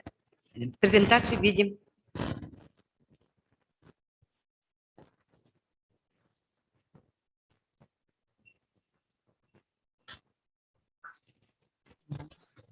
Так, меня слышно, да? Слышно. Здравствуйте. Тема моего выступления – ИКТ-компетентность современного библиотекаря. Так. В последние годы нарастающими темпами идет компьютеризация общества, что является еще одним фактором, способствующим развитию информатизации. И по оценкам интернет-ресурсов, российские пользователи проводят в сети более 7 часов. В связи с этим повышается спрос на обслуживание удаленных пользователей и предоставление им готовой информации как справочно-библиографического, полносодержательного, разъяснительного, информационного, так и развлекательного характера. Информация должна предоставляться как качественный контент, то есть должна быть уникальной, полезной, актуальной, красочной и даже информативной. Таким образом, возрастает требование к образованности библиотекаря и появляется понятие информационная компетентность библиотекаря. Информационная компетентность библиотекаря – это комплексное понятие, и его понимают как целенаправленное, эффективное применение технических знаний и умений в библиотечной деятельности. Профессиональной ИКТ-компетентности есть два уровня – уровень подготовленности и уровень реализованности. Уровень подготовленности – это уровень овладения ИКТ, он характеризуется наличием знаний, умений и навыков, достаточных для пользования оборудованием, программным обеспечением и ресурсами. И уровень реализованности – это уровень использования ИКТ в своей библиотечной деятельности. Нами был сделан примерный перечень. Библиотекарь должен уметь преобразовывать и представлять информацию в эффективном для решения конкретных задач виде, составлять собственный материал из имеющих источников, уметь использовать текстовый, графический, табличный редактор, программы для создания буклетов, брошюр, видео-аудиоматериалов с использованием анимации и прочего, уметь грамотно выбирать форму передачи информации пользователям разного возраста, организовывать массовые мероприятия для читателей в дистанционной форме, в очной, онлайн-форме, участие в грантовых программах, в сетевых проектах, в онлайн-семинарах, вебинарах.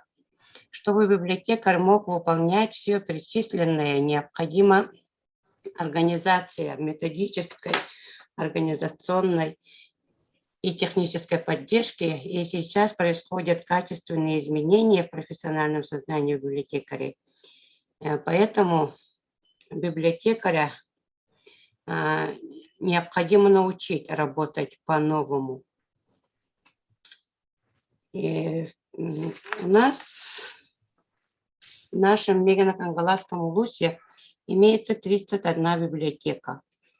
С 2020 года у нас ведется проект по повышению ИКТ-компетентности библиотекаря.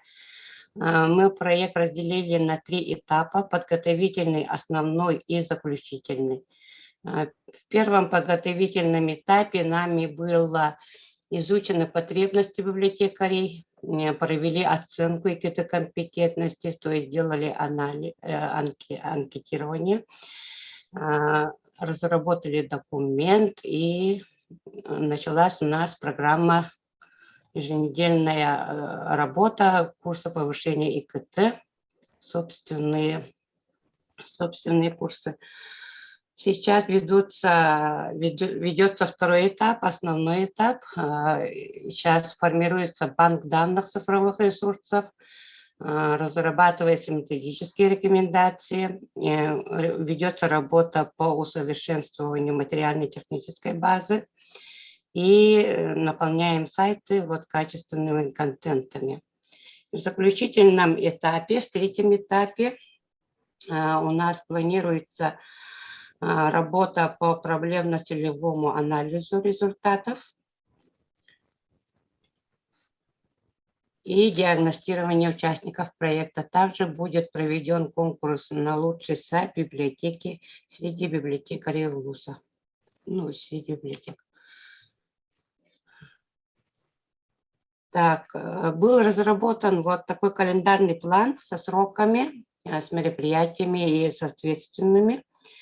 Данный проект содержит 5 модулей, то есть ИКТ в библиотечной деятельности, в управленческой деятельности, модернизации материально-технической базы, автоматизации библиотечных процессов и электронную библиотеку. В первом модуле на курсах ИКТ компетенции библиотекарей был использован коллективный метод обучения, то есть каждый сотрудник, обучаясь, обучает своего коллегу, что привело с уровня подготовленности к уровню реализованности. И результаты мы видим на каналах YouTube, соцсетей. Заинтересованность пользователей сильно выросла, а также увеличилось число подписчиков. Так, обучение велось во время пандемии в онлайн-платформах, и с этим мы тоже сэкономили на выездах, на командировках. Проведено 36 занятий, приняли участие 67 сотрудников. Надо сказать, что уроки проходили весьма оживленно. Все библиотекари активно участвовали и с удовольствием используют их на практике. Как итог, у нас созданы сайты у всех улусов, у всех филиалов. Так. Филиалы. Это наш сайт. Так, сайты созданы на бесплатной платформе Wix. Они все находятся на счетчике ProCultura. Все они работают. Посещаемость у нас стабильная. Так, имеются библиотеки на платном контенте, Тюнгулюнская.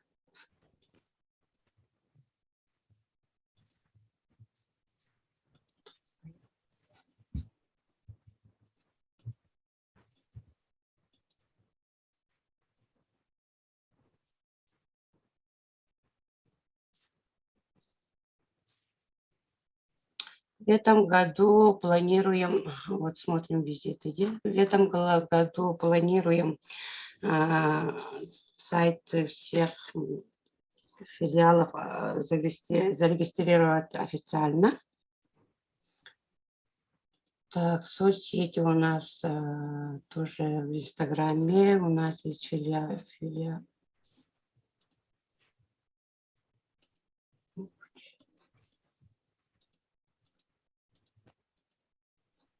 Ну, у всех есть.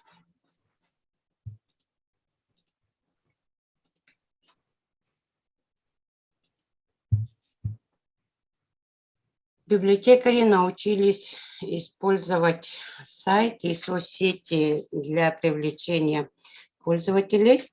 Они выкладывают на сайт свои контенты. И теперь львиную долю посещений выдает нам сайт. Как вы видите, посещение с прошлого года выросло почти в 3 раза. И таким образом хочу сказать, что современному библиотекарю необходимо совершенствоваться и идти в ногу со временем. Спасибо, у меня все.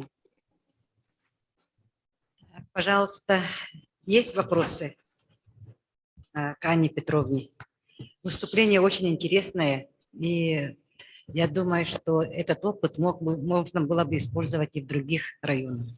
Вот, Анна Петровна, это у вас такой проект, да, IT-компетентности? Да, это проект. Он на сколько лет был рассчитан? Он рассчитан на 2 года. Ага. А как программу вы делали, сами составляли или где-то? Да, сами составляли по желаниям вот этих сотрудников. Угу. И таким образом вы как сами оцениваете сегодня? Какие у них компетенции получили развитие? Ну, довольны вы какими компетенциями? Да, я сейчас... Что они умеют? Скажем так, они умеют сейчас очень многое. Они могут монтажировать видео, они могут создавать свои контенты. Вот раньше, когда без обучения было, я создавала сайты, когда вот начинала работать. И трудно было вести. Вот именно у нас же очень много филиалов. И один человек не успевает весь этот контент. И теперь библиотекари сами ведут свои сайты, свои соцсети. Они только консультируются со мной. Это очень работает, этот метод. У вас есть требования, да, к контенту сайтов? Да, качественный. Структуру вы предложили им, да, и какие разделы у них там будут или что? Или как-то они сами могут это все представить? У нас есть разделы, у нас есть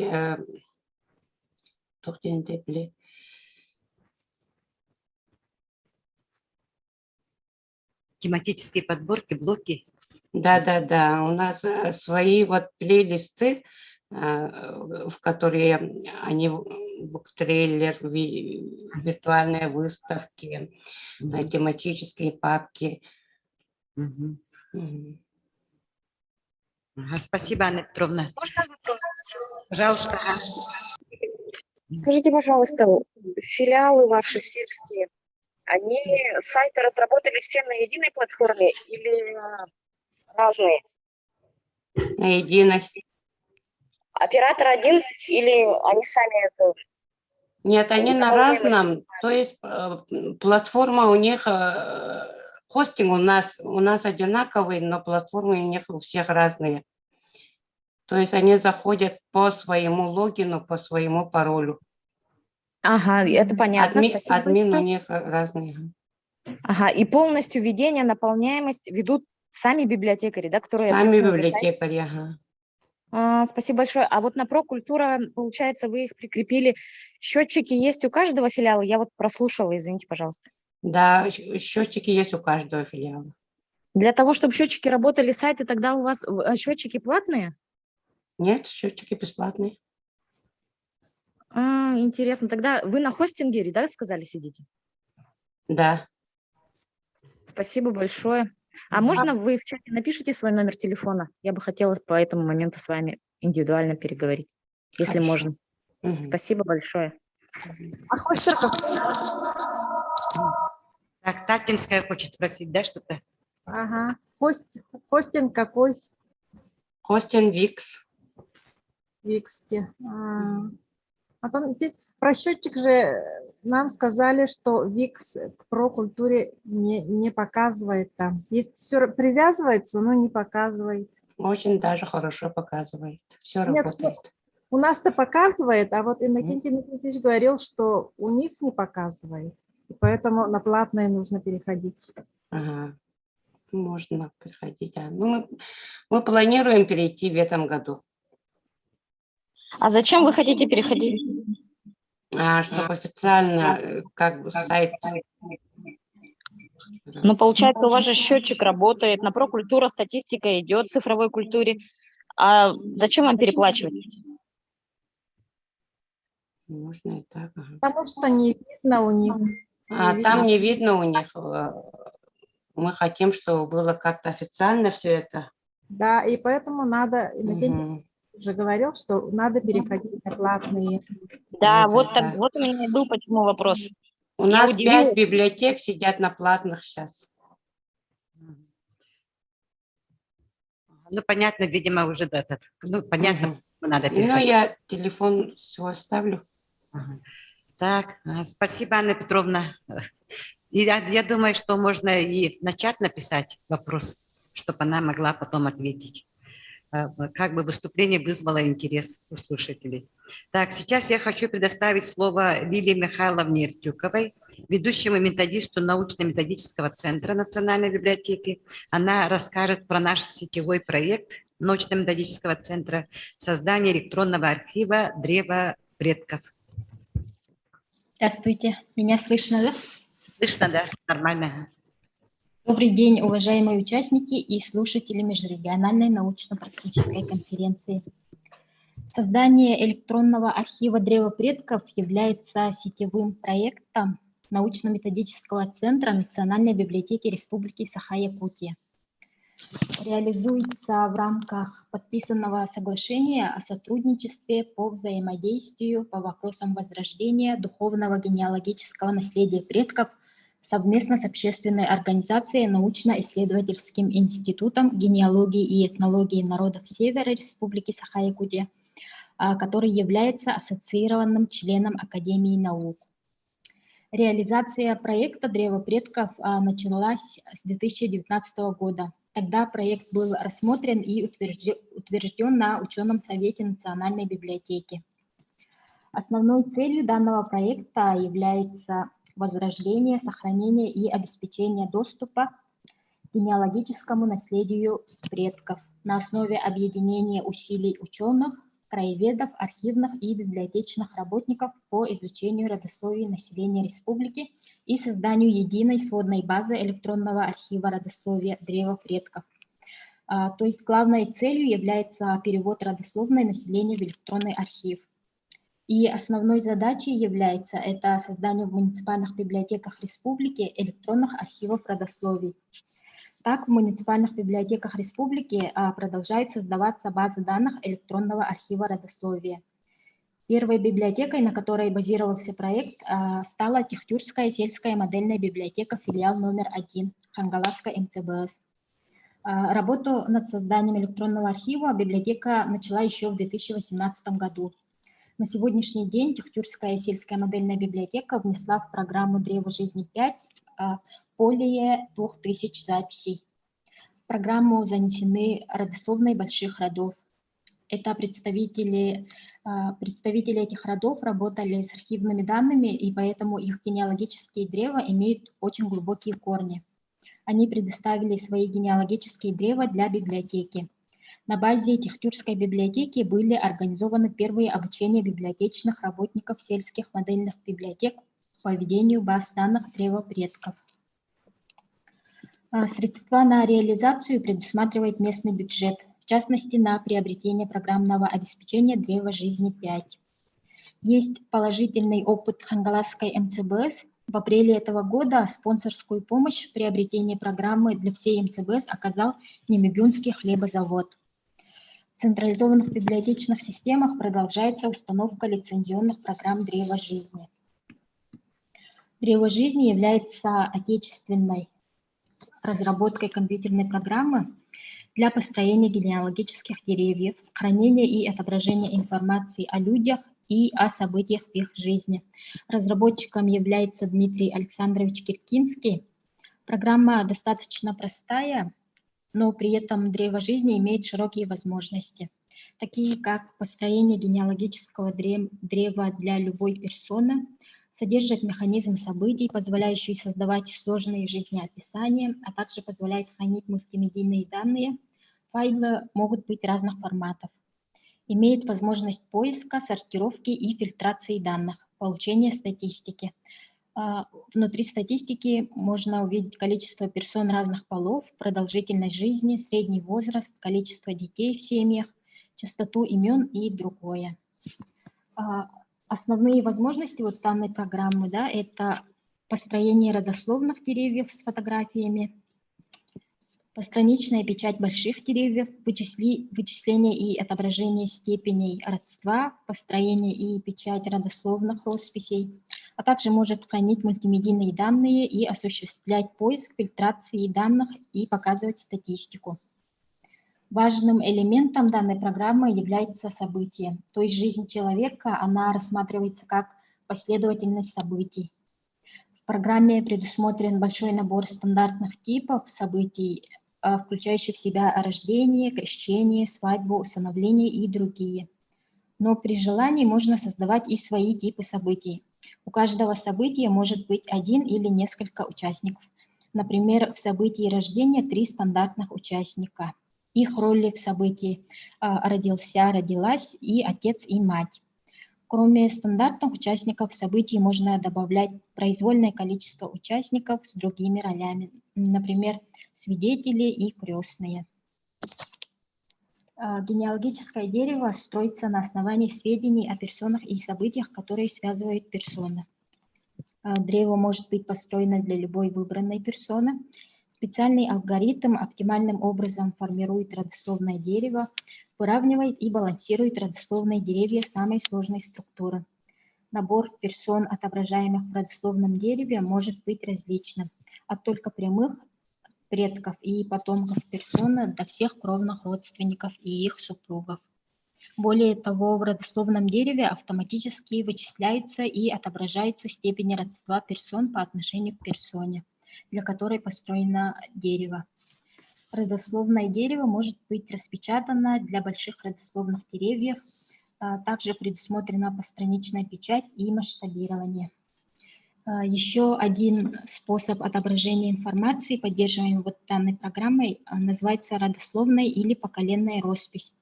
Роспись не так наглядна, как дерево, зато позволяет отобразить максимум информации о выбранной персоне и ее родственниках. Для любой персоны и любого события программа позволяет хранить один или несколько документов. Это могут быть самые разнообразные данные: текст, фотографии, звук, видео. Система фильтров программы «Древо жизни» позволяет из общего списка отбирать персон, отвечающих определенным критериям. Например, можно выбрать тех, кто сейчас живет в определенном городе и родился в определенном диапазоне дат. По списку персон, событий, документов и по персонам в построенном дереве можно просмотреть статистику. Внутри статистики количество персон, сколько мужчин и женщин, число поколений, среднюю продолжительность жизни, средний возраст, число детей и еще другое. Архив наслега создается по семейно-родовому составу жителей наслега. Первым вносится старший член семьи рода по признаку коренного жительства в наследие поселений. Это может быть старейшина семьи. Соответственно, далее создается по программе «Древо жизни» жена. По порядку старшинства в семье вносятся их дети, вне зависимости от места их проживания. При этом в состав семьи со стороны зятя и невестки вносятся только родители с указанием их фамильного происхождения или названия рода. Место рождения населенного пункта с указанием района республики, если они проживают за пределами республики Российской Федерации, то включая область, субъект, район и село. В состав семьи вносятся все лица 4 поколений, в том числе выбывшие, ныне покойные по факту рождения. Наследный архив содержит метрические данные всех прописанных лиц по месту жительства. При этом глава семьи может быть и приезжим, и в состав его семьи также вносятся его родители с указанием места рождения. Наследный архив создается по мужской линии, и поэтому все дети невестки вносятся в состав семьи мужа. В случае, если оба родителя из одного наследия, то указывается только их принадлежность к определенному роду этого наследия. Со стороны зятя и дети невестки вносятся в состав его рода. Кроме старейшины рода, деда, отца семейства, место рождения и проживания остальных членов семьи отдельно не указывается, так как родословная зятя и невестки описывается по месту жительства предка родителей. Таким образом, в состав члена семьи вносятся события и данные. Это рождение и смерть, месторождение и фамилия родителей зятя и невестки семьи по отдельности и девичья фамилия невестки. В случае законного усыновления приемные дети родителей вносятся наравне с представителями семьи. Дополнительное внесение их биологических родителей в состав семьи вносится только при согласовании с приемными родителями. Наследный архив не содержит в своей базе данных посторонней записи по характеристике личности члена семьи. Его конфиденциальные сведения – это состояние здоровья, место работы, паспортные данные, адреса, служебное и социальное положение и другие сведения, запрещенные законодательством, отнесенные к лично конфиденциально. Таким образом, первоначальная база является технической основой с ограниченным внесением количества состава членов семей. При этом в состав семьи вносятся в обязательном порядке лица, не присутствующие ныне в живых, вне зависимости, кто он, сын или внук. Так, семейный архив является основой создания родового и межродового архива, и он включает в свой состав представителей только от предков до прямой отцовской линии, например, прапрадед, прадед, дед и так далее. Родовой архив создается по принципу построения генеалогической лестницы от одного общего предка семей по признаку кровного родства. В данных реализации проекта «Древо предков» ежегодно проводятся установочные семинары для сотрудников библиотек республики. Так, в этом году, 19 февраля, мы в селе Бердигостях Горного Улуса провели совещание создания электронных семейно-родовых архивов жителей наследков Горного Улуса. Он был проведен для глав поселений и общественности. Прошел он в рамках Дня генеалогии в Горном Улусе. Также провели семинар «Практикум. Методика создания наследного семейно-родового архива» в программе «Древо жизни 5». И 6 апреля в городе Покровске прошло совещание актива Хангаласского улуса с участием главы улуса по созданию электронного архива родословной жителей Хангаласского улуса. И 29 октября состоялся второй республиканский фестиваль родословия «Тюркчу» с участием Национального архива Республики Саха-Якутия, Якутского государственного объединенного музея истории и культуры народов Севера имени Емельяна Ярославского, а также разработчика программы «Древо жизни» Киркинского Дмитрия Александровича из Новосибирска. О работе по родословию, которую они начали вести, на фестивале выступили из библиотек Горной МЦБС. Горная МЦБС этого года для всех филиалов получила возможность установить программу «Древо жизни». И, получив поддержку общественности республики, проект «Древо предков» продолжает свою деятельность. У меня все. Спасибо за внимание. Так, Лилия Михайловна, спасибо. У кого-нибудь есть вопросы? Действительно, проект очень интересный. Мы считаем, что вот такие проекты, они должны быть, лежат в основе всей краеведческой деятельности общедоступных библиотек республики. Так, вопросы есть? Так, если нет вопросов, то мы приступим к следующему нашему проекту. Значит, АИСТ, библиотечная карта Якутии. Иннокентий Иннокентьевич Колесов, ведущий технолог научно-методического центра Национальной библиотеки. Сегодня как раз про этот проект несколько раз упоминали в выступлениях. Иннокентий Иннокентьевич, пожалуйста.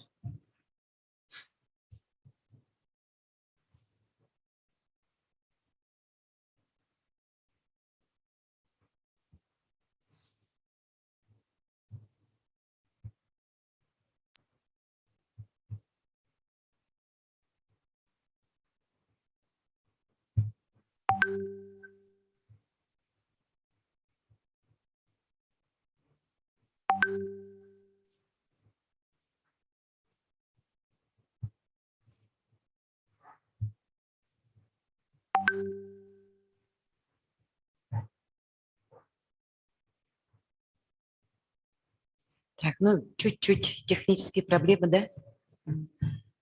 Так, я извиняюсь, сейчас.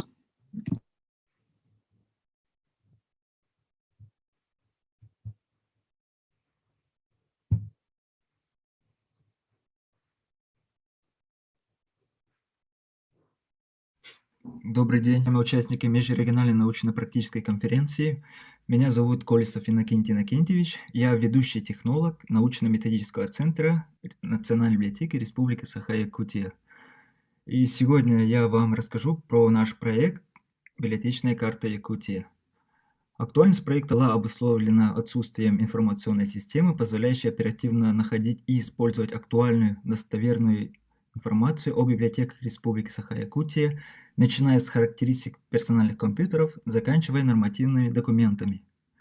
Информационная система позволит получать достоверную и актуальную информацию о состоянии библиотек республики для организации своевременной защиты интересов библиотек на российских и республиканских уровнях, участвовать в федеральных и республиканских программах. Наличие информационной системы позволяет обеспечить доступ целевых пользователей к достоверной информации о библиотеках.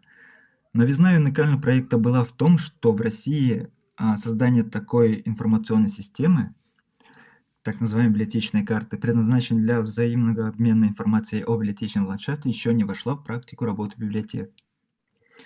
Целевыми пользователями являются органы управления библиотечным делом, библиотечные работники, студенты и преподаватели по специальности библиотечная информационная деятельность, а также другие заинтересованные пользователи.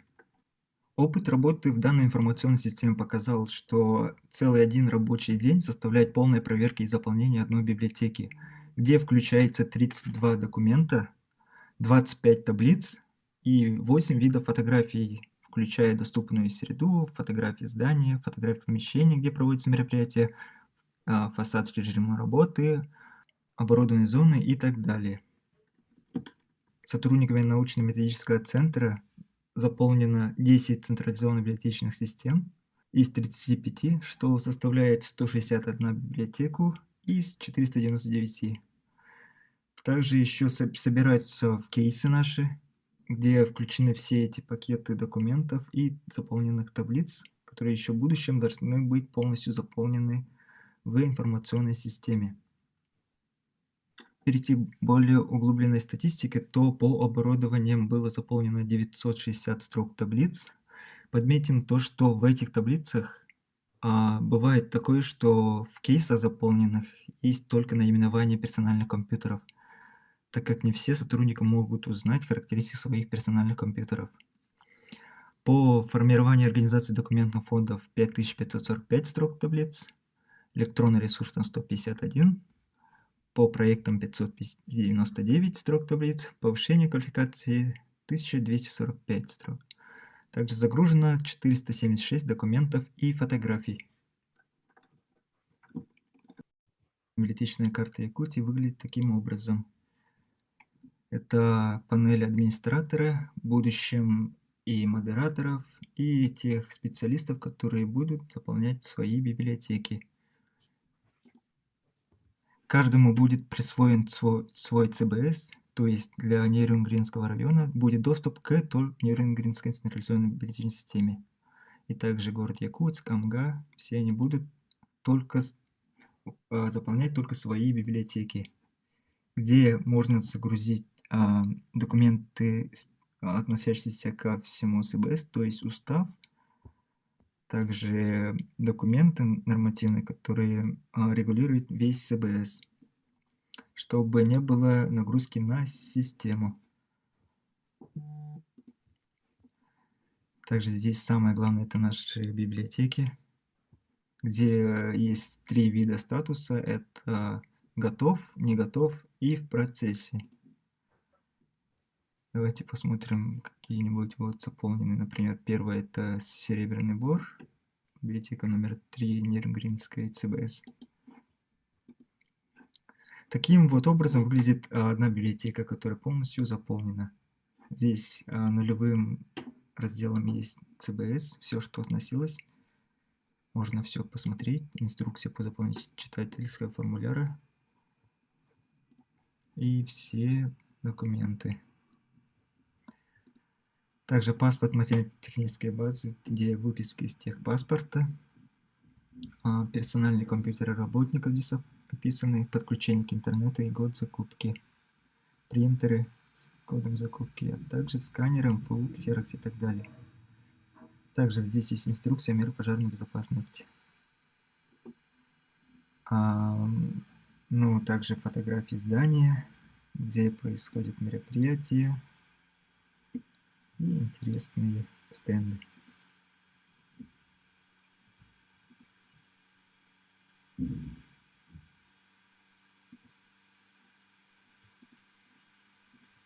Возвращаемся. Формирование организации документов фонда выглядит таким образом.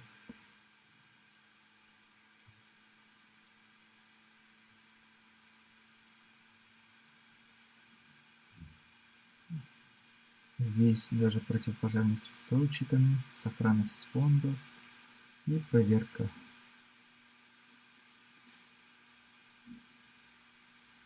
Ну, паспорт, справочник биологического аппарата, электронные ресурсы, ссылки на веб-сайт, электронную библиотеку и наличие подписных ресурсов.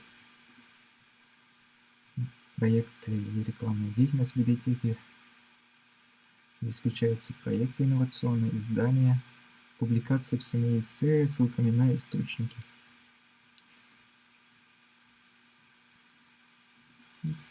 Система повышения квалификации по сотрудников.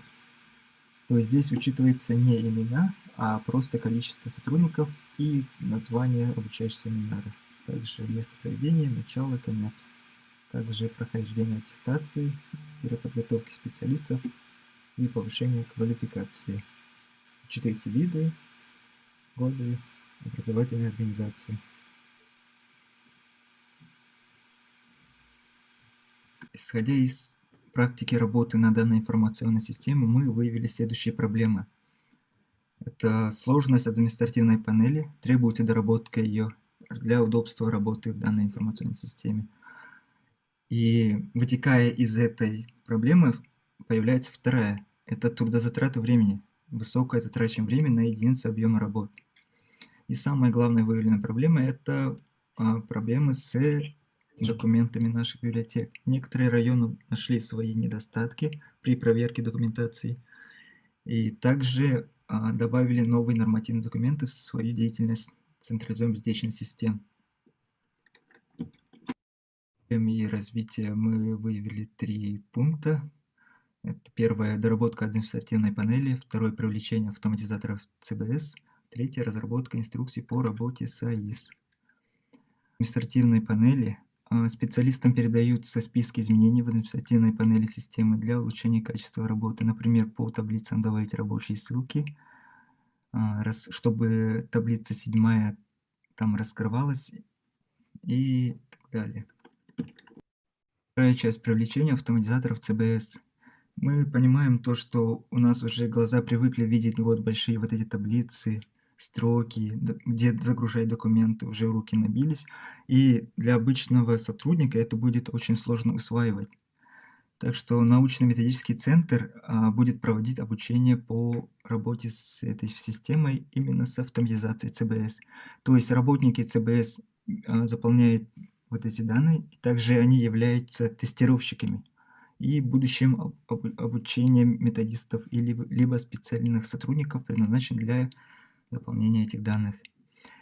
И потом методист ЦБС берет себе как на постоянную основу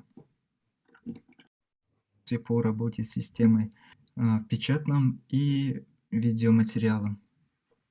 Потому что некоторые люди усваивают информацию в текстовом варианте, а некоторые по видеообучению. Развитие систем включает в себя систему модерации, статистику, запросы по формам и связь с ШСНК. Система модерации очень проста.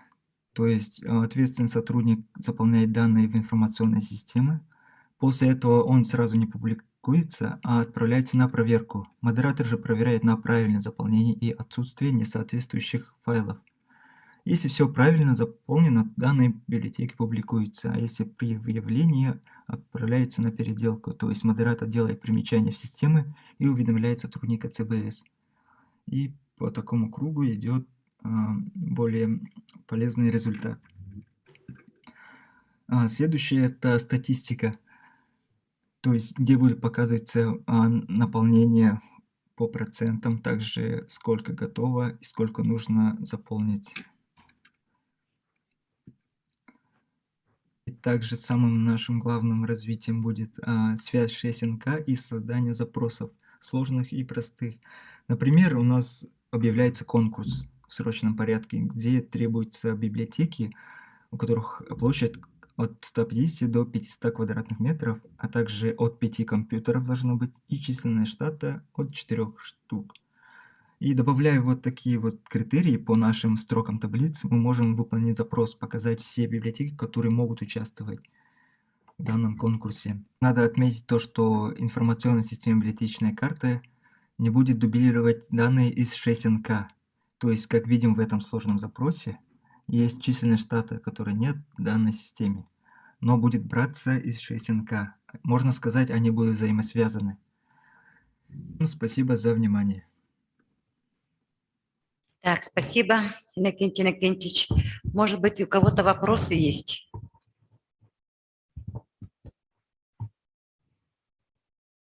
Так, ну, я как поняла, вопросов нет.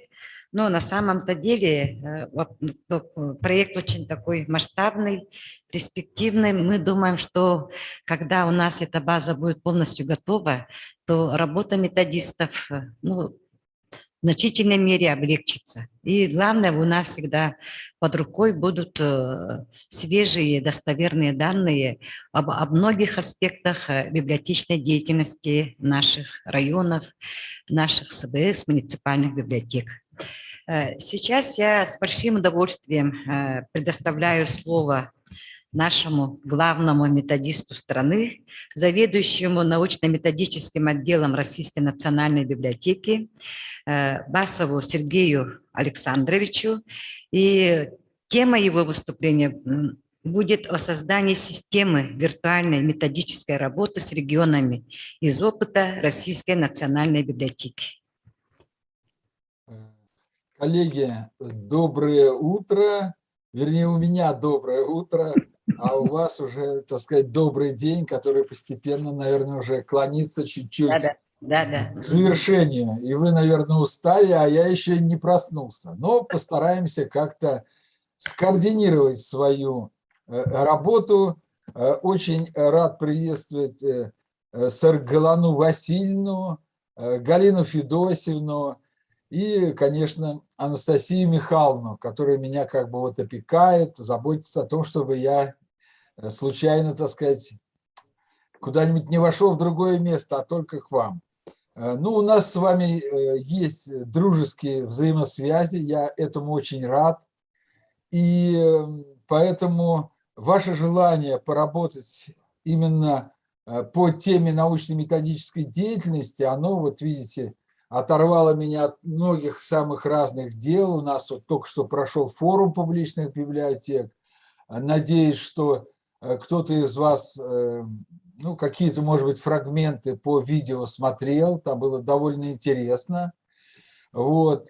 А буквально завтра уже поедем в Москву на совещание руководителей региональных и федеральных библиотек, которое, ну, вот состоится частично и в очном режиме. Поэтому мы там будем в очном режиме, делегация от Российской национальной библиотеки, где, конечно же, будут затрагиваться и вопросы научно-методической деятельности. Ну вот, если вы смотрели ту конференцию, которая была по научной работе вот буквально там 2 недели назад, да, то, наверное, вы видели, насколько теперь возросло внимание к научной деятельности, а значит и к научно-методической деятельности, без которой, ну, вот никакая методическая деятельность состояться не может. И там было подчеркнута важность ведения научной работы и научно-методической. Не каждая библиотека в отличие от вашей, может похвастаться вот системой таких центров. Научно-методический центр, научно-исследовательский центр. Это вообще довольно такая редкая вещь. Поэтому я благодарен и руководству республики, и руководству самой библиотеки, которое такое внимание уделяет и наделяет кадрами, соответствующие структурные подразделениями. Целый разветвленный, так сказать, как бы состав различных советов, ученый совет, научно-методический. То есть видно, что ваша библиотека является очень мощным методическим центром. И я хотел бы, ну, сначала, может быть, даже немножко напомнить о том, что же мы считаем методической работой, какие шли на протяжении там многих лет даже баталии в поисках сущности методической деятельности. Я в этом работе начал участвовать еще, ну, где-то даже вот в кандидатской в 1985, по-моему, году, сформулировал такую, так сказать, концепцию инновационно-методической работы, но не уверен, что, так сказать, она еще у всех как бы на слуху, поскольку до сих пор все-таки идут различные соображения о том, что же считать научно-методической работой. Ну, сейчас я постараюсь, с утра, конечно, еще голова не очень хорошо работает, но подключить вот свою презентацию. Так, одну секундочку. Так, видна ли моя презентация или нет? Да, видно. И слышно, и видно. Да? Все нормально. Ну, отлично. Ну вот давайте мы тогда немножко пробежимся по различным, так сказать, вот аспектам от сущности к современному состоянию методической работы. И хотел бы привлечь ваше внимание к некоторым вот двум проектам, которые Российская национальная библиотека реализует именно вместе с регионами, и в которых как и вы участвуете, и другие областные библиотеки, библиотеки центральные субъектов Российской Федерации. Значит, поиски сущности методической работы вот мы вели много-много-много лет в нашей библиотечной системе и в советское время, ну и уже в постсоветское время более или менее как-то это устоялось. Но сейчас, как мне кажется, вот понятие методическое руководство, от которого как бы мы уходили, что многим казалось, что у методической деятельности только педагогическая сущность, а это не одна из функций, что методист – это наставник, друг, учитель, воспитатель. Ну, а когда вот пришло время перестройки, даже была такая отдельная статья, и библиотекарь, методист, его кто-то рассматривал как такие вот уже пыльные в шлемах комиссары, которые не нужны, и библиотекарь сам себе методист. В какой-то мере, конечно же, в каждой профессии человек сам задумывается о методах своей работы, но, как мне кажется, слово «методический», оно хоть и происходит от слова «метод», но не сводится к методам. Поэтому многие стали потом говорить о том, что методист – это технолог библиотечных процессов. Это верно, но тоже, как мне кажется, частично. И вот где-то вот с конца 80-х годов вошло понимание того, не без моего участия, что библиотекари – это инноваторы. Вот такое слово, которое постепенно стало более или менее как бы определяющим для того, чтобы и профессию воспитывать, потому что вот я учился, когда в институте, у нас была специальность научно-методическая деятельность библиотек, и по этой специализация, точнее, я вот учился у Анатолия Николаевича Ванеева, классика нашего методической деятельности. И вот вместе с ним, так сказать, он считал, что методическая работа – это управление передовым опытом, а я вот нашел это словечко и посчитал, что мы всегда будем с вами жить на пересечении такого диалектического взаимодействия двух видов деятельности. Это изучение опыта, исследовательская, соответственно, деятельность и управленческая деятельность. Но для того, чтобы что-то внедрять, нужны полномочия. Такие полномочия в советское время методическим центрам и региональным, и федеральным передавались от органов власти.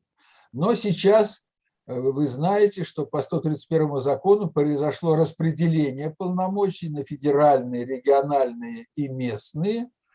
И с одного уровня на другой уже бывает трудно взаимодействовать. И поэтому иногда даже возникали такие в отдельных регионах, что методическая деятельность не записывалась в систему государственного задания, и даже считалось, что когда мы оказываем услуги на бесплатной основе, а в рамках как бы нашего понимания той сущности методической работы для центральных библиотек, которая записана у нас в законе о библиотечной деятельности, там методическая деятельность прописана, но некоторые вот финансовые в основном органы считали, что это неправильное расходование средств, что нельзя вести методическую работу с одного уровня на другой, и говорили, ну, если на платной основе, то пожалуйста. И где-то даже это было, когда муниципальный уровень заказывал у регионального какие-то занятия по методической деятельности, не говоря уже о том, что отказывал в ведении контроля, но постепенно, как мне кажется, эта ситуация выровнялась, и в большинстве регионов, хотя еще даже и не во всех, все-таки методическая деятельность, она у нас записывается уже в систему работы регионального методического центра, в систему государственного задания. Ну и вот я придерживаюсь вот такой как бы системы функций, когда на уровне самом высшем задается целевая функция, мы определяем свою методическую деятельность, вот так, миссию достаточно важная и громкая, я бы сказал, это управление развитием библиотечной системы региона, если говорить о Центральной библиотеке субъекта федерации. Далее есть две методологически направленные функции на научно-познавательную деятельность. Всегда мы ищем что-то новое, всегда. И найдя это новое, мы транслируем в свои подведомственные, частично, конечно, библиотеки с помощью организационно-управленческой деятельности, педагогической деятельности, практической помощи и так далее. То есть внизу вот мы видим ту совокупность функций, которая может быть даже гораздо шире, которые осуществляют библиотеки и методические центры. Мне кажется, что это правильно, что вот в целом, в научном смысле, да, если мы разбираем сущность методической работы, то она описывается вот трехуровневой структурой функций, где есть мировоззренческая роль у методической работы, это наша целевая функция, методологическая роль, это ее две сущностные функции, ну а снизу у нас как бы те функции, которые организуют основные направления методической практики. То есть мы с вами управляем научно-техническим и социальным прогрессом в сфере библиотечного дела. И мне кажется, вот такой вид деятельности характерен и для вашей библиотеки, в том числе и потому, что вы построили ее в сочетании научно-методического центра и научно-исследовательского центра, включая даже институт чтения. Не все могут этим похвастаться, поэтому я очень благодарен Саргалане Васильевне и руководству учредителем вашей библиотеки.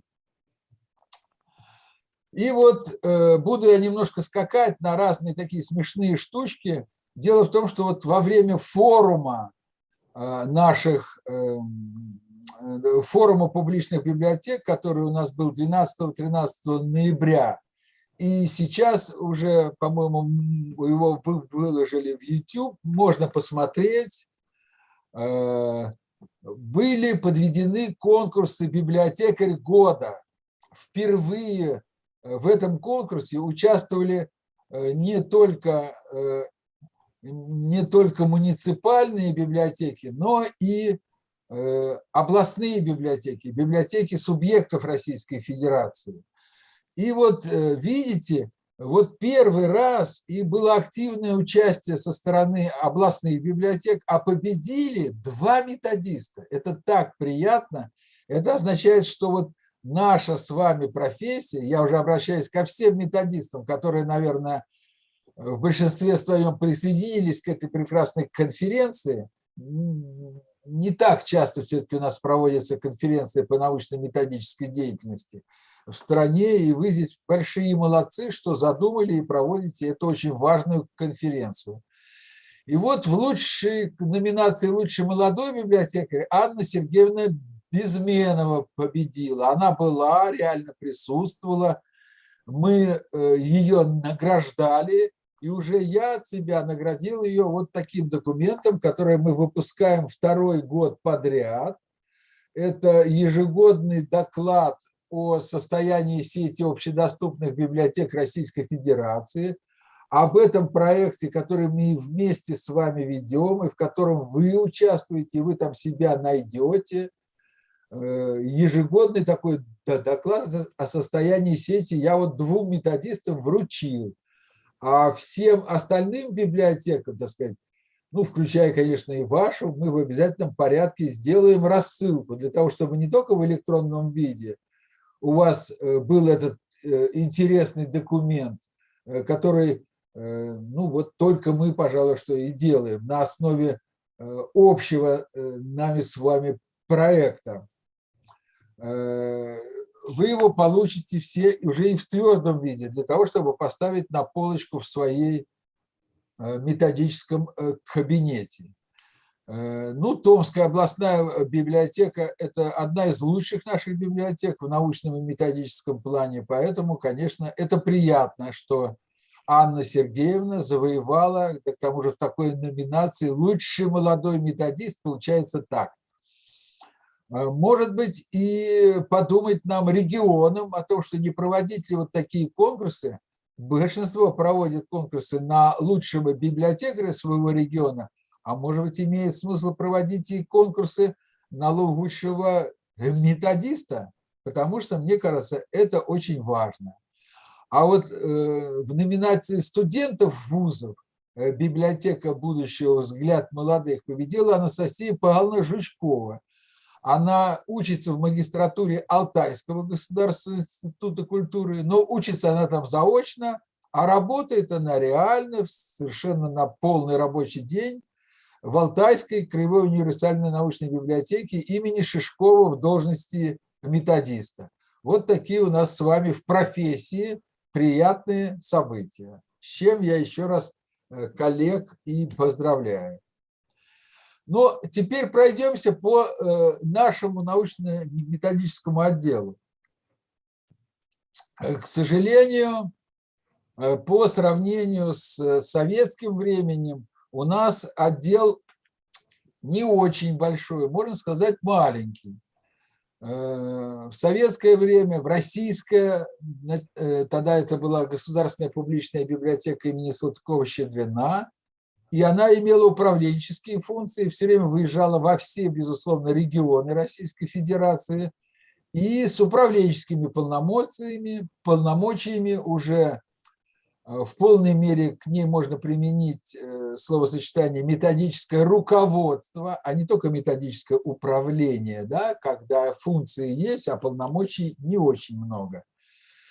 42 человека было в отделе, представляете? Но это была огромная работа с выездами по всем регионам, с контрольными цифрами, со статистикой и так далее. Сейчас у нас гораздо меньше полномочий, да, и финансовые органы нас немножко, это мягко выражаясь, душат, и у нас проходит так называемая оптимизация и сокращение, и наша библиотека вот с советских времен там с 2000 человек сократилась сейчас до 1300. И наш отдел сейчас включает всего 12 человек. И вот у нас есть 3 сектора по 4 человека. Сектор организации библиотечного дела, сектор изучения библиотечных фондов и центр чтения. Вот сектор организации библиотечного дела возглавляет Маргарита Борисовна Аврамова, известный вам человек. Сектор изучения библиотечных фондов возглавляет Ирина Всеволодовна Идемиллер, тоже вам известный человек. И центр чтения возглавляет Вера Викторовна Ялышева, тоже известный человек. И каждый из наших секторов ведет вот большую методическую работу с регионами. Ну вот я себе позволю коротко, поскольку понятное дело, что у вас есть регламент, вы уже устали, у вас конец, это я только рабочего дня разгоняюсь. Ну, если я буду немножко переходить регламент, вы тогда, наверное, мне скажете, что давай закругляйся, Басов. Я, конечно, закруглюсь. Так вот, сначала сектор организации библиотечного дела. Да? Мы, конечно, вот у нас есть миссия, мы ее понимаем, как повышение эффективности и качества работы библиотек и совершенствование библиотечной политики и законодательства. То есть разработка, оценка, экспертиза, консультации, исследования, повышение квалификации. Много у нас направлений, хотя и сил не очень много.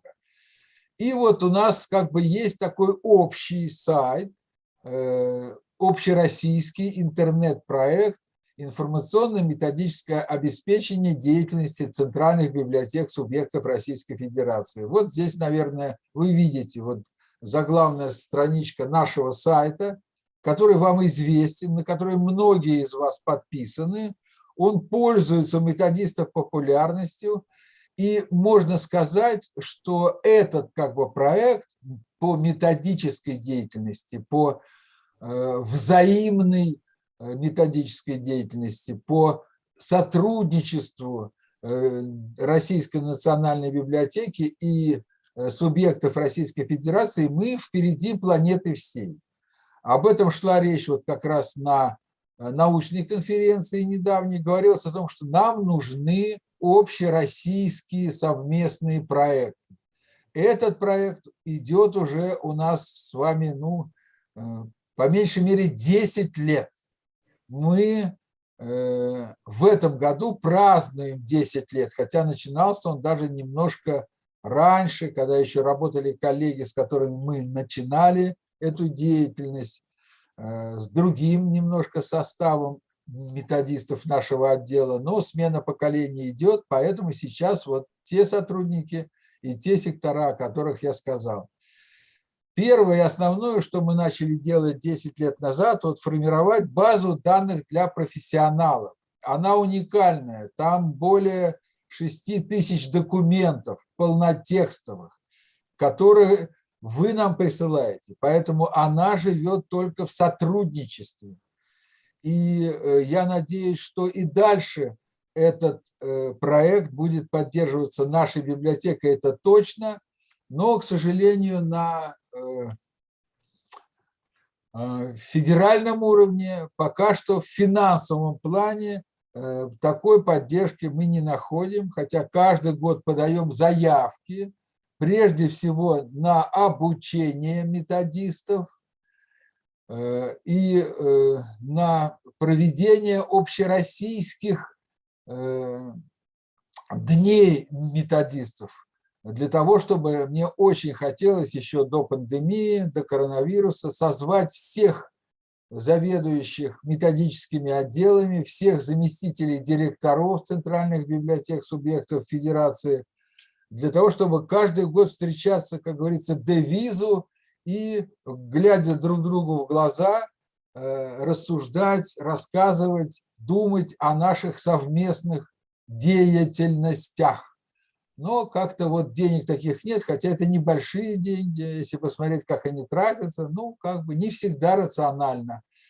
Но если вы будете писать нашему учредителю, нашему Министерству культуры о том, что методическая деятельность важна, необходима, и биться за то, чтобы вот раз в год хотя бы проводить вот такие конференции по методической деятельности или хотя бы круглые столы, чтобы я мог позвать, ну вот как минимум 85 человек из каждого субъекта федерации хотя бы по одному, то это было бы здорово, потому что нужна поддержка. Без вашей поддержки, ну вот не всегда нас слышат, тем более, когда сейчас вот пошел проект национальный проект по модельным библиотекам, мы оказываем ему методическую поддержку, но, как известно, основные функции, они все закреплены за Российской государственной библиотекой.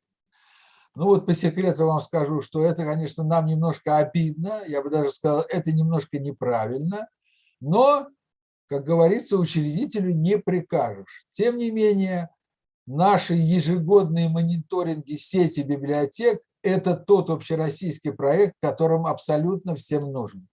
И вот то, что я показал вам, вот это издание докладов, оно, конечно, важно. И вот немножко раньше при предыдущем руководстве мы больше дружили.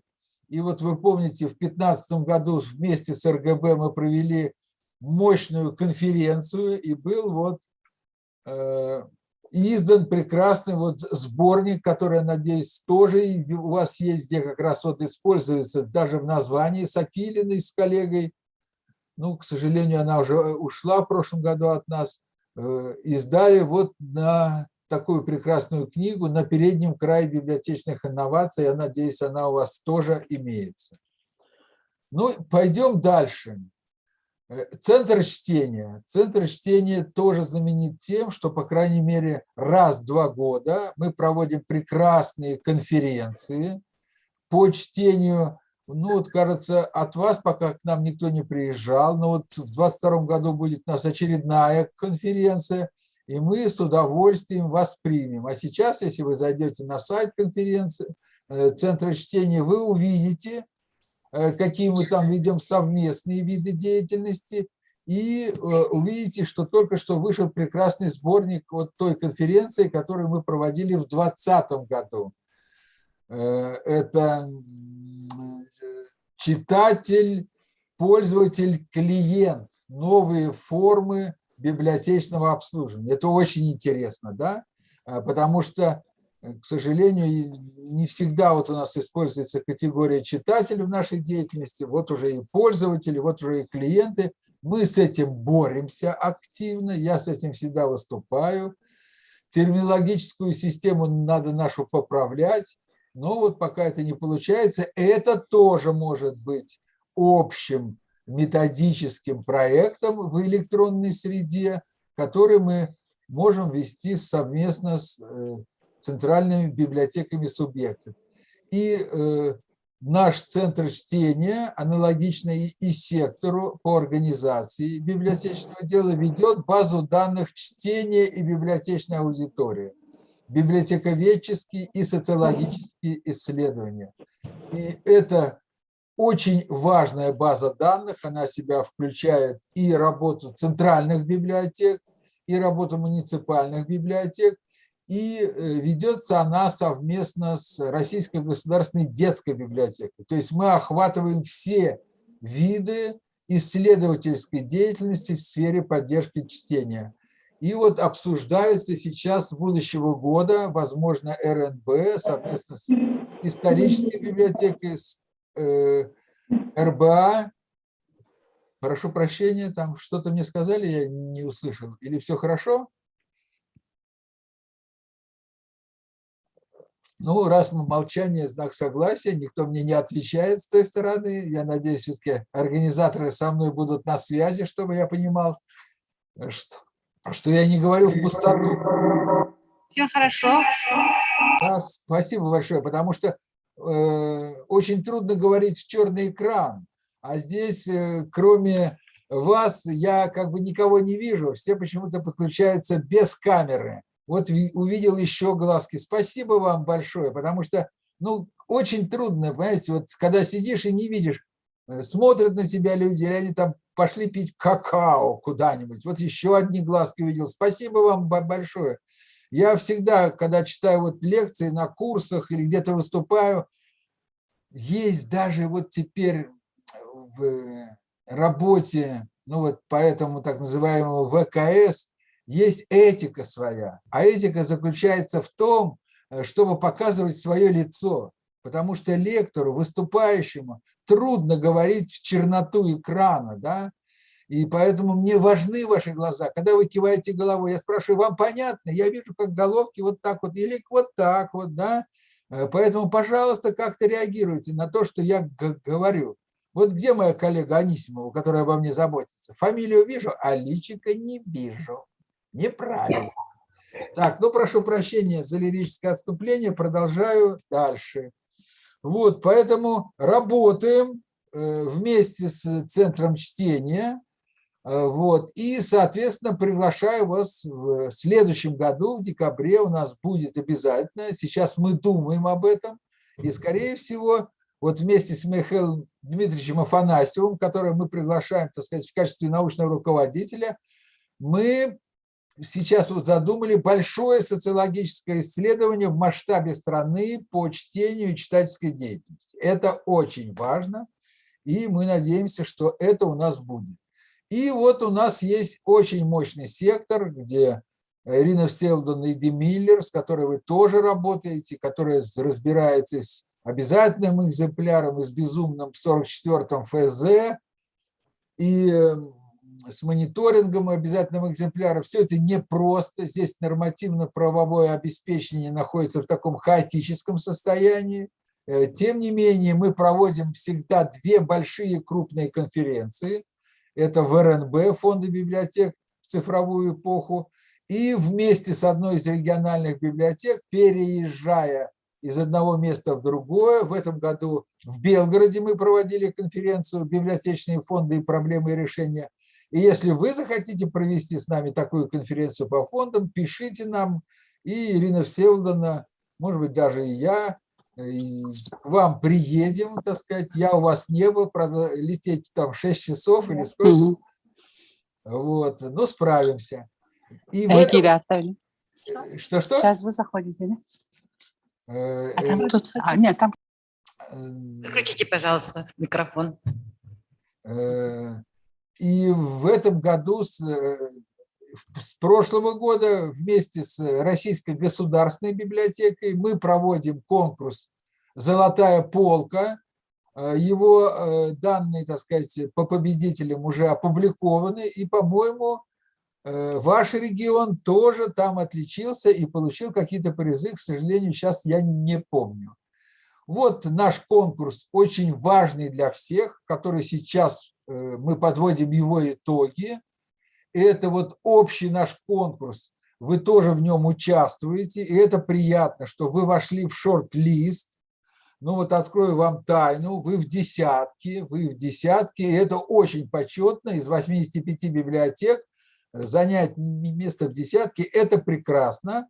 Но, может быть, еще есть над чем работать для того, чтобы подняться на самый верх, так сказать, нашего методического пьедестала. То есть лучший доклад о деятельности муниципальных библиотек, он, конечно, для нас очень и очень важен. И здесь у меня к вам вот есть такое даже предложение подумать о том, есть подобные доклады, которые с регионального на муниципальный уровень работают, проводят такие сбор, вот, так сказать, такой аналитики вы ведете все, но в качестве конкурса этого не проходит. Но есть, например, в Псковской области, в некоторых других регионах такие проекты с муниципальными методическими центрами осуществляются. Ну вот это наш конкурс. Здесь уже вижу, я же вижу, что времечко бежит, да, что мы стараемся работать только вместе с вами. Вы присылаете конкурсные работы. С каждым годом это все труднее, потому что ну, как бы мотивация для участия в конкурсе у нас не очень большая, но самое главное, что мы стараемся все-таки по одному методисту приглашать победителей, и не только победителей. В этом году мы уже берем из шорт-листа. Уже 35 регионов послали своих методистов за эти 7 лет, которые мы приглашаем. И каждый год один методист приезжает к нам, и вы приезжали к нам, коллеги.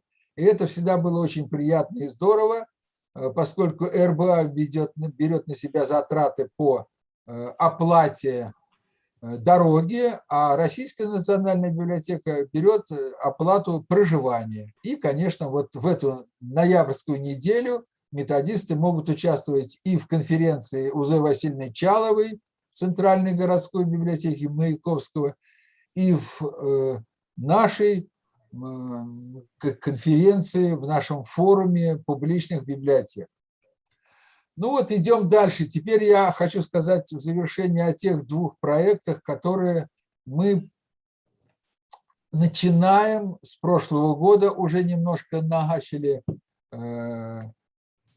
вести вместе с центральными библиотеками. Мы разработали проект положения о муниципальных модельных библиотеках Российской Федерации.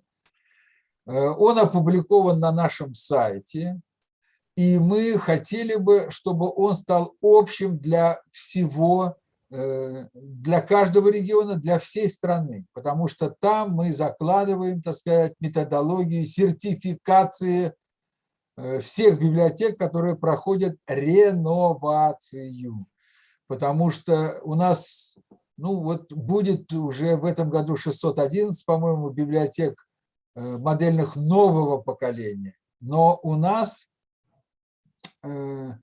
еще с начала 2000-х годов ведется работа по созданию модельных библиотек на самых разных уровнях, и, соответственно, есть необходимость единых требований для того, чтобы была сопоставимая оценка всех тех муниципальных библиотек, которые проходят реновацию.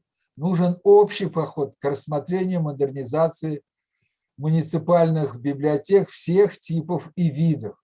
И нужны общие критерии оценки. И нужен порядок сертификации и мониторинг уже модельных библиотек, которые мы рассматриваем как такие инновационные центры развития нашей библиотечной системы. И сейчас вот мы призываем регионы для того, чтобы анализировать это положение, и призываем регионы для того, чтобы они становились площадкой для его внедрения. А для того, чтобы стать такой площадкой, надо с нашего федерального уровня, наше положение, проект о муниципальных модельных библиотеках перевести на уровень своего субъекта, для того, чтобы учесть свои особенности, и тогда его можно адаптировать и внедрять.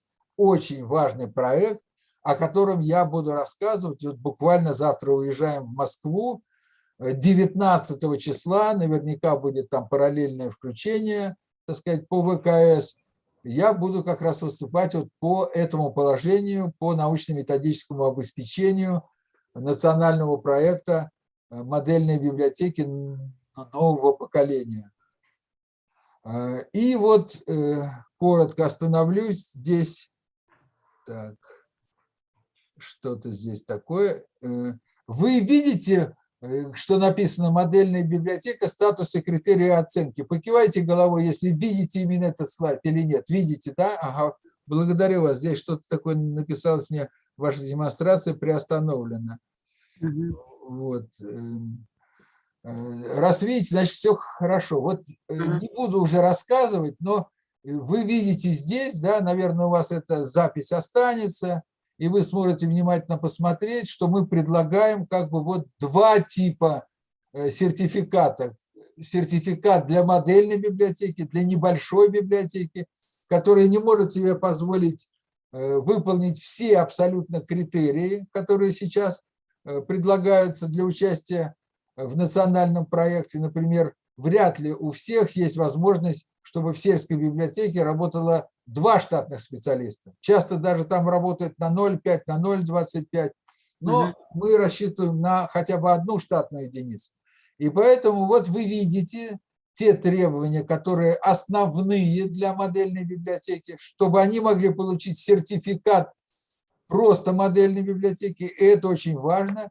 И для модельных библиотек нового поколения это дополнительные критерии, когда создается уникальное пространство, когда есть новый соответствующий красивый дизайн, когда есть широкополосный интернет, это очень важно. Сейчас, к сожалению, до нас дошли вот не очень хорошие данные о том, что Минцифры как бы на следующий год уже не планирует давать средства для вот особо важных объектов, куда нам в прошлом году удалось вписаться. То есть не только система образования, но и система культуры. Поэтому, коллеги, знакомьтесь с этим проектом, знакомьтесь с положением. Оно у нас опубликовано на сайте. И я могу это все еще как бы и специально разослать, если будет от вас заявка с желанием участвовать в этом проекте. Соответственно, последний. А вот последний как раз у меня, так сказать, и уже как бы к вам благодарность. Поэтому я завершаю как бы вот свое выступление. И если есть ко мне какие-то вопросы, коллеги, я готов. Вот сейчас, секундочку. Я здесь вот хочу подключить, ну, пока мне так.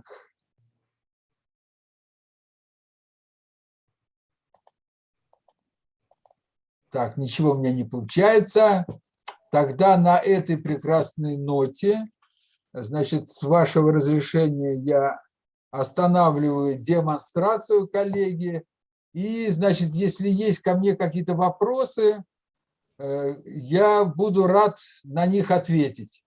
Пожалуйста, если еще у вас есть время, так сказать, поскольку не часто я к вам выхожу, и тем более такая важная научно-методическая конференция, за что я вам еще раз хотел бы выразить свою благодарность. Спасибо большое, коллеги. Слушаю вас. Так, ну, во-первых, от имени всех я вас очень благодарю, поскольку вы всегда участвуете в наших конференциях,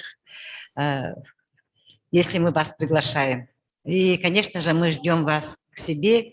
Я думаю, когда-нибудь эта пандемия закончится, и мы начнем спокойно передвигаться по нашей стране. Так, я думаю, что у слушателей какие-то вопросы возникли. Давайте сначала их послушаем. Я внимательно слушаю и готов. Пока народ думает, да, у меня есть предложение, да? Да, пожалуйста. Вот, у нас вот по конференции нашей будет резолюция, да? Все-таки межрегиональная же. Да. Может быть, мы предложим вот для проведения конкурса вот лучшего методиста страны. Ну, от имени нашей конференции. Но это уже в следующем году, потому что в этом году конкурс завершился. Мы сейчас только предложим. Очень хорошо. Чтобы проводить их отдельно. Так же, да? Кто-то должен предложить. Так, значит, и еще, может быть, какие-то у вас предложения будут по теме нашей конференции. Вот мы как раз в первой половине дня, пока еще ночь была в центральной части России, мы разговаривали о том, что вот научно-методическая деятельность именно в электронной среде, она еще не получила как бы должного обобщения, должного вот каких-то рекомендаций. Как-то у нас пока идет кто по инициативе самих библиотек идет. Вот в будущем, может быть, есть возможность рассмотреть какие-то там методические рекомендации, какие-то руководства, чтобы у нас все-таки качественные были электронные продукты и услуги вот научно-методической деятельности. Как вы думаете? Это хорошая мысль. Но тогда давайте вместе с вами сделаем, может быть, небольшую рабочую группу, которая могла бы, потому что мы не справимся, у нас и так как бы выше крыши, но мы готовы в этой работе участвовать, создать небольшую рабочую группу. Я даже бы привлек вот наш институт культуры, там Ирина Семеновна Пилко, наверное, вы ее знаете, и наверняка кто-то из вас уже учился у нее на курсах, которые они ведут по национальному проекту. У нее есть даже такой курс о методических услугах и продуктах. Может быть, мы с вами сделаем вот именно то, о чем вы говорите, методические рекомендации о ведении методической работы в электронной среде. Но мне хотелось бы, чтобы зачинщик как бы сам и предлагает. То есть вот вы предложите, предположим, там проведете, может быть, какой-то опрос среди центральных библиотек, поскольку связь методистов, ну, я если не всех, ну, как бы знаю, но очень и очень многих, да, в стране, потому что мы с ними общаемся и по сбору информации, и по вот докладам ежегодным, да, что вот нужны такие рекомендации или нет. Вы это запишите у себя, да, разошлете, предположим, свое, ну вот проект своей резолюции, мы там что-то поправим, подделаем, и в результате, так сказать, может и родиться такая прекрасная как бы вещь, как методические рекомендации по осуществлению методической работы в электронной среде. По крайней мере, я уверен, что вот мое руководство в лице вот замдиректора по науке Владимира Руфимовича Фирсова, который уже много лет как бы, и сам он вышел из методического отдела, наверняка поддержит. И это прекрасно, если мы сделаем такие рекомендации общими силами, и это может быть утверждено, как вы помните, по-моему, в 2015 году, да, мы сделали тоже общими усилиями примерное положение о методическом подразделении областной библиотеки, и многие его использовали для того, чтобы у себя уже утвердить на основе этого примерного положения. Это прекрасно. Поэтому, если мы сделаем такой документ, мы его можем предложить и Российской библиотечной ассоциации для того, чтобы его утвердить вот в качестве такого профессионального нормативно-правового акта. Так что я поддерживаю это отличное предложение. Спасибо. Так, еще вопросы есть, да? Кстати, я хотела бы заметить, что вот конкурс аналитики, да, мы все-таки проводим, но мы не каждый год проводим, а ну, 2 года один раз проводим. Это уже в своем регионе, да? Я правильно вас понимаю? Да, в Республике Саха-Якутия. И у нас есть победители, ага, вот всегда. А нам приходится каждый год проводить. И вот мы собираем эти, ну, у нас подписано же 82 соглашения, 3 библиотеки, ну, как бы по разным причинам как бы не подписали с нами соглашение, вернее, 2, а 1, ну, там просто никак там не добиться, ведь в Чукотском автономном округе, вы знаете, что в 2013 году была ликвидирована окружная библиотека, то есть не физически, а в правовом смысле. Ее передали на муниципальный уровень в город Анадырь. И это, конечно, ужасно, что это у нас единственный субъект федерации, где нет своей центральной библиотеки субъекта. Как с этим бороться, я не знаю. Тоже, наверное, надо от всех центральных библиотек субъектов писать в Министерство культуры, а Министерство культуры, может быть, уже надавит уже как-то и на правительство Чукотского автономного округа. Но мы вам благодарны за то, что вы проводите такие конкурсы среди своих муниципалов. Вы знаете, вот все-таки я поддерживаю то, что вы вот продумали сертификацию именно дифференцированно. Так? Вот поэтому вот у нас, например, по цифрам много очень этих модельных библиотек, которые создавались аж с 2007 года, да? Ну, еще когда я даже в фонде Сороса работал, мы с Машей Веденяпиной это делали. Это были первые, так сказать, сельские библиотеки модельные. Да, в принципе, я вот думаю, что, конечно, совершенно согласна, что очень мало библиотек вот получат статус вот современных модельных библиотек нового поколения. Также, а на самом-то деле мы должны модернизировать 100% все библиотеки России, даже самые маленькие. Поэтому я думала, вот иногда мне как-то в голову приходит мысль, что у нас должны быть разные модели. Вообще Абсолютно. Вот для... Вы абсолютно правы. Именно поэтому мы и предложили сейчас вот как бы такую сертификацию ряд регионов проводит. Вот прежде всего, больше всего этому уделяет внимание Белгородская, так сказать, область.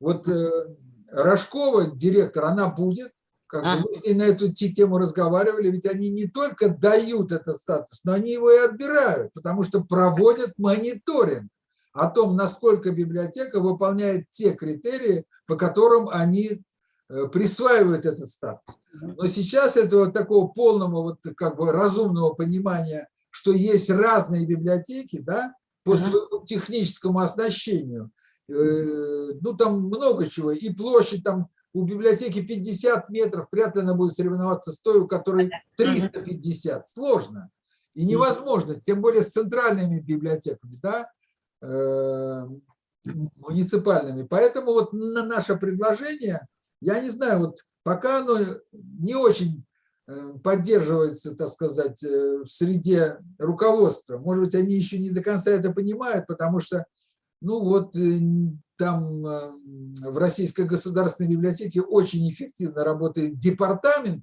но там мало специалистов нашего профиля, к сожалению, да. Они такие мощные девочки-менеджеры, но вот как бы немножко задуматься вот о том разнообразии, которое часто приводит даже к хаосу в регионах, да, когда вот у вас с централизацией все хорошо, а в других, извините, вот в том же Алтайском крае там передали по требованию финансовых органов, все они деньги экономят, чуть ли не 600 там с лишним библиотек сразу отдали в КДУ, и они сразу лишились права даже участия в национальном проекте.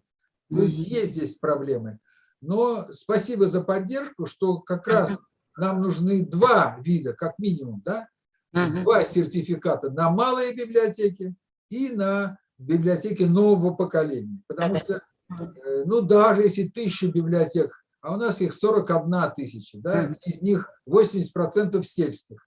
Поэтому давайте вот поборемся за то, чтобы наше предложение, почитайте вот положение о муниципальных модельных библиотеках, там это все расписано. Спасибо большое. Так, ну, видимо, больше вопросов нет, да? Ну, мы на связи, Сергей Александрович. А да, вот я увидел Лену Артемьеву, господи, мы с ней учились, вот она, смотрю, вышла. Леночка, позвольте вас поприветствовать. Мы предлагаем, да, всем показать личное. Борисовна, вот видите, вы показали свою головку, я счастлив. Ну, задайте мне какой-нибудь вопрос красивый. Или поддержите просто. Нет, во-первых, можно поговорить, да? ГПНТБ Суран всегда поддерживает Национальную библиотеку Республики Саха. Наш регион, я считаю, что это наш регион. И мы в этой конференции участвовали, у нас был один докладчик. Так что я с вами, Сергей Александрович, с вами всегда рядом. Спасибо большое, Елена.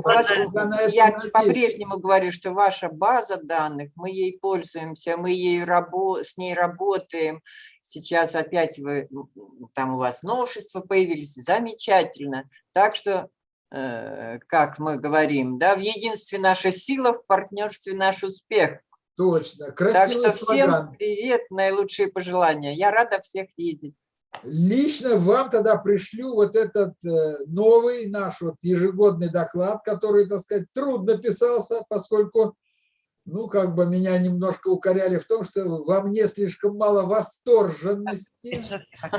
Вот.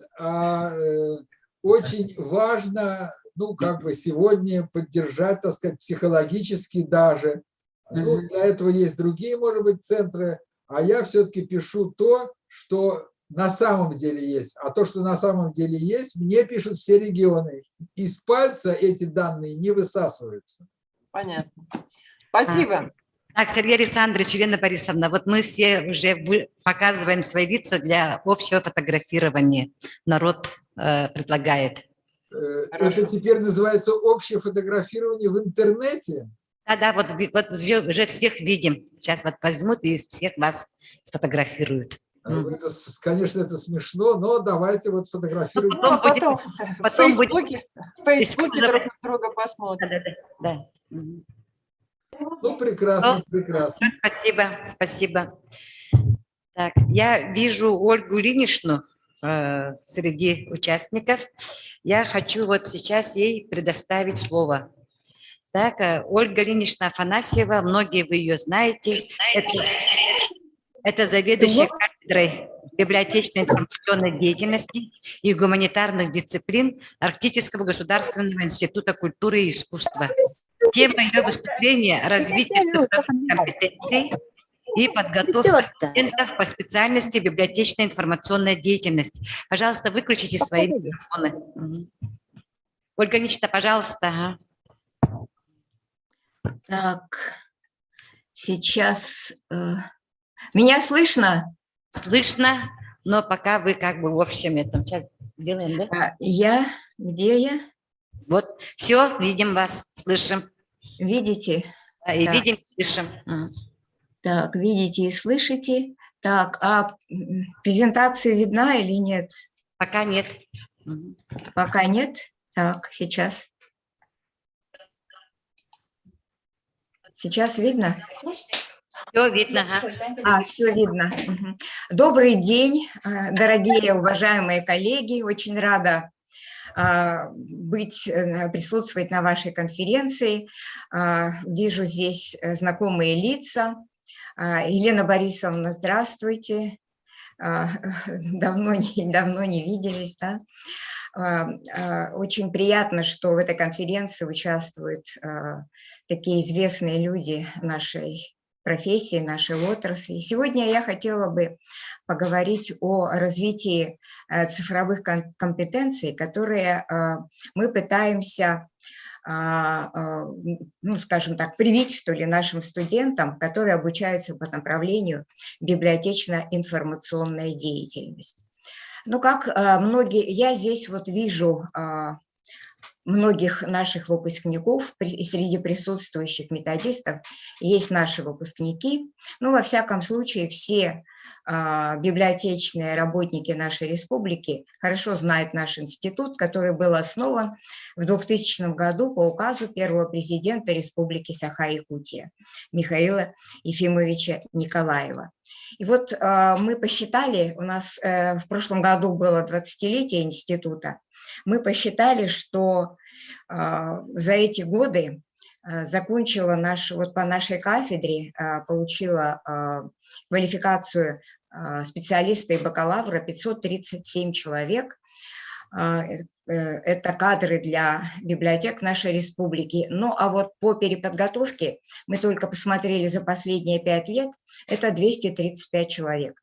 И если посмотреть статистику библиотечную за прошлый год, то получается, как будто бы вот все работники библиотек с высшим профессиональным образованием – это наши выпускники. Ну, это не совсем так, конечно, но во всяком случае значительная доля специалистов, которые работают в библиотеках, это наши выпускники.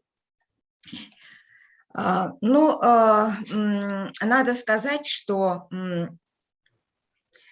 в первые годы, когда мы начали подготовку специалистов по специальности библиотековедения и библиографии, мы уже задумались о том, что уже 21 год на дворе, и необходимо готовить специалистов для библиотек, которые бы владели современными информационно-коммуникационными технологиями. И уже с 2004 года мы начали подготовку по специальности, точнее по профилю технолог автоматизированных библиотечно-информационных ресурсов.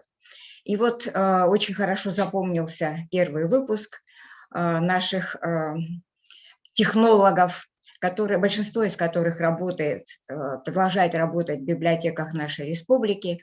Но тут хочу сказать, что в том числе это один из лучших наших выпускников, ныне первый заместитель директора Национальной библиотеки Республики Саха-Якутия. Он же пришел потом, защитил диссертацию, пришел на нашу кафедру. Это кандидат педагогических наук, доцент кафедры Василий Борисович Борисов. Ну и кроме того, наши выпускники также нашли себя вот по этому профилю, закончившие по этому профилю, нашли себя также и в других отраслях экономики, в том числе и в сфере муниципального управления. То есть наши студенты, наши выпускники оказались востребованными также и в других отраслях. Ну вот с первых, вот по той программе подготовки технологов, и затем у нас сейчас студенты выпускались и по другим профилям, в частности, это информационно-аналитическая деятельность. Сейчас у нас также реализуется программа по профилю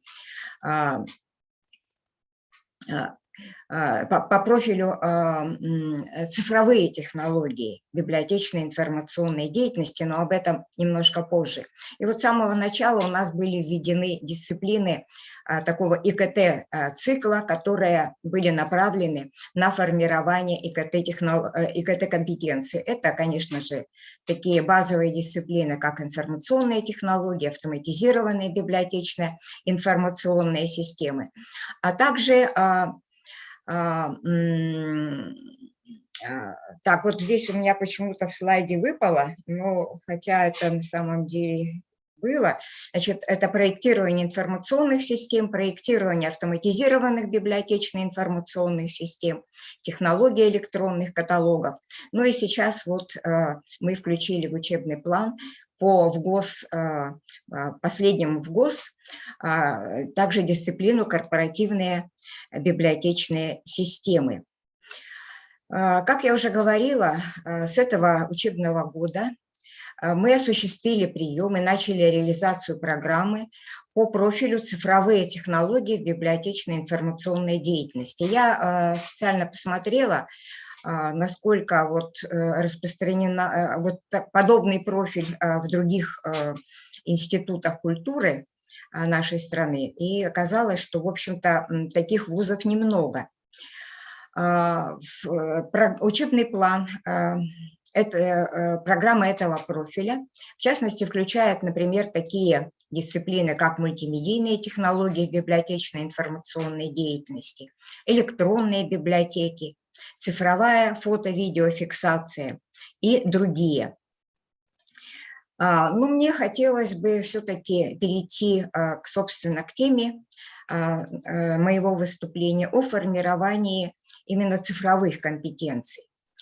Как вы знаете, принята программа, национальная программа «Цифровая экономика», которая включает под программу «Кадры для цифровой экономики», которая поставила задачу формирования и развития цифровых компетенций граждан. Вот. Но прежде чем говорить о цифровых компетенциях, мне хотелось бы остановиться на тех компетенциях, которые формируются ныне в соответствии с федеральными государственными образовательными стандартами. Ну, вы, наверное, знаете, что компетенции есть универсальные, в соответствии с ВГОСом, так называемым 3++, то есть это ВГОС последнего поколения, универсальные, общепрофессиональные и профессиональные компетенции. В общепрофессиональных компетенциях вот такие присутствуют компетенции. Это ОПК-3 и ОПК-5. Способен понимать принципы работы современных информационных технологий и использовать их для решения задач профессиональной деятельности и готов к владению перспективными методами библиотечной информационной деятельности на основе информационно-коммуникационных технологий. Это так вот в последней редакции ВГОС 2017 года. В соответствии с этим стандартом, что должен, в соответствии с этими компетенциями, вот в соответствии с этим последним стандартом, что должен знать специалист библиотечной информационной деятельности. Вы здесь видите основные направления автоматизации библиотечно-информационных процессов, технологические процессы библиотечно-информационного производства как объекты автоматизации, программно-технические средства, принципы построения АБИС, дальше методику предпроектного использования как объектов процессов библиотечного производства как объектов автоматизации и так далее. Что он должен уметь? Это использовать различные виды информационно-коммуникационных технологий в своей профессиональной деятельности, уметь формировать и использовать электронные информационные ресурсы и также осуществлять выбор актуальных автоматизированных библиотечно-информационных систем, которые больше всего соответствуют деятельности данной библиотеки. И должен владеть навыками создания электронных информационных ресурсов, автоматизированными библиотечно-информационными технологиями и навыками работы в АБИС. Есть также предусмотренная, вообще в ГОС последнего поколения профессиональные компетенции формируются в основном, есть рекомендуемые, а также формируемые самим вузом. Вот в примерной основной образовательной программе рекомендуется такая профессиональная компетенция, которая связана с современными технологиями с ИКТ. Это готовку части, ПК-4, готовку частью проектирования, создания эффективной эксплуатации электронных информационных ресурсов. Ну и вот что здесь вот на этом слайде вы видите, что должен в соответствии с этой компетенцией профессиональной знать, уметь и какими навыками владеть бакалавр, выпускник бакалавриата по направлению библиотечно-информационная деятельность.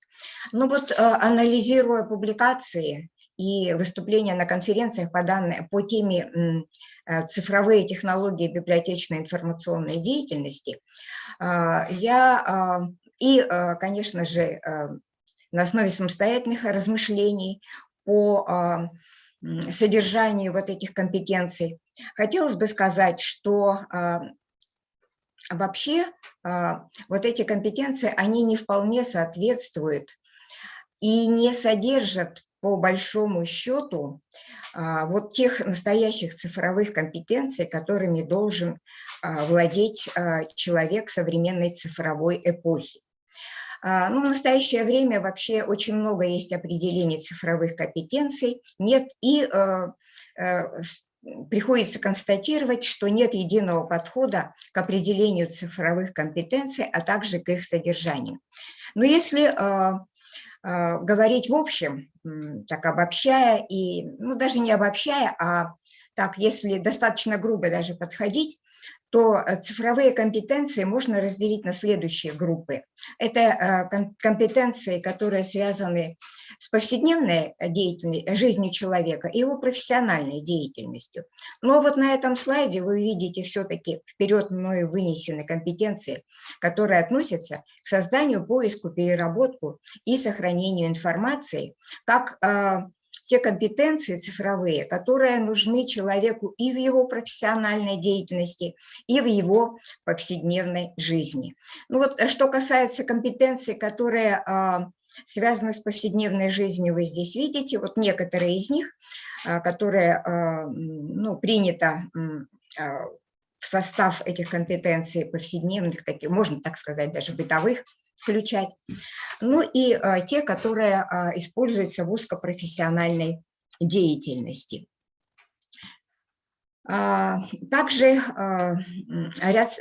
конечно же, в цифровые компетенции входят и умения человека, вот, связанные с цифровой или информационной безопасностью, это защита персональных данных, легальный контент и пользование именно легальным контентом, этика поведения в сети, Это и хранение информации, в том числе создание резервных копий и так далее. Но это, конечно, далеко не полный перечень и не включает в себя полностью стопроцентно все, что входит в понятие цифровая безопасность. И вот, как я уже сказала, что в ГОСах даже последнего поколения по направлению библиотечная информационная деятельность, да, и в остальных тоже четко и однозначно не прописаны те знания, умения, навыки, которые относятся к цифровым компетенциям. Это приходится констатировать. Поэтому каждый вуз пытается вот в соответствии с теми задачами, которые ставятся по развитию цифровой экономики, цифрового общества, и в соответствии с теми задачами, которые связаны с цифровизацией библиотек, определить тот перечень компетенций, которые, возможно, нужно будет формировать в ВУЗе, либо в системе дополнительного профессионального образования, в том числе повышение квалификации работников библиотек. Вот в открытых источниках я нашла такую вот картинку, где сравниваются, где даны какие-то основные профессиональные компетенции, которые, по мнению автора,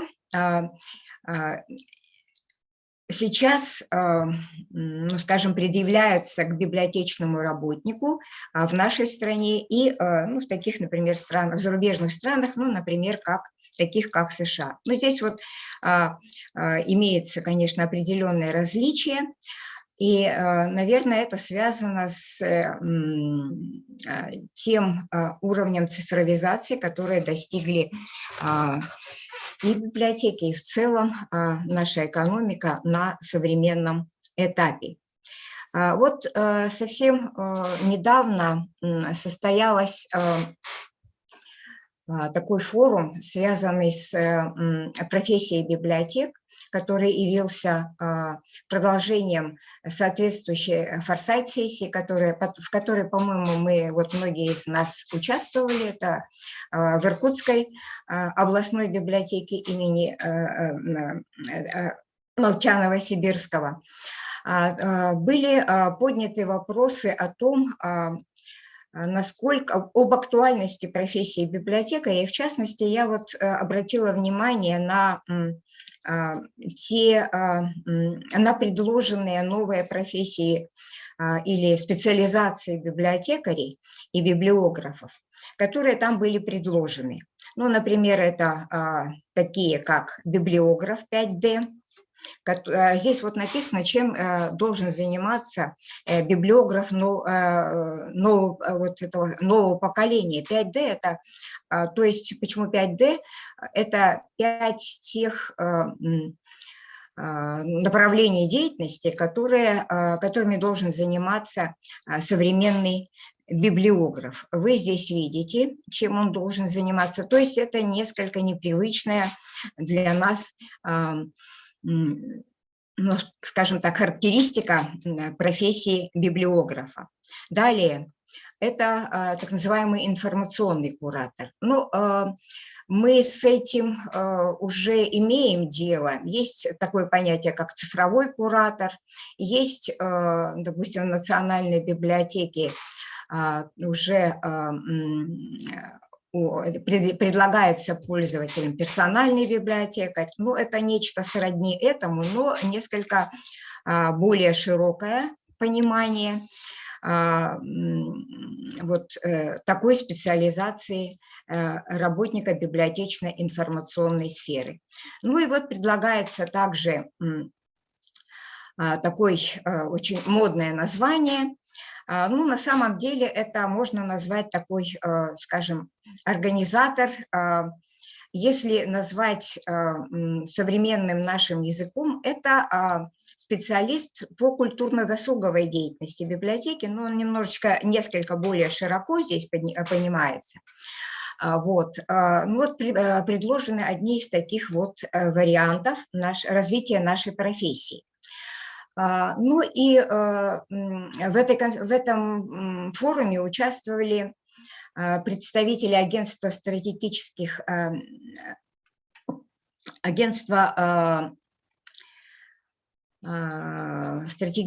инициатив, и они сейчас разрабатывают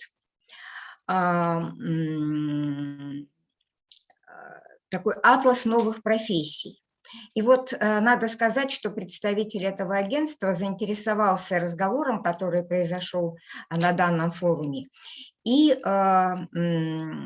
предложил внести уже изменения даже в соответствии с этим,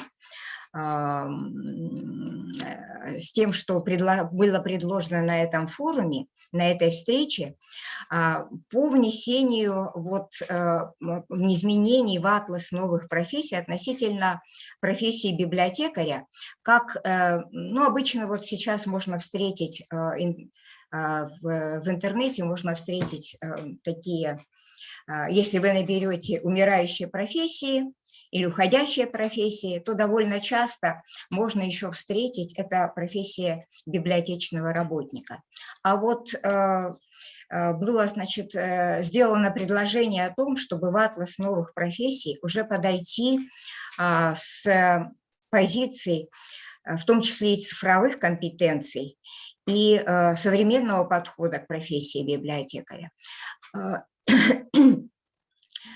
Но пока вот на сегодняшний день нашим институтом вот эти вот те профессиональные компетенции, которые связаны с цифровой экономикой, собственно, цифровые компетенции мы еще не вполне сформулировали, как собственные, выработанные нашим институтом. И вот, собственно говоря, задача моего или посыл моего выступления состоит в том, чтобы, вот, пользуясь этим форумом, этой конференцией, именно специалистов, занимающихся научно-методической деятельностью, во-первых, вот мои предложения, во-первых, это все-таки нам необходимо провести такое совместное исследование кадрового потенциала библиотек нашей республики. Ну, в первую очередь, это, я думаю, мы начнем с общедоступных библиотек, хотя, конечно, наш институт очень интересует также кадровый потенциал и библиотек других систем, ну, например, школьных библиотек, вузовских библиотек, других библиотек, которые есть в нашей республике. Это первое, потому что мы до сих пор, я вот эту цифру 537 выпускников, а сколько из них реально работает в библиотеках, чем они занимаются, какие направления деятельности прежде всего им поручены. Мы этого, к сожалению, достоверно не знаем. И также, конечно же, это исследование должно быть направлено также на то, насколько владеют библиотекари республики компетенциями в сфере информационно-коммуникационных технологий и вообще более широко цифровыми компетенциями. А вообще, конечно, будущее, я думаю, что последующие федеральные государственные образовательные стандарты уже даже в универсальные компетенции должны быть включены цифровые компетенции. И в общепрофессиональные, и профессиональные. Они также должны быть включены. И я вот хотела бы вас, как представителей работодателя, как людей, которые изучают деятельность библиотек и занимаются научно-методическим обеспечением их деятельности, внедрением инноваций, хотелось бы пригласить вас к сотрудничеству, потому что вот в ВГОСе прямо написано, что профессиональные компетенции должны формироваться вузом совместно с работодателем. Поэтому я прошу включить, если это возможно, в резолюцию конференции вот эти два моих предложения.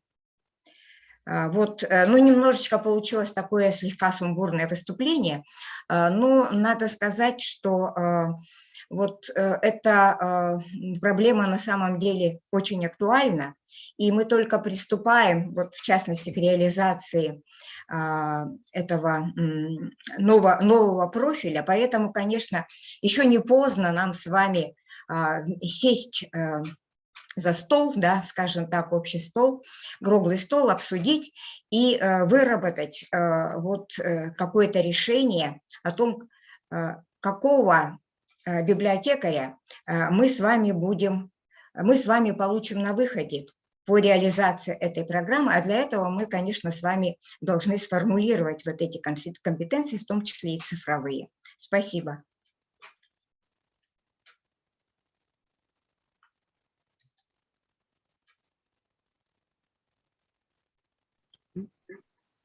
Второе предложение повторите, пожалуйста, которое вы хотите резолюцию. Так, второе предложение – это, я его вот так вот, скажем так, сформулирую, но на бумаге, точнее, отправлю вам, да, а вообще оно состоит в том, чтобы мы, значит, Арктический институт совместно с работодателями, представителями работодателей, это могут быть и руководители библиотек, а также, конечно же, методисты, попробовали с вами сформулировать те компетенции, в том числе цифровые, которые мы могли бы включить в наши основные образовательные программы. Такое право последними вот федеральными государственными образовательными стандартами вузам предоставляется. Спасибо. Кстати, вот вас не было до обеда на выступлениях, да? Были выступления здесь, где уже в Мегино-Кангаласском районе уже они что-то похожее уже сделали, определялись компетенциями. Я думаю, что вы свяжетесь с Анной Петровной. Очень хорошо, да. Да, это уже. И знаете, я вот сижу и думаю, да, в принципе, нам на самом-то деле всем категориям работников библиотек надо пройти обучение по формированию цифровой компетенции же. Так же, да, получается? Конечно, да, обязательно. Всем надо, потому что иначе уже, как говорится, сейчас невозможно работать в этом плане. И, в принципе, можно было даже не затягивая, сейчас где цифровизация, там всегда очень быстро все происходит, да? И, в принципе, уже можно было бы с осенью даже того года начать уже какие-то потоковые обучения по формированию цифровой компетенции. Ну, даже с использованием вот этих удаленных технологий, ну, вот как у вас практикуют вот этими записями, которые можно зайти и в любое время посмотреть и обучиться. Понимаете? Хорошо. Я это воспринимаю, Галина Федосевна, как предложение к Арктическому институту. Почему бы нам не организовать совместно вот такие вот, такую вот действительно какую-то даже серию, может быть, ну, каких-то, да, курсов повышения квалификации, или как это будет называться, там, может быть, это будет... Я вот скажу вам, что я лично сама сейчас прохожу такое обучение в АГИКе, и мне очень нравится. Да, я вот об этом, кстати говоря, оказывается, забыла сказать, что на самом деле формирование цифровых компетенций начинается с цифровых компетенций преподавателей. Вот. Потому что, конечно, если будет преподавать человек, который не владеет этими компетенциями, то о каких компетенциях студента можно говорить? То, конечно, сейчас очень действительно интересные курсы повышения квалификации для преподавателей. Мы можем, да, вот это как предложение воспринимаю. Я предложу это, да, на будущий год. Даже вот сегодня у нас было выступление по 5 топ, ну вот первых рядах, топ-5 вот цифровые ресурсы, которые выведут методическую работу на новый уровень. Почему бы вот эти топ-5 нас, это, ну, преподаватели АГИКи не обучили бы, ну, прикладной информатики, да, вот как ими пользоваться. Просто нас вот практически научили бы их. Так же, да? Вы поддерживаете или нет? Вы поддерживаете или нет? Мы-то поддерживаем, а вот участники конференции... Да, участники тоже выскажитесь, пока Ольга Ильинична здесь. Как Ну и вам? уже пользуясь случаем, да, мне хотелось бы, Галина Федосевна, можно сказать, что вот видим, все-таки вот есть действительно такой тренд, и об этом тоже вот говорилось на том форуме, о котором я упоминала, что последние вот буквально 2 года наметилась тенденция к повышению интереса к нашей профессии со стороны выпускников и со стороны абитуриентов. Это даже на диаграмме там показано, что немножечко увеличилось количество поступающих в вузы именно по нашему направлению. И стало больше выделяться бюджетных мест. В частности, вот эта информация для всех на 2022 год. Нам, Арктическому институту, по нашему направлению библиотечная информационная деятельность, выделено как никогда много бюджетных мест. И у нас будет продолжать реализовываться программа «Цифровые технологии библиотечной информационной деятельности». 25 бюджетных мест по очной форме обучения и 12 по заочной форме обучения, бюджетных, только бюджетных, уже не говоря о платных. То есть вот я хотела бы попросить, чтобы также вот принять участие в профориентационной работе, поддержать нас в продвижении нашей профессии среди школьников, молодежи работающей, чтобы как можно больше молодежи приходили в нашу профессию. Так, пожалуйста, вопросы есть, Ольга Ильинична, еще? Ну и переподготовка у нас вот тоже будет, да, ну, я уж пользуюсь случаем, позволю себе. Как Сергей Александрович говорит, устали, что ли, прямо это, не слышно и не видно вас.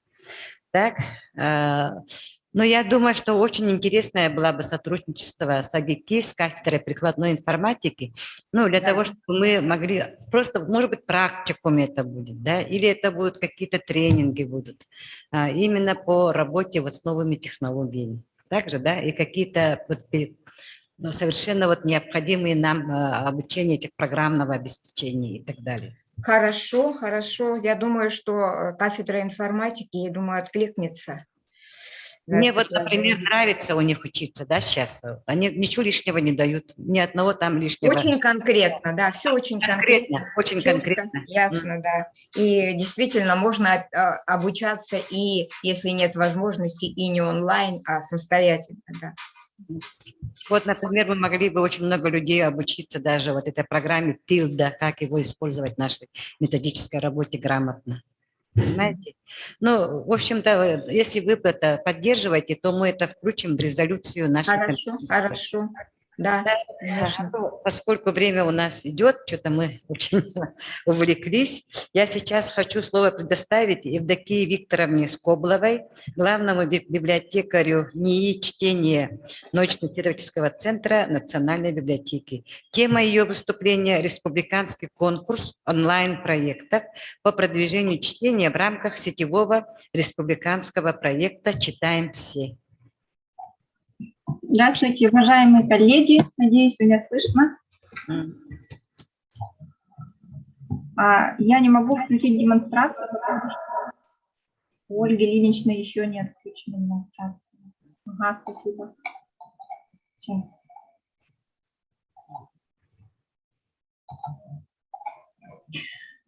Позвольте мне, пожалуйста, в первую очередь немножко расширить тему моего выступления, да, и обзорно, то есть кратко рассказать не только о конкурсе лучших онлайн-проектов, но и о других инициативах Национальной библиотеки в рамках проекта «Читаем все» в электронной среде.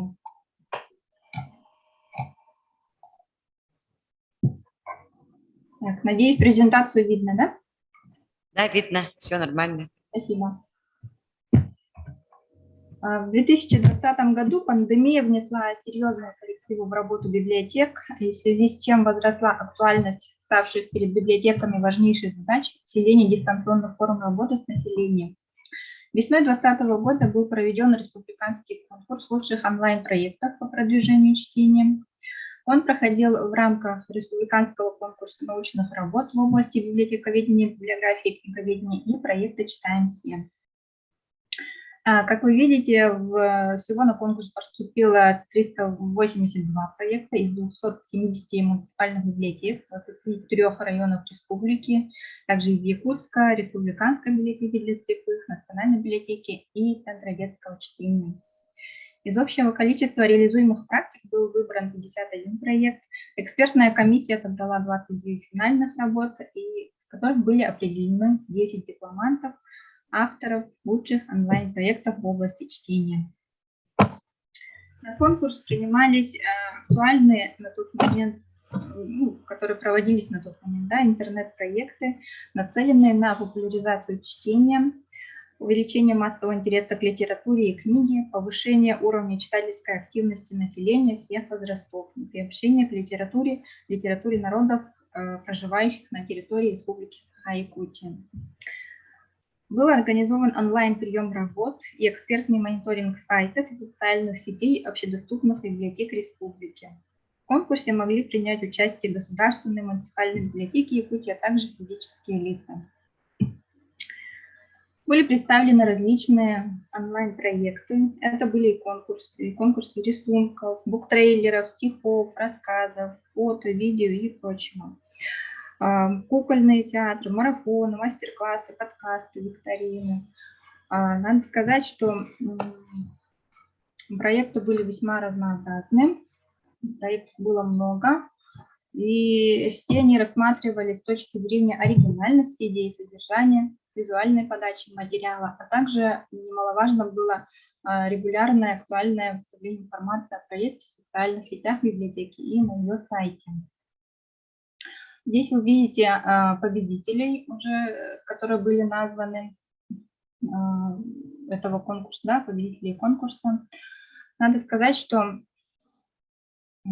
наибольшее количество интересных цифровых проектов было представлено Ленской детской библиотекой. Именно эта библиотека была по праву выбрана лидером в данном конкурсе, как наиболее креативно проявившая себя в работе с населением в период самоизоляции. Отмечу, что этот конкурс проводился весной, когда вот только-только объявили пандемию, это было в апреле, только месяц прошел после начала пандемии, как мы все ушли на удаленную работу, и многие старались очень быстро переформатироваться. Эта Ленская библиотека развернула активную деятельность в социальных сетях. За период онлайн-работы у них значительно выросло количество подписчиков в Инстаграме. Сотрудники проводили тогда онлайн-чтение сказок, конкурсы видеороликов, спектакли кукольных театров, мастер-классы, прямые эфиры и многое другое. Также этим занимались и, конечно, другие библиотеки. Также впервые в практике библиотечных конкурсов были изучены общественные инициативы населения и определен первый амбассадор проекта «Читаем все», который стал ученицей 7 класса Алина Тимофеева с видеочатом на платформе Zoom «Сказки от Алинки». Сейчас Алина является большим другом библиотеки Центра детского чтения и участвует во многих проектах, в мероприятиях. Надо отметить, что наиболее излюбленной формой работы библиотекарей на тот момент, да, в прошлом году, получается, в начале пандемии, это были викторины, книжные обзоры, онлайн-беседы и конкурсы фотографий. Также в ходе мониторинга было выявлено, что библиотек, находящихся в сельской местности, наиболее подходит формат распространения информации по мессенджеру WhatsApp. Здесь библиотеками были реализованы проекты рассылок аудиозаписей, текстов, произведений, различные конкурсы проводились через WhatsApp и викторины тоже. Данная форма наиболее удобна, мы понимаем, потому что используется из-за низкой скорости интернета в отдаленных районах республики. Также в прошлом году мы проводили уже ближе к года республиканский конкурс библиотечных уроков. В рамках направления информационная грамотность проекта «Читаем все» был проведен этот конкурс. Очень активное участие проявили 24 муниципальных образований республики, было 135 участников. Было собрано 173 заявки. Почему участников меньше, чем заявок? Потому что заявки принимались на русском и якутском языках, и количество их от одного участника не было ограничено. Принимали участие сотрудники централизованных библиотечных систем, педагоги, библиотекари средних общеобразовательных, среднеспециальных образовательных учреждений, вузов из 24 муниципальных образований. Заявки были рассмотрены по таким критериям, как актуальность, соответствие заявленной тематике целевой аудитории, нестандартность идеи, привлекательность подачи материала, оформление конкурсного материала, наличие приложений и список использованной литературы. Почему я акцентирую внимание на, вообще перечисляю, да, критерии? Потому что, как оказалось, достаточно важным для того, чтобы выделить заявки из такого большого количества. На этом слайде вы видите победителей этого конкурса. В каждой номинации мы старались выбрать победителей с заявками на русском языке и на якутском языке. Мы очень благодарны всем, кто активно принимал участие в этом конкурсе. Тематика работ была очень разнообразной. Это и умение работать с каталогами, с традиционными, с электронными. Это были и библиотечные экскурсии, и беседы, и викторины, и работы с отдельными произведениями, и многое другое.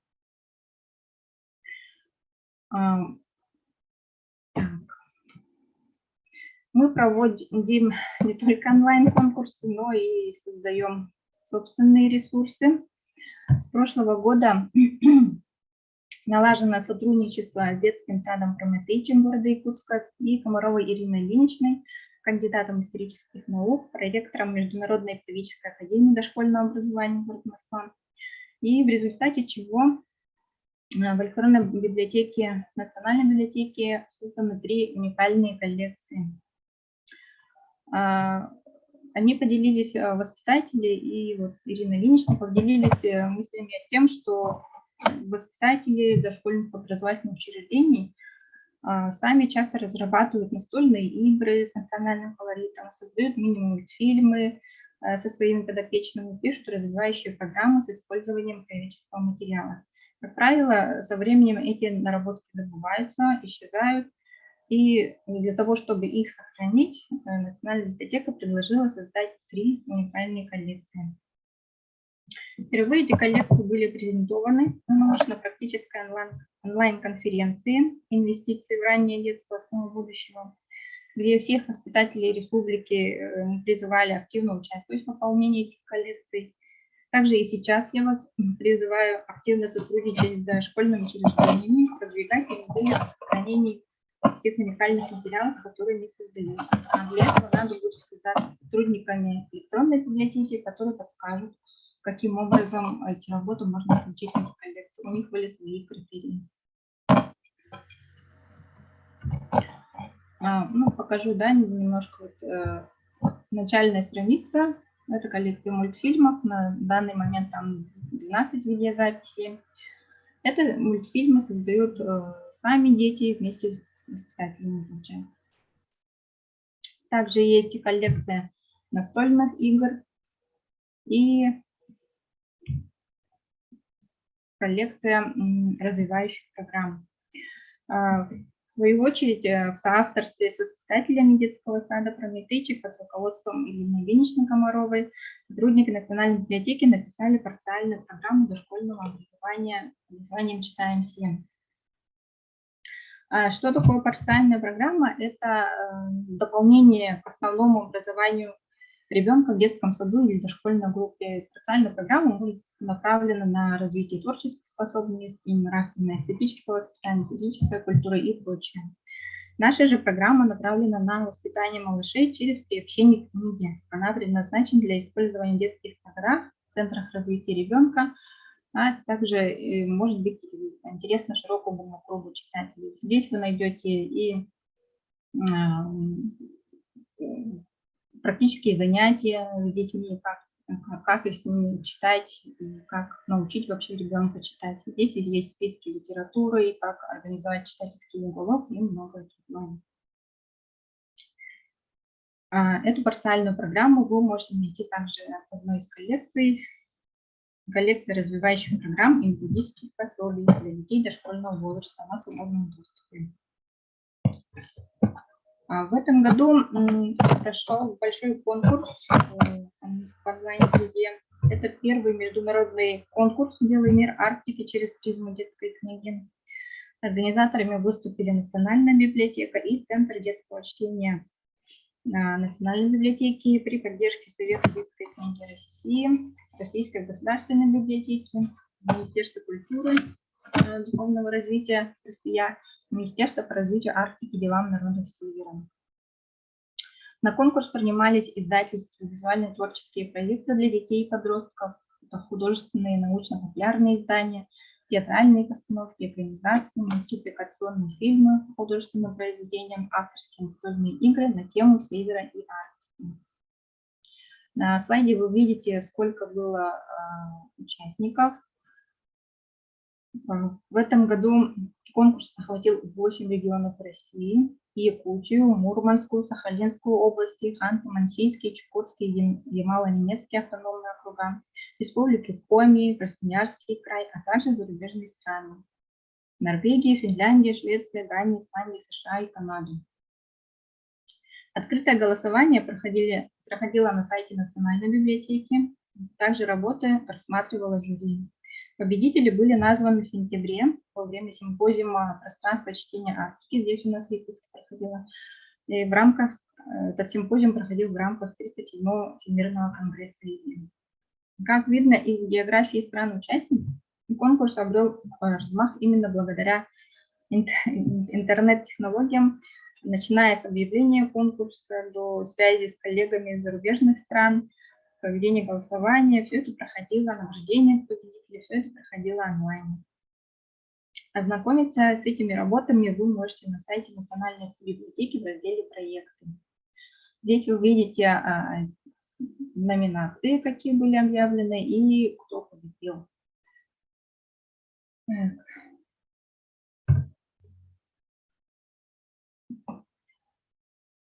И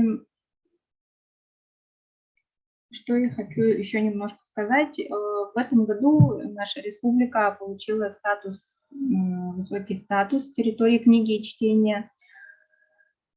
Пользуясь случаем, я бы хотела нас всех с этим поздравить, вас в особенности, потому что ваша ежедневная кропотливая работа лежит в основе этой победы. И я вам желаю идей, быстрого интернета и хорошей плодотворной работы. Спасибо.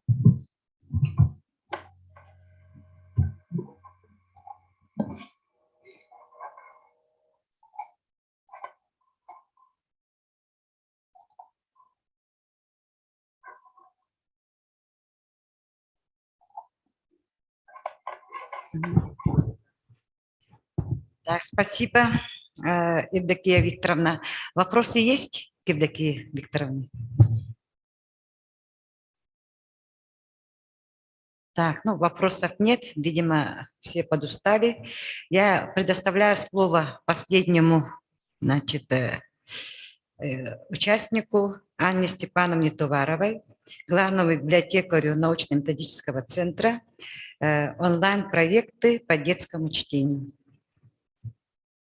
Пожалуйста, Анна Степановна. Добрый вечер, коллеги. Слышно меня? Да, слышно. Ага, очень хорошо. Так, наверное, все уже очень устали. Я постараюсь очень быстро рассказать. Так, презентация видна?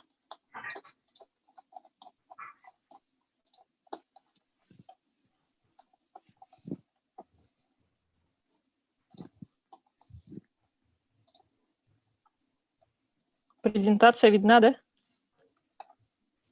Ага, да, хорошо. видно. Спасибо, Данилова Раиса, вижу. Ага, так, онлайн-проекты по детскому чтению. Ну, как уже все говорили, да, наша жизнь перешла в онлайн-формат. Мы уже живем в онлайн-формате уже 2 года, да, почти 2,5 года. И уже ни для кого не секрет, что библиотеки первые перешли в онлайн-формат и начали там комфортно работать. Но чтобы нам не отставать от других, нужно... Так, сейчас я вот это сверну. Угу. Нужно идти в темпе со временем. Тут есть рекомендации ВОЗ, да, чтобы расти здоровыми детям, нужно меньше сидеть и больше играть. Они рекомендуют тут, чтобы дети отвлекались от гаджетов, читать, прыгать, ползать, заниматься на улице, на свежем воздухе. Вот это мы можем использовать в своей работе. И немного цифр от РПН. РПН – это Роспотребнадзор наш. Они провели большое исследование и вот такие рекомендации. 5-6-летним детям не более 1 часа в день нужно проводить за экраном монитора, вне зависимости, да, от телефона это, либо экран компьютера. 10-12 лет дети должны, после 2 часов должны отдыхать от компьютера, от гаджетов. И 15-16 лет до 3 часов в день им разрешается сидеть, да. И какие же общие рекомендации у нас по организации онлайн-мероприятий? Не более 10 минут для малышей, для среднего возраста не более 20 минут. Это касаемо уже библиотечных уроков. Так. И использовать рекомендуются природные оттенки, спокойный, но живой голос должен быть у библиотекаря, не очень быстрая смена кадров и постоянство, то есть должно быть твердое расписание, да, чтобы дети знали, в такой день, в такое время будет мероприятие. И главное, это у нас должна быть интересная подача, то есть творческий подход и любовь к своему делу и к детям. Это, я считаю, основное. Если мы любим свое дело, то дело пойдет в гору, как говорится. Ага. Так, вот по 2-му разу почему-то пошло все. Ага. И что в основном показывают, демонстрируют детские библиотеки в онлайн-пространстве? Это мастер-классы, которые очень хорошо зашли детям и родителям. Это могут быть различные мастер-классы по рукоделию, мастер-классы. В основном это, конечно, по рукоделию.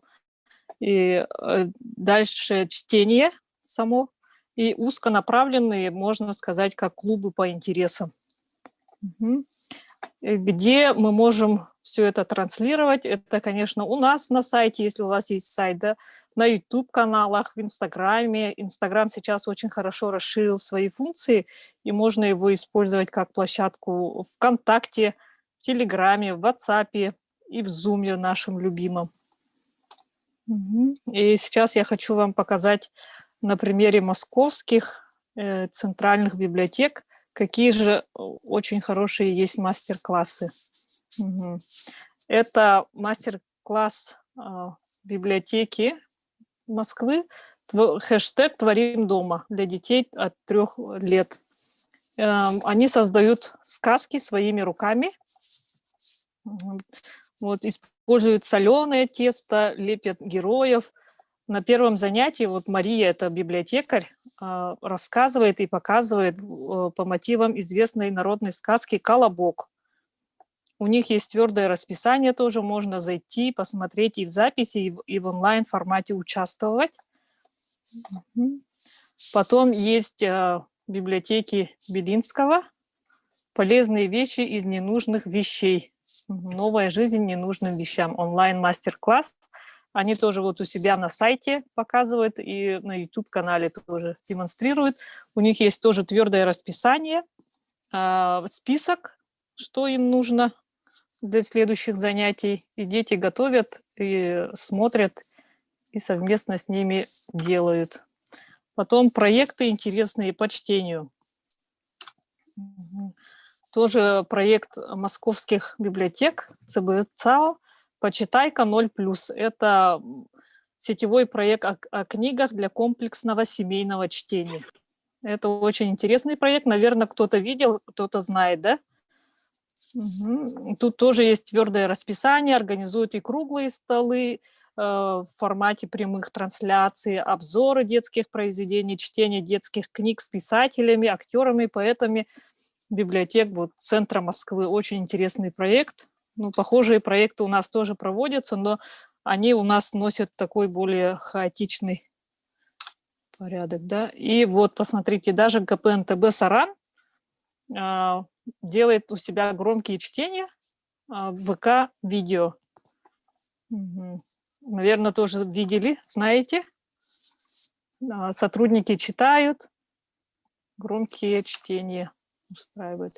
И, конечно же, РГДБ по детской работе, РГДБ онлайн. Они создали такой проект большой, РГДБ онлайн. И такой лозунг у них есть «Смотри РГДБ». Очень интересный. Там тоже по разным направлениям. Потом узконаправленные. Это, например, экскурсионная среда онлайн.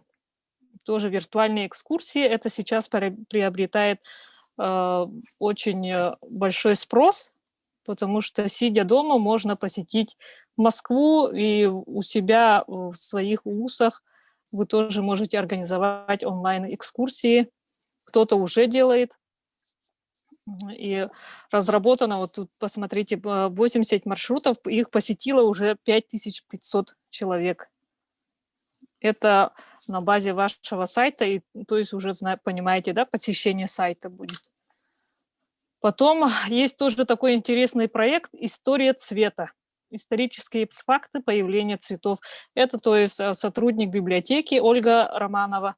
Она вот интересуется сама происхождением цветов, откуда, как и что произошло, и очень интересно рассказывает. То есть увлечение наших библиотекарей может послужить для создания какого-то клуба по интересам.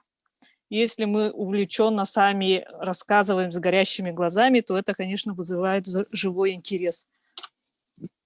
Потом, да, хотелось бы рассказать еще раз про такой феноменальный конкурс «Белый мир Арктики» через призму детской книги. Евдокия уже подробно рассказала, да? Было отобрано свыше 80 зарубежных произведений на тему Севера и Арктики. Когда готовился этот конкурс, мы сначала очень волновались, боялись, как это международный уровень. Мы сначала хотели на российском уровне, потом решили после собрания с директором Саргаланой Васильевной, что международный уровень должен быть. И вот вместе дружной командой взялись и сделали такой первый конкурс. Угу. Так, инструменты, которые помогут нам в онлайн-пространстве сделать свои мероприятия. Для афиши это, конечно же, Canva и Instagram. Тут Instagram Stories можно использовать. У всех есть Инстаграмы, да, не у всех, наверное, Canva есть. У кого-то интернет медленный, можете использовать Instagram Stories для создания афиш. Угу. И видеоредактор самый простой – это InShot, который можно загрузить на любой гаджет. Так, и по научно-методической деятельности детских библиотек и вообще по детской очень рекомендую посещать виртуальный методический центр РГДБ. Она сама включилась. Микрофон, пожалуйста, отключите. Угу. И у них есть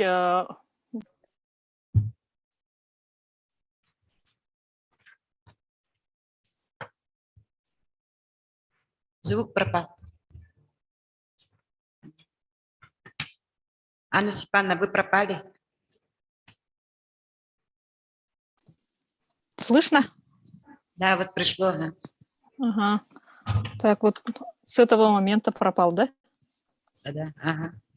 Ага, вот, дорогие методисты, дорогие коллеги, я вас призываю, да, по детской работе следить за виртуальным методическим центром РГДБ. У них очень хороший сайт, хорошая страница, методический портфель есть, там, где они публикуют актуальные документы по нашей работе. И также вот до 24 ноября принимаются заявки на ежегодное совещание директоров библиотек Российской Федерации, которые обслуживают детей.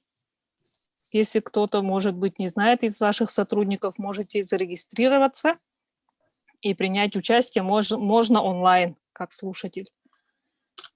И, конечно же, наш любимый стат-портал, мы про него не забываем, придется нам его тоже заполнять. Заполняем ШСНК и заполняем стат-портал. Хочу выразить благодарность нашим коллегам, которые очень быстро и оперативно заполнили. Спасибо большое. В прошлом году мы очень плотно работали, и в этом году тоже. И хочется сказать еще в конце, пожалуйста, детскую работу не забывайте. В отчетах обязательно пусть у вас будет графа «детская работа», то есть по всем контрольным показателям. Потому что данные у нас мы собираем только по конкретно детским специализированным библиотекам и отделам, а эта информация неполная. Поэтому небольшие, а публичные библиотеки же обслуживают тоже детей, не специализированные. Вот эти данные ваши нам тоже очень нужны. Огромная просьба. И в резолюцию, наверное, вот это тоже нужно будет. И все у меня. Ага. У меня вот это пожелание, да, 2 года уже моя личная боль. Угу. Анна Степановна, спасибо. Вопросы есть, Анне Степановне? Так, тишина. Но если что, напишите. Все уже устали. Да, напишите в чате, да. Я сейчас вот делаю заключение сегодняшнего дня, да, потом уже встретимся завтра, да, в 10 утра. Завтра будет интересный день, творческая лаборатория идей. Будем слушать, какие идеи у вас у самих на местах. Сегодня я вас очень прошу, вечером домой покушайте, отдохнете и отправьте, пожалуйста, нам, Анастасии Михайловне, мне свои предложения, которые вы хотели бы, чтобы они были включены в резолюцию. Нам надо завтра уже с утра вам это все дело раздать, чтобы вот наша двухдневная конференция нам потом какие-то вот ориентиры дала, какие-то вот, особенно обратите внимание на формирование цифровых компетенций, на контентную часть, вот что вы хотели бы, были же предложения. Ждем, мы сегодня, наверное, до позднего вечера будем эту резолюцию пытаться сделать. Хорошо? Ну, если есть какие-то предложения, можете высказаться, подождем еще. Давайте. Кто-то хочет выступить, да?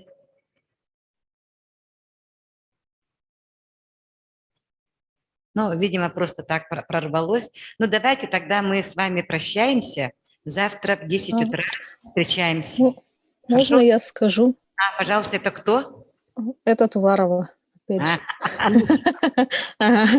Хотела сказать, что сейчас новые методы управления вводятся, да, везде и всюду, в бизнесе в частности уже давно, а то, что все в бизнес входит, приходит и к нам, да, и то, что там уже в бизнесе очень хорошо идет, это мы должны все равно копировать, и там используется сейчас система Lean и Agile в управлении с персоналом. Я думаю, что эту систему тоже нужно внедрять в наше библиотечное дело. Так, Анна Степановна, вы, пожалуйста, свои предложения по детской проектной деятельности и по инструментам, которые нам нужны по научно-методической работе, тоже сформулируйте и отправьте нам свои рекомендации. Хорошо? Угу. Так, еще есть предложения? Ну вот действительно, Сергей Александрович прав, вот говоришь пустоту, это очень, ну, оказывается, напрягает.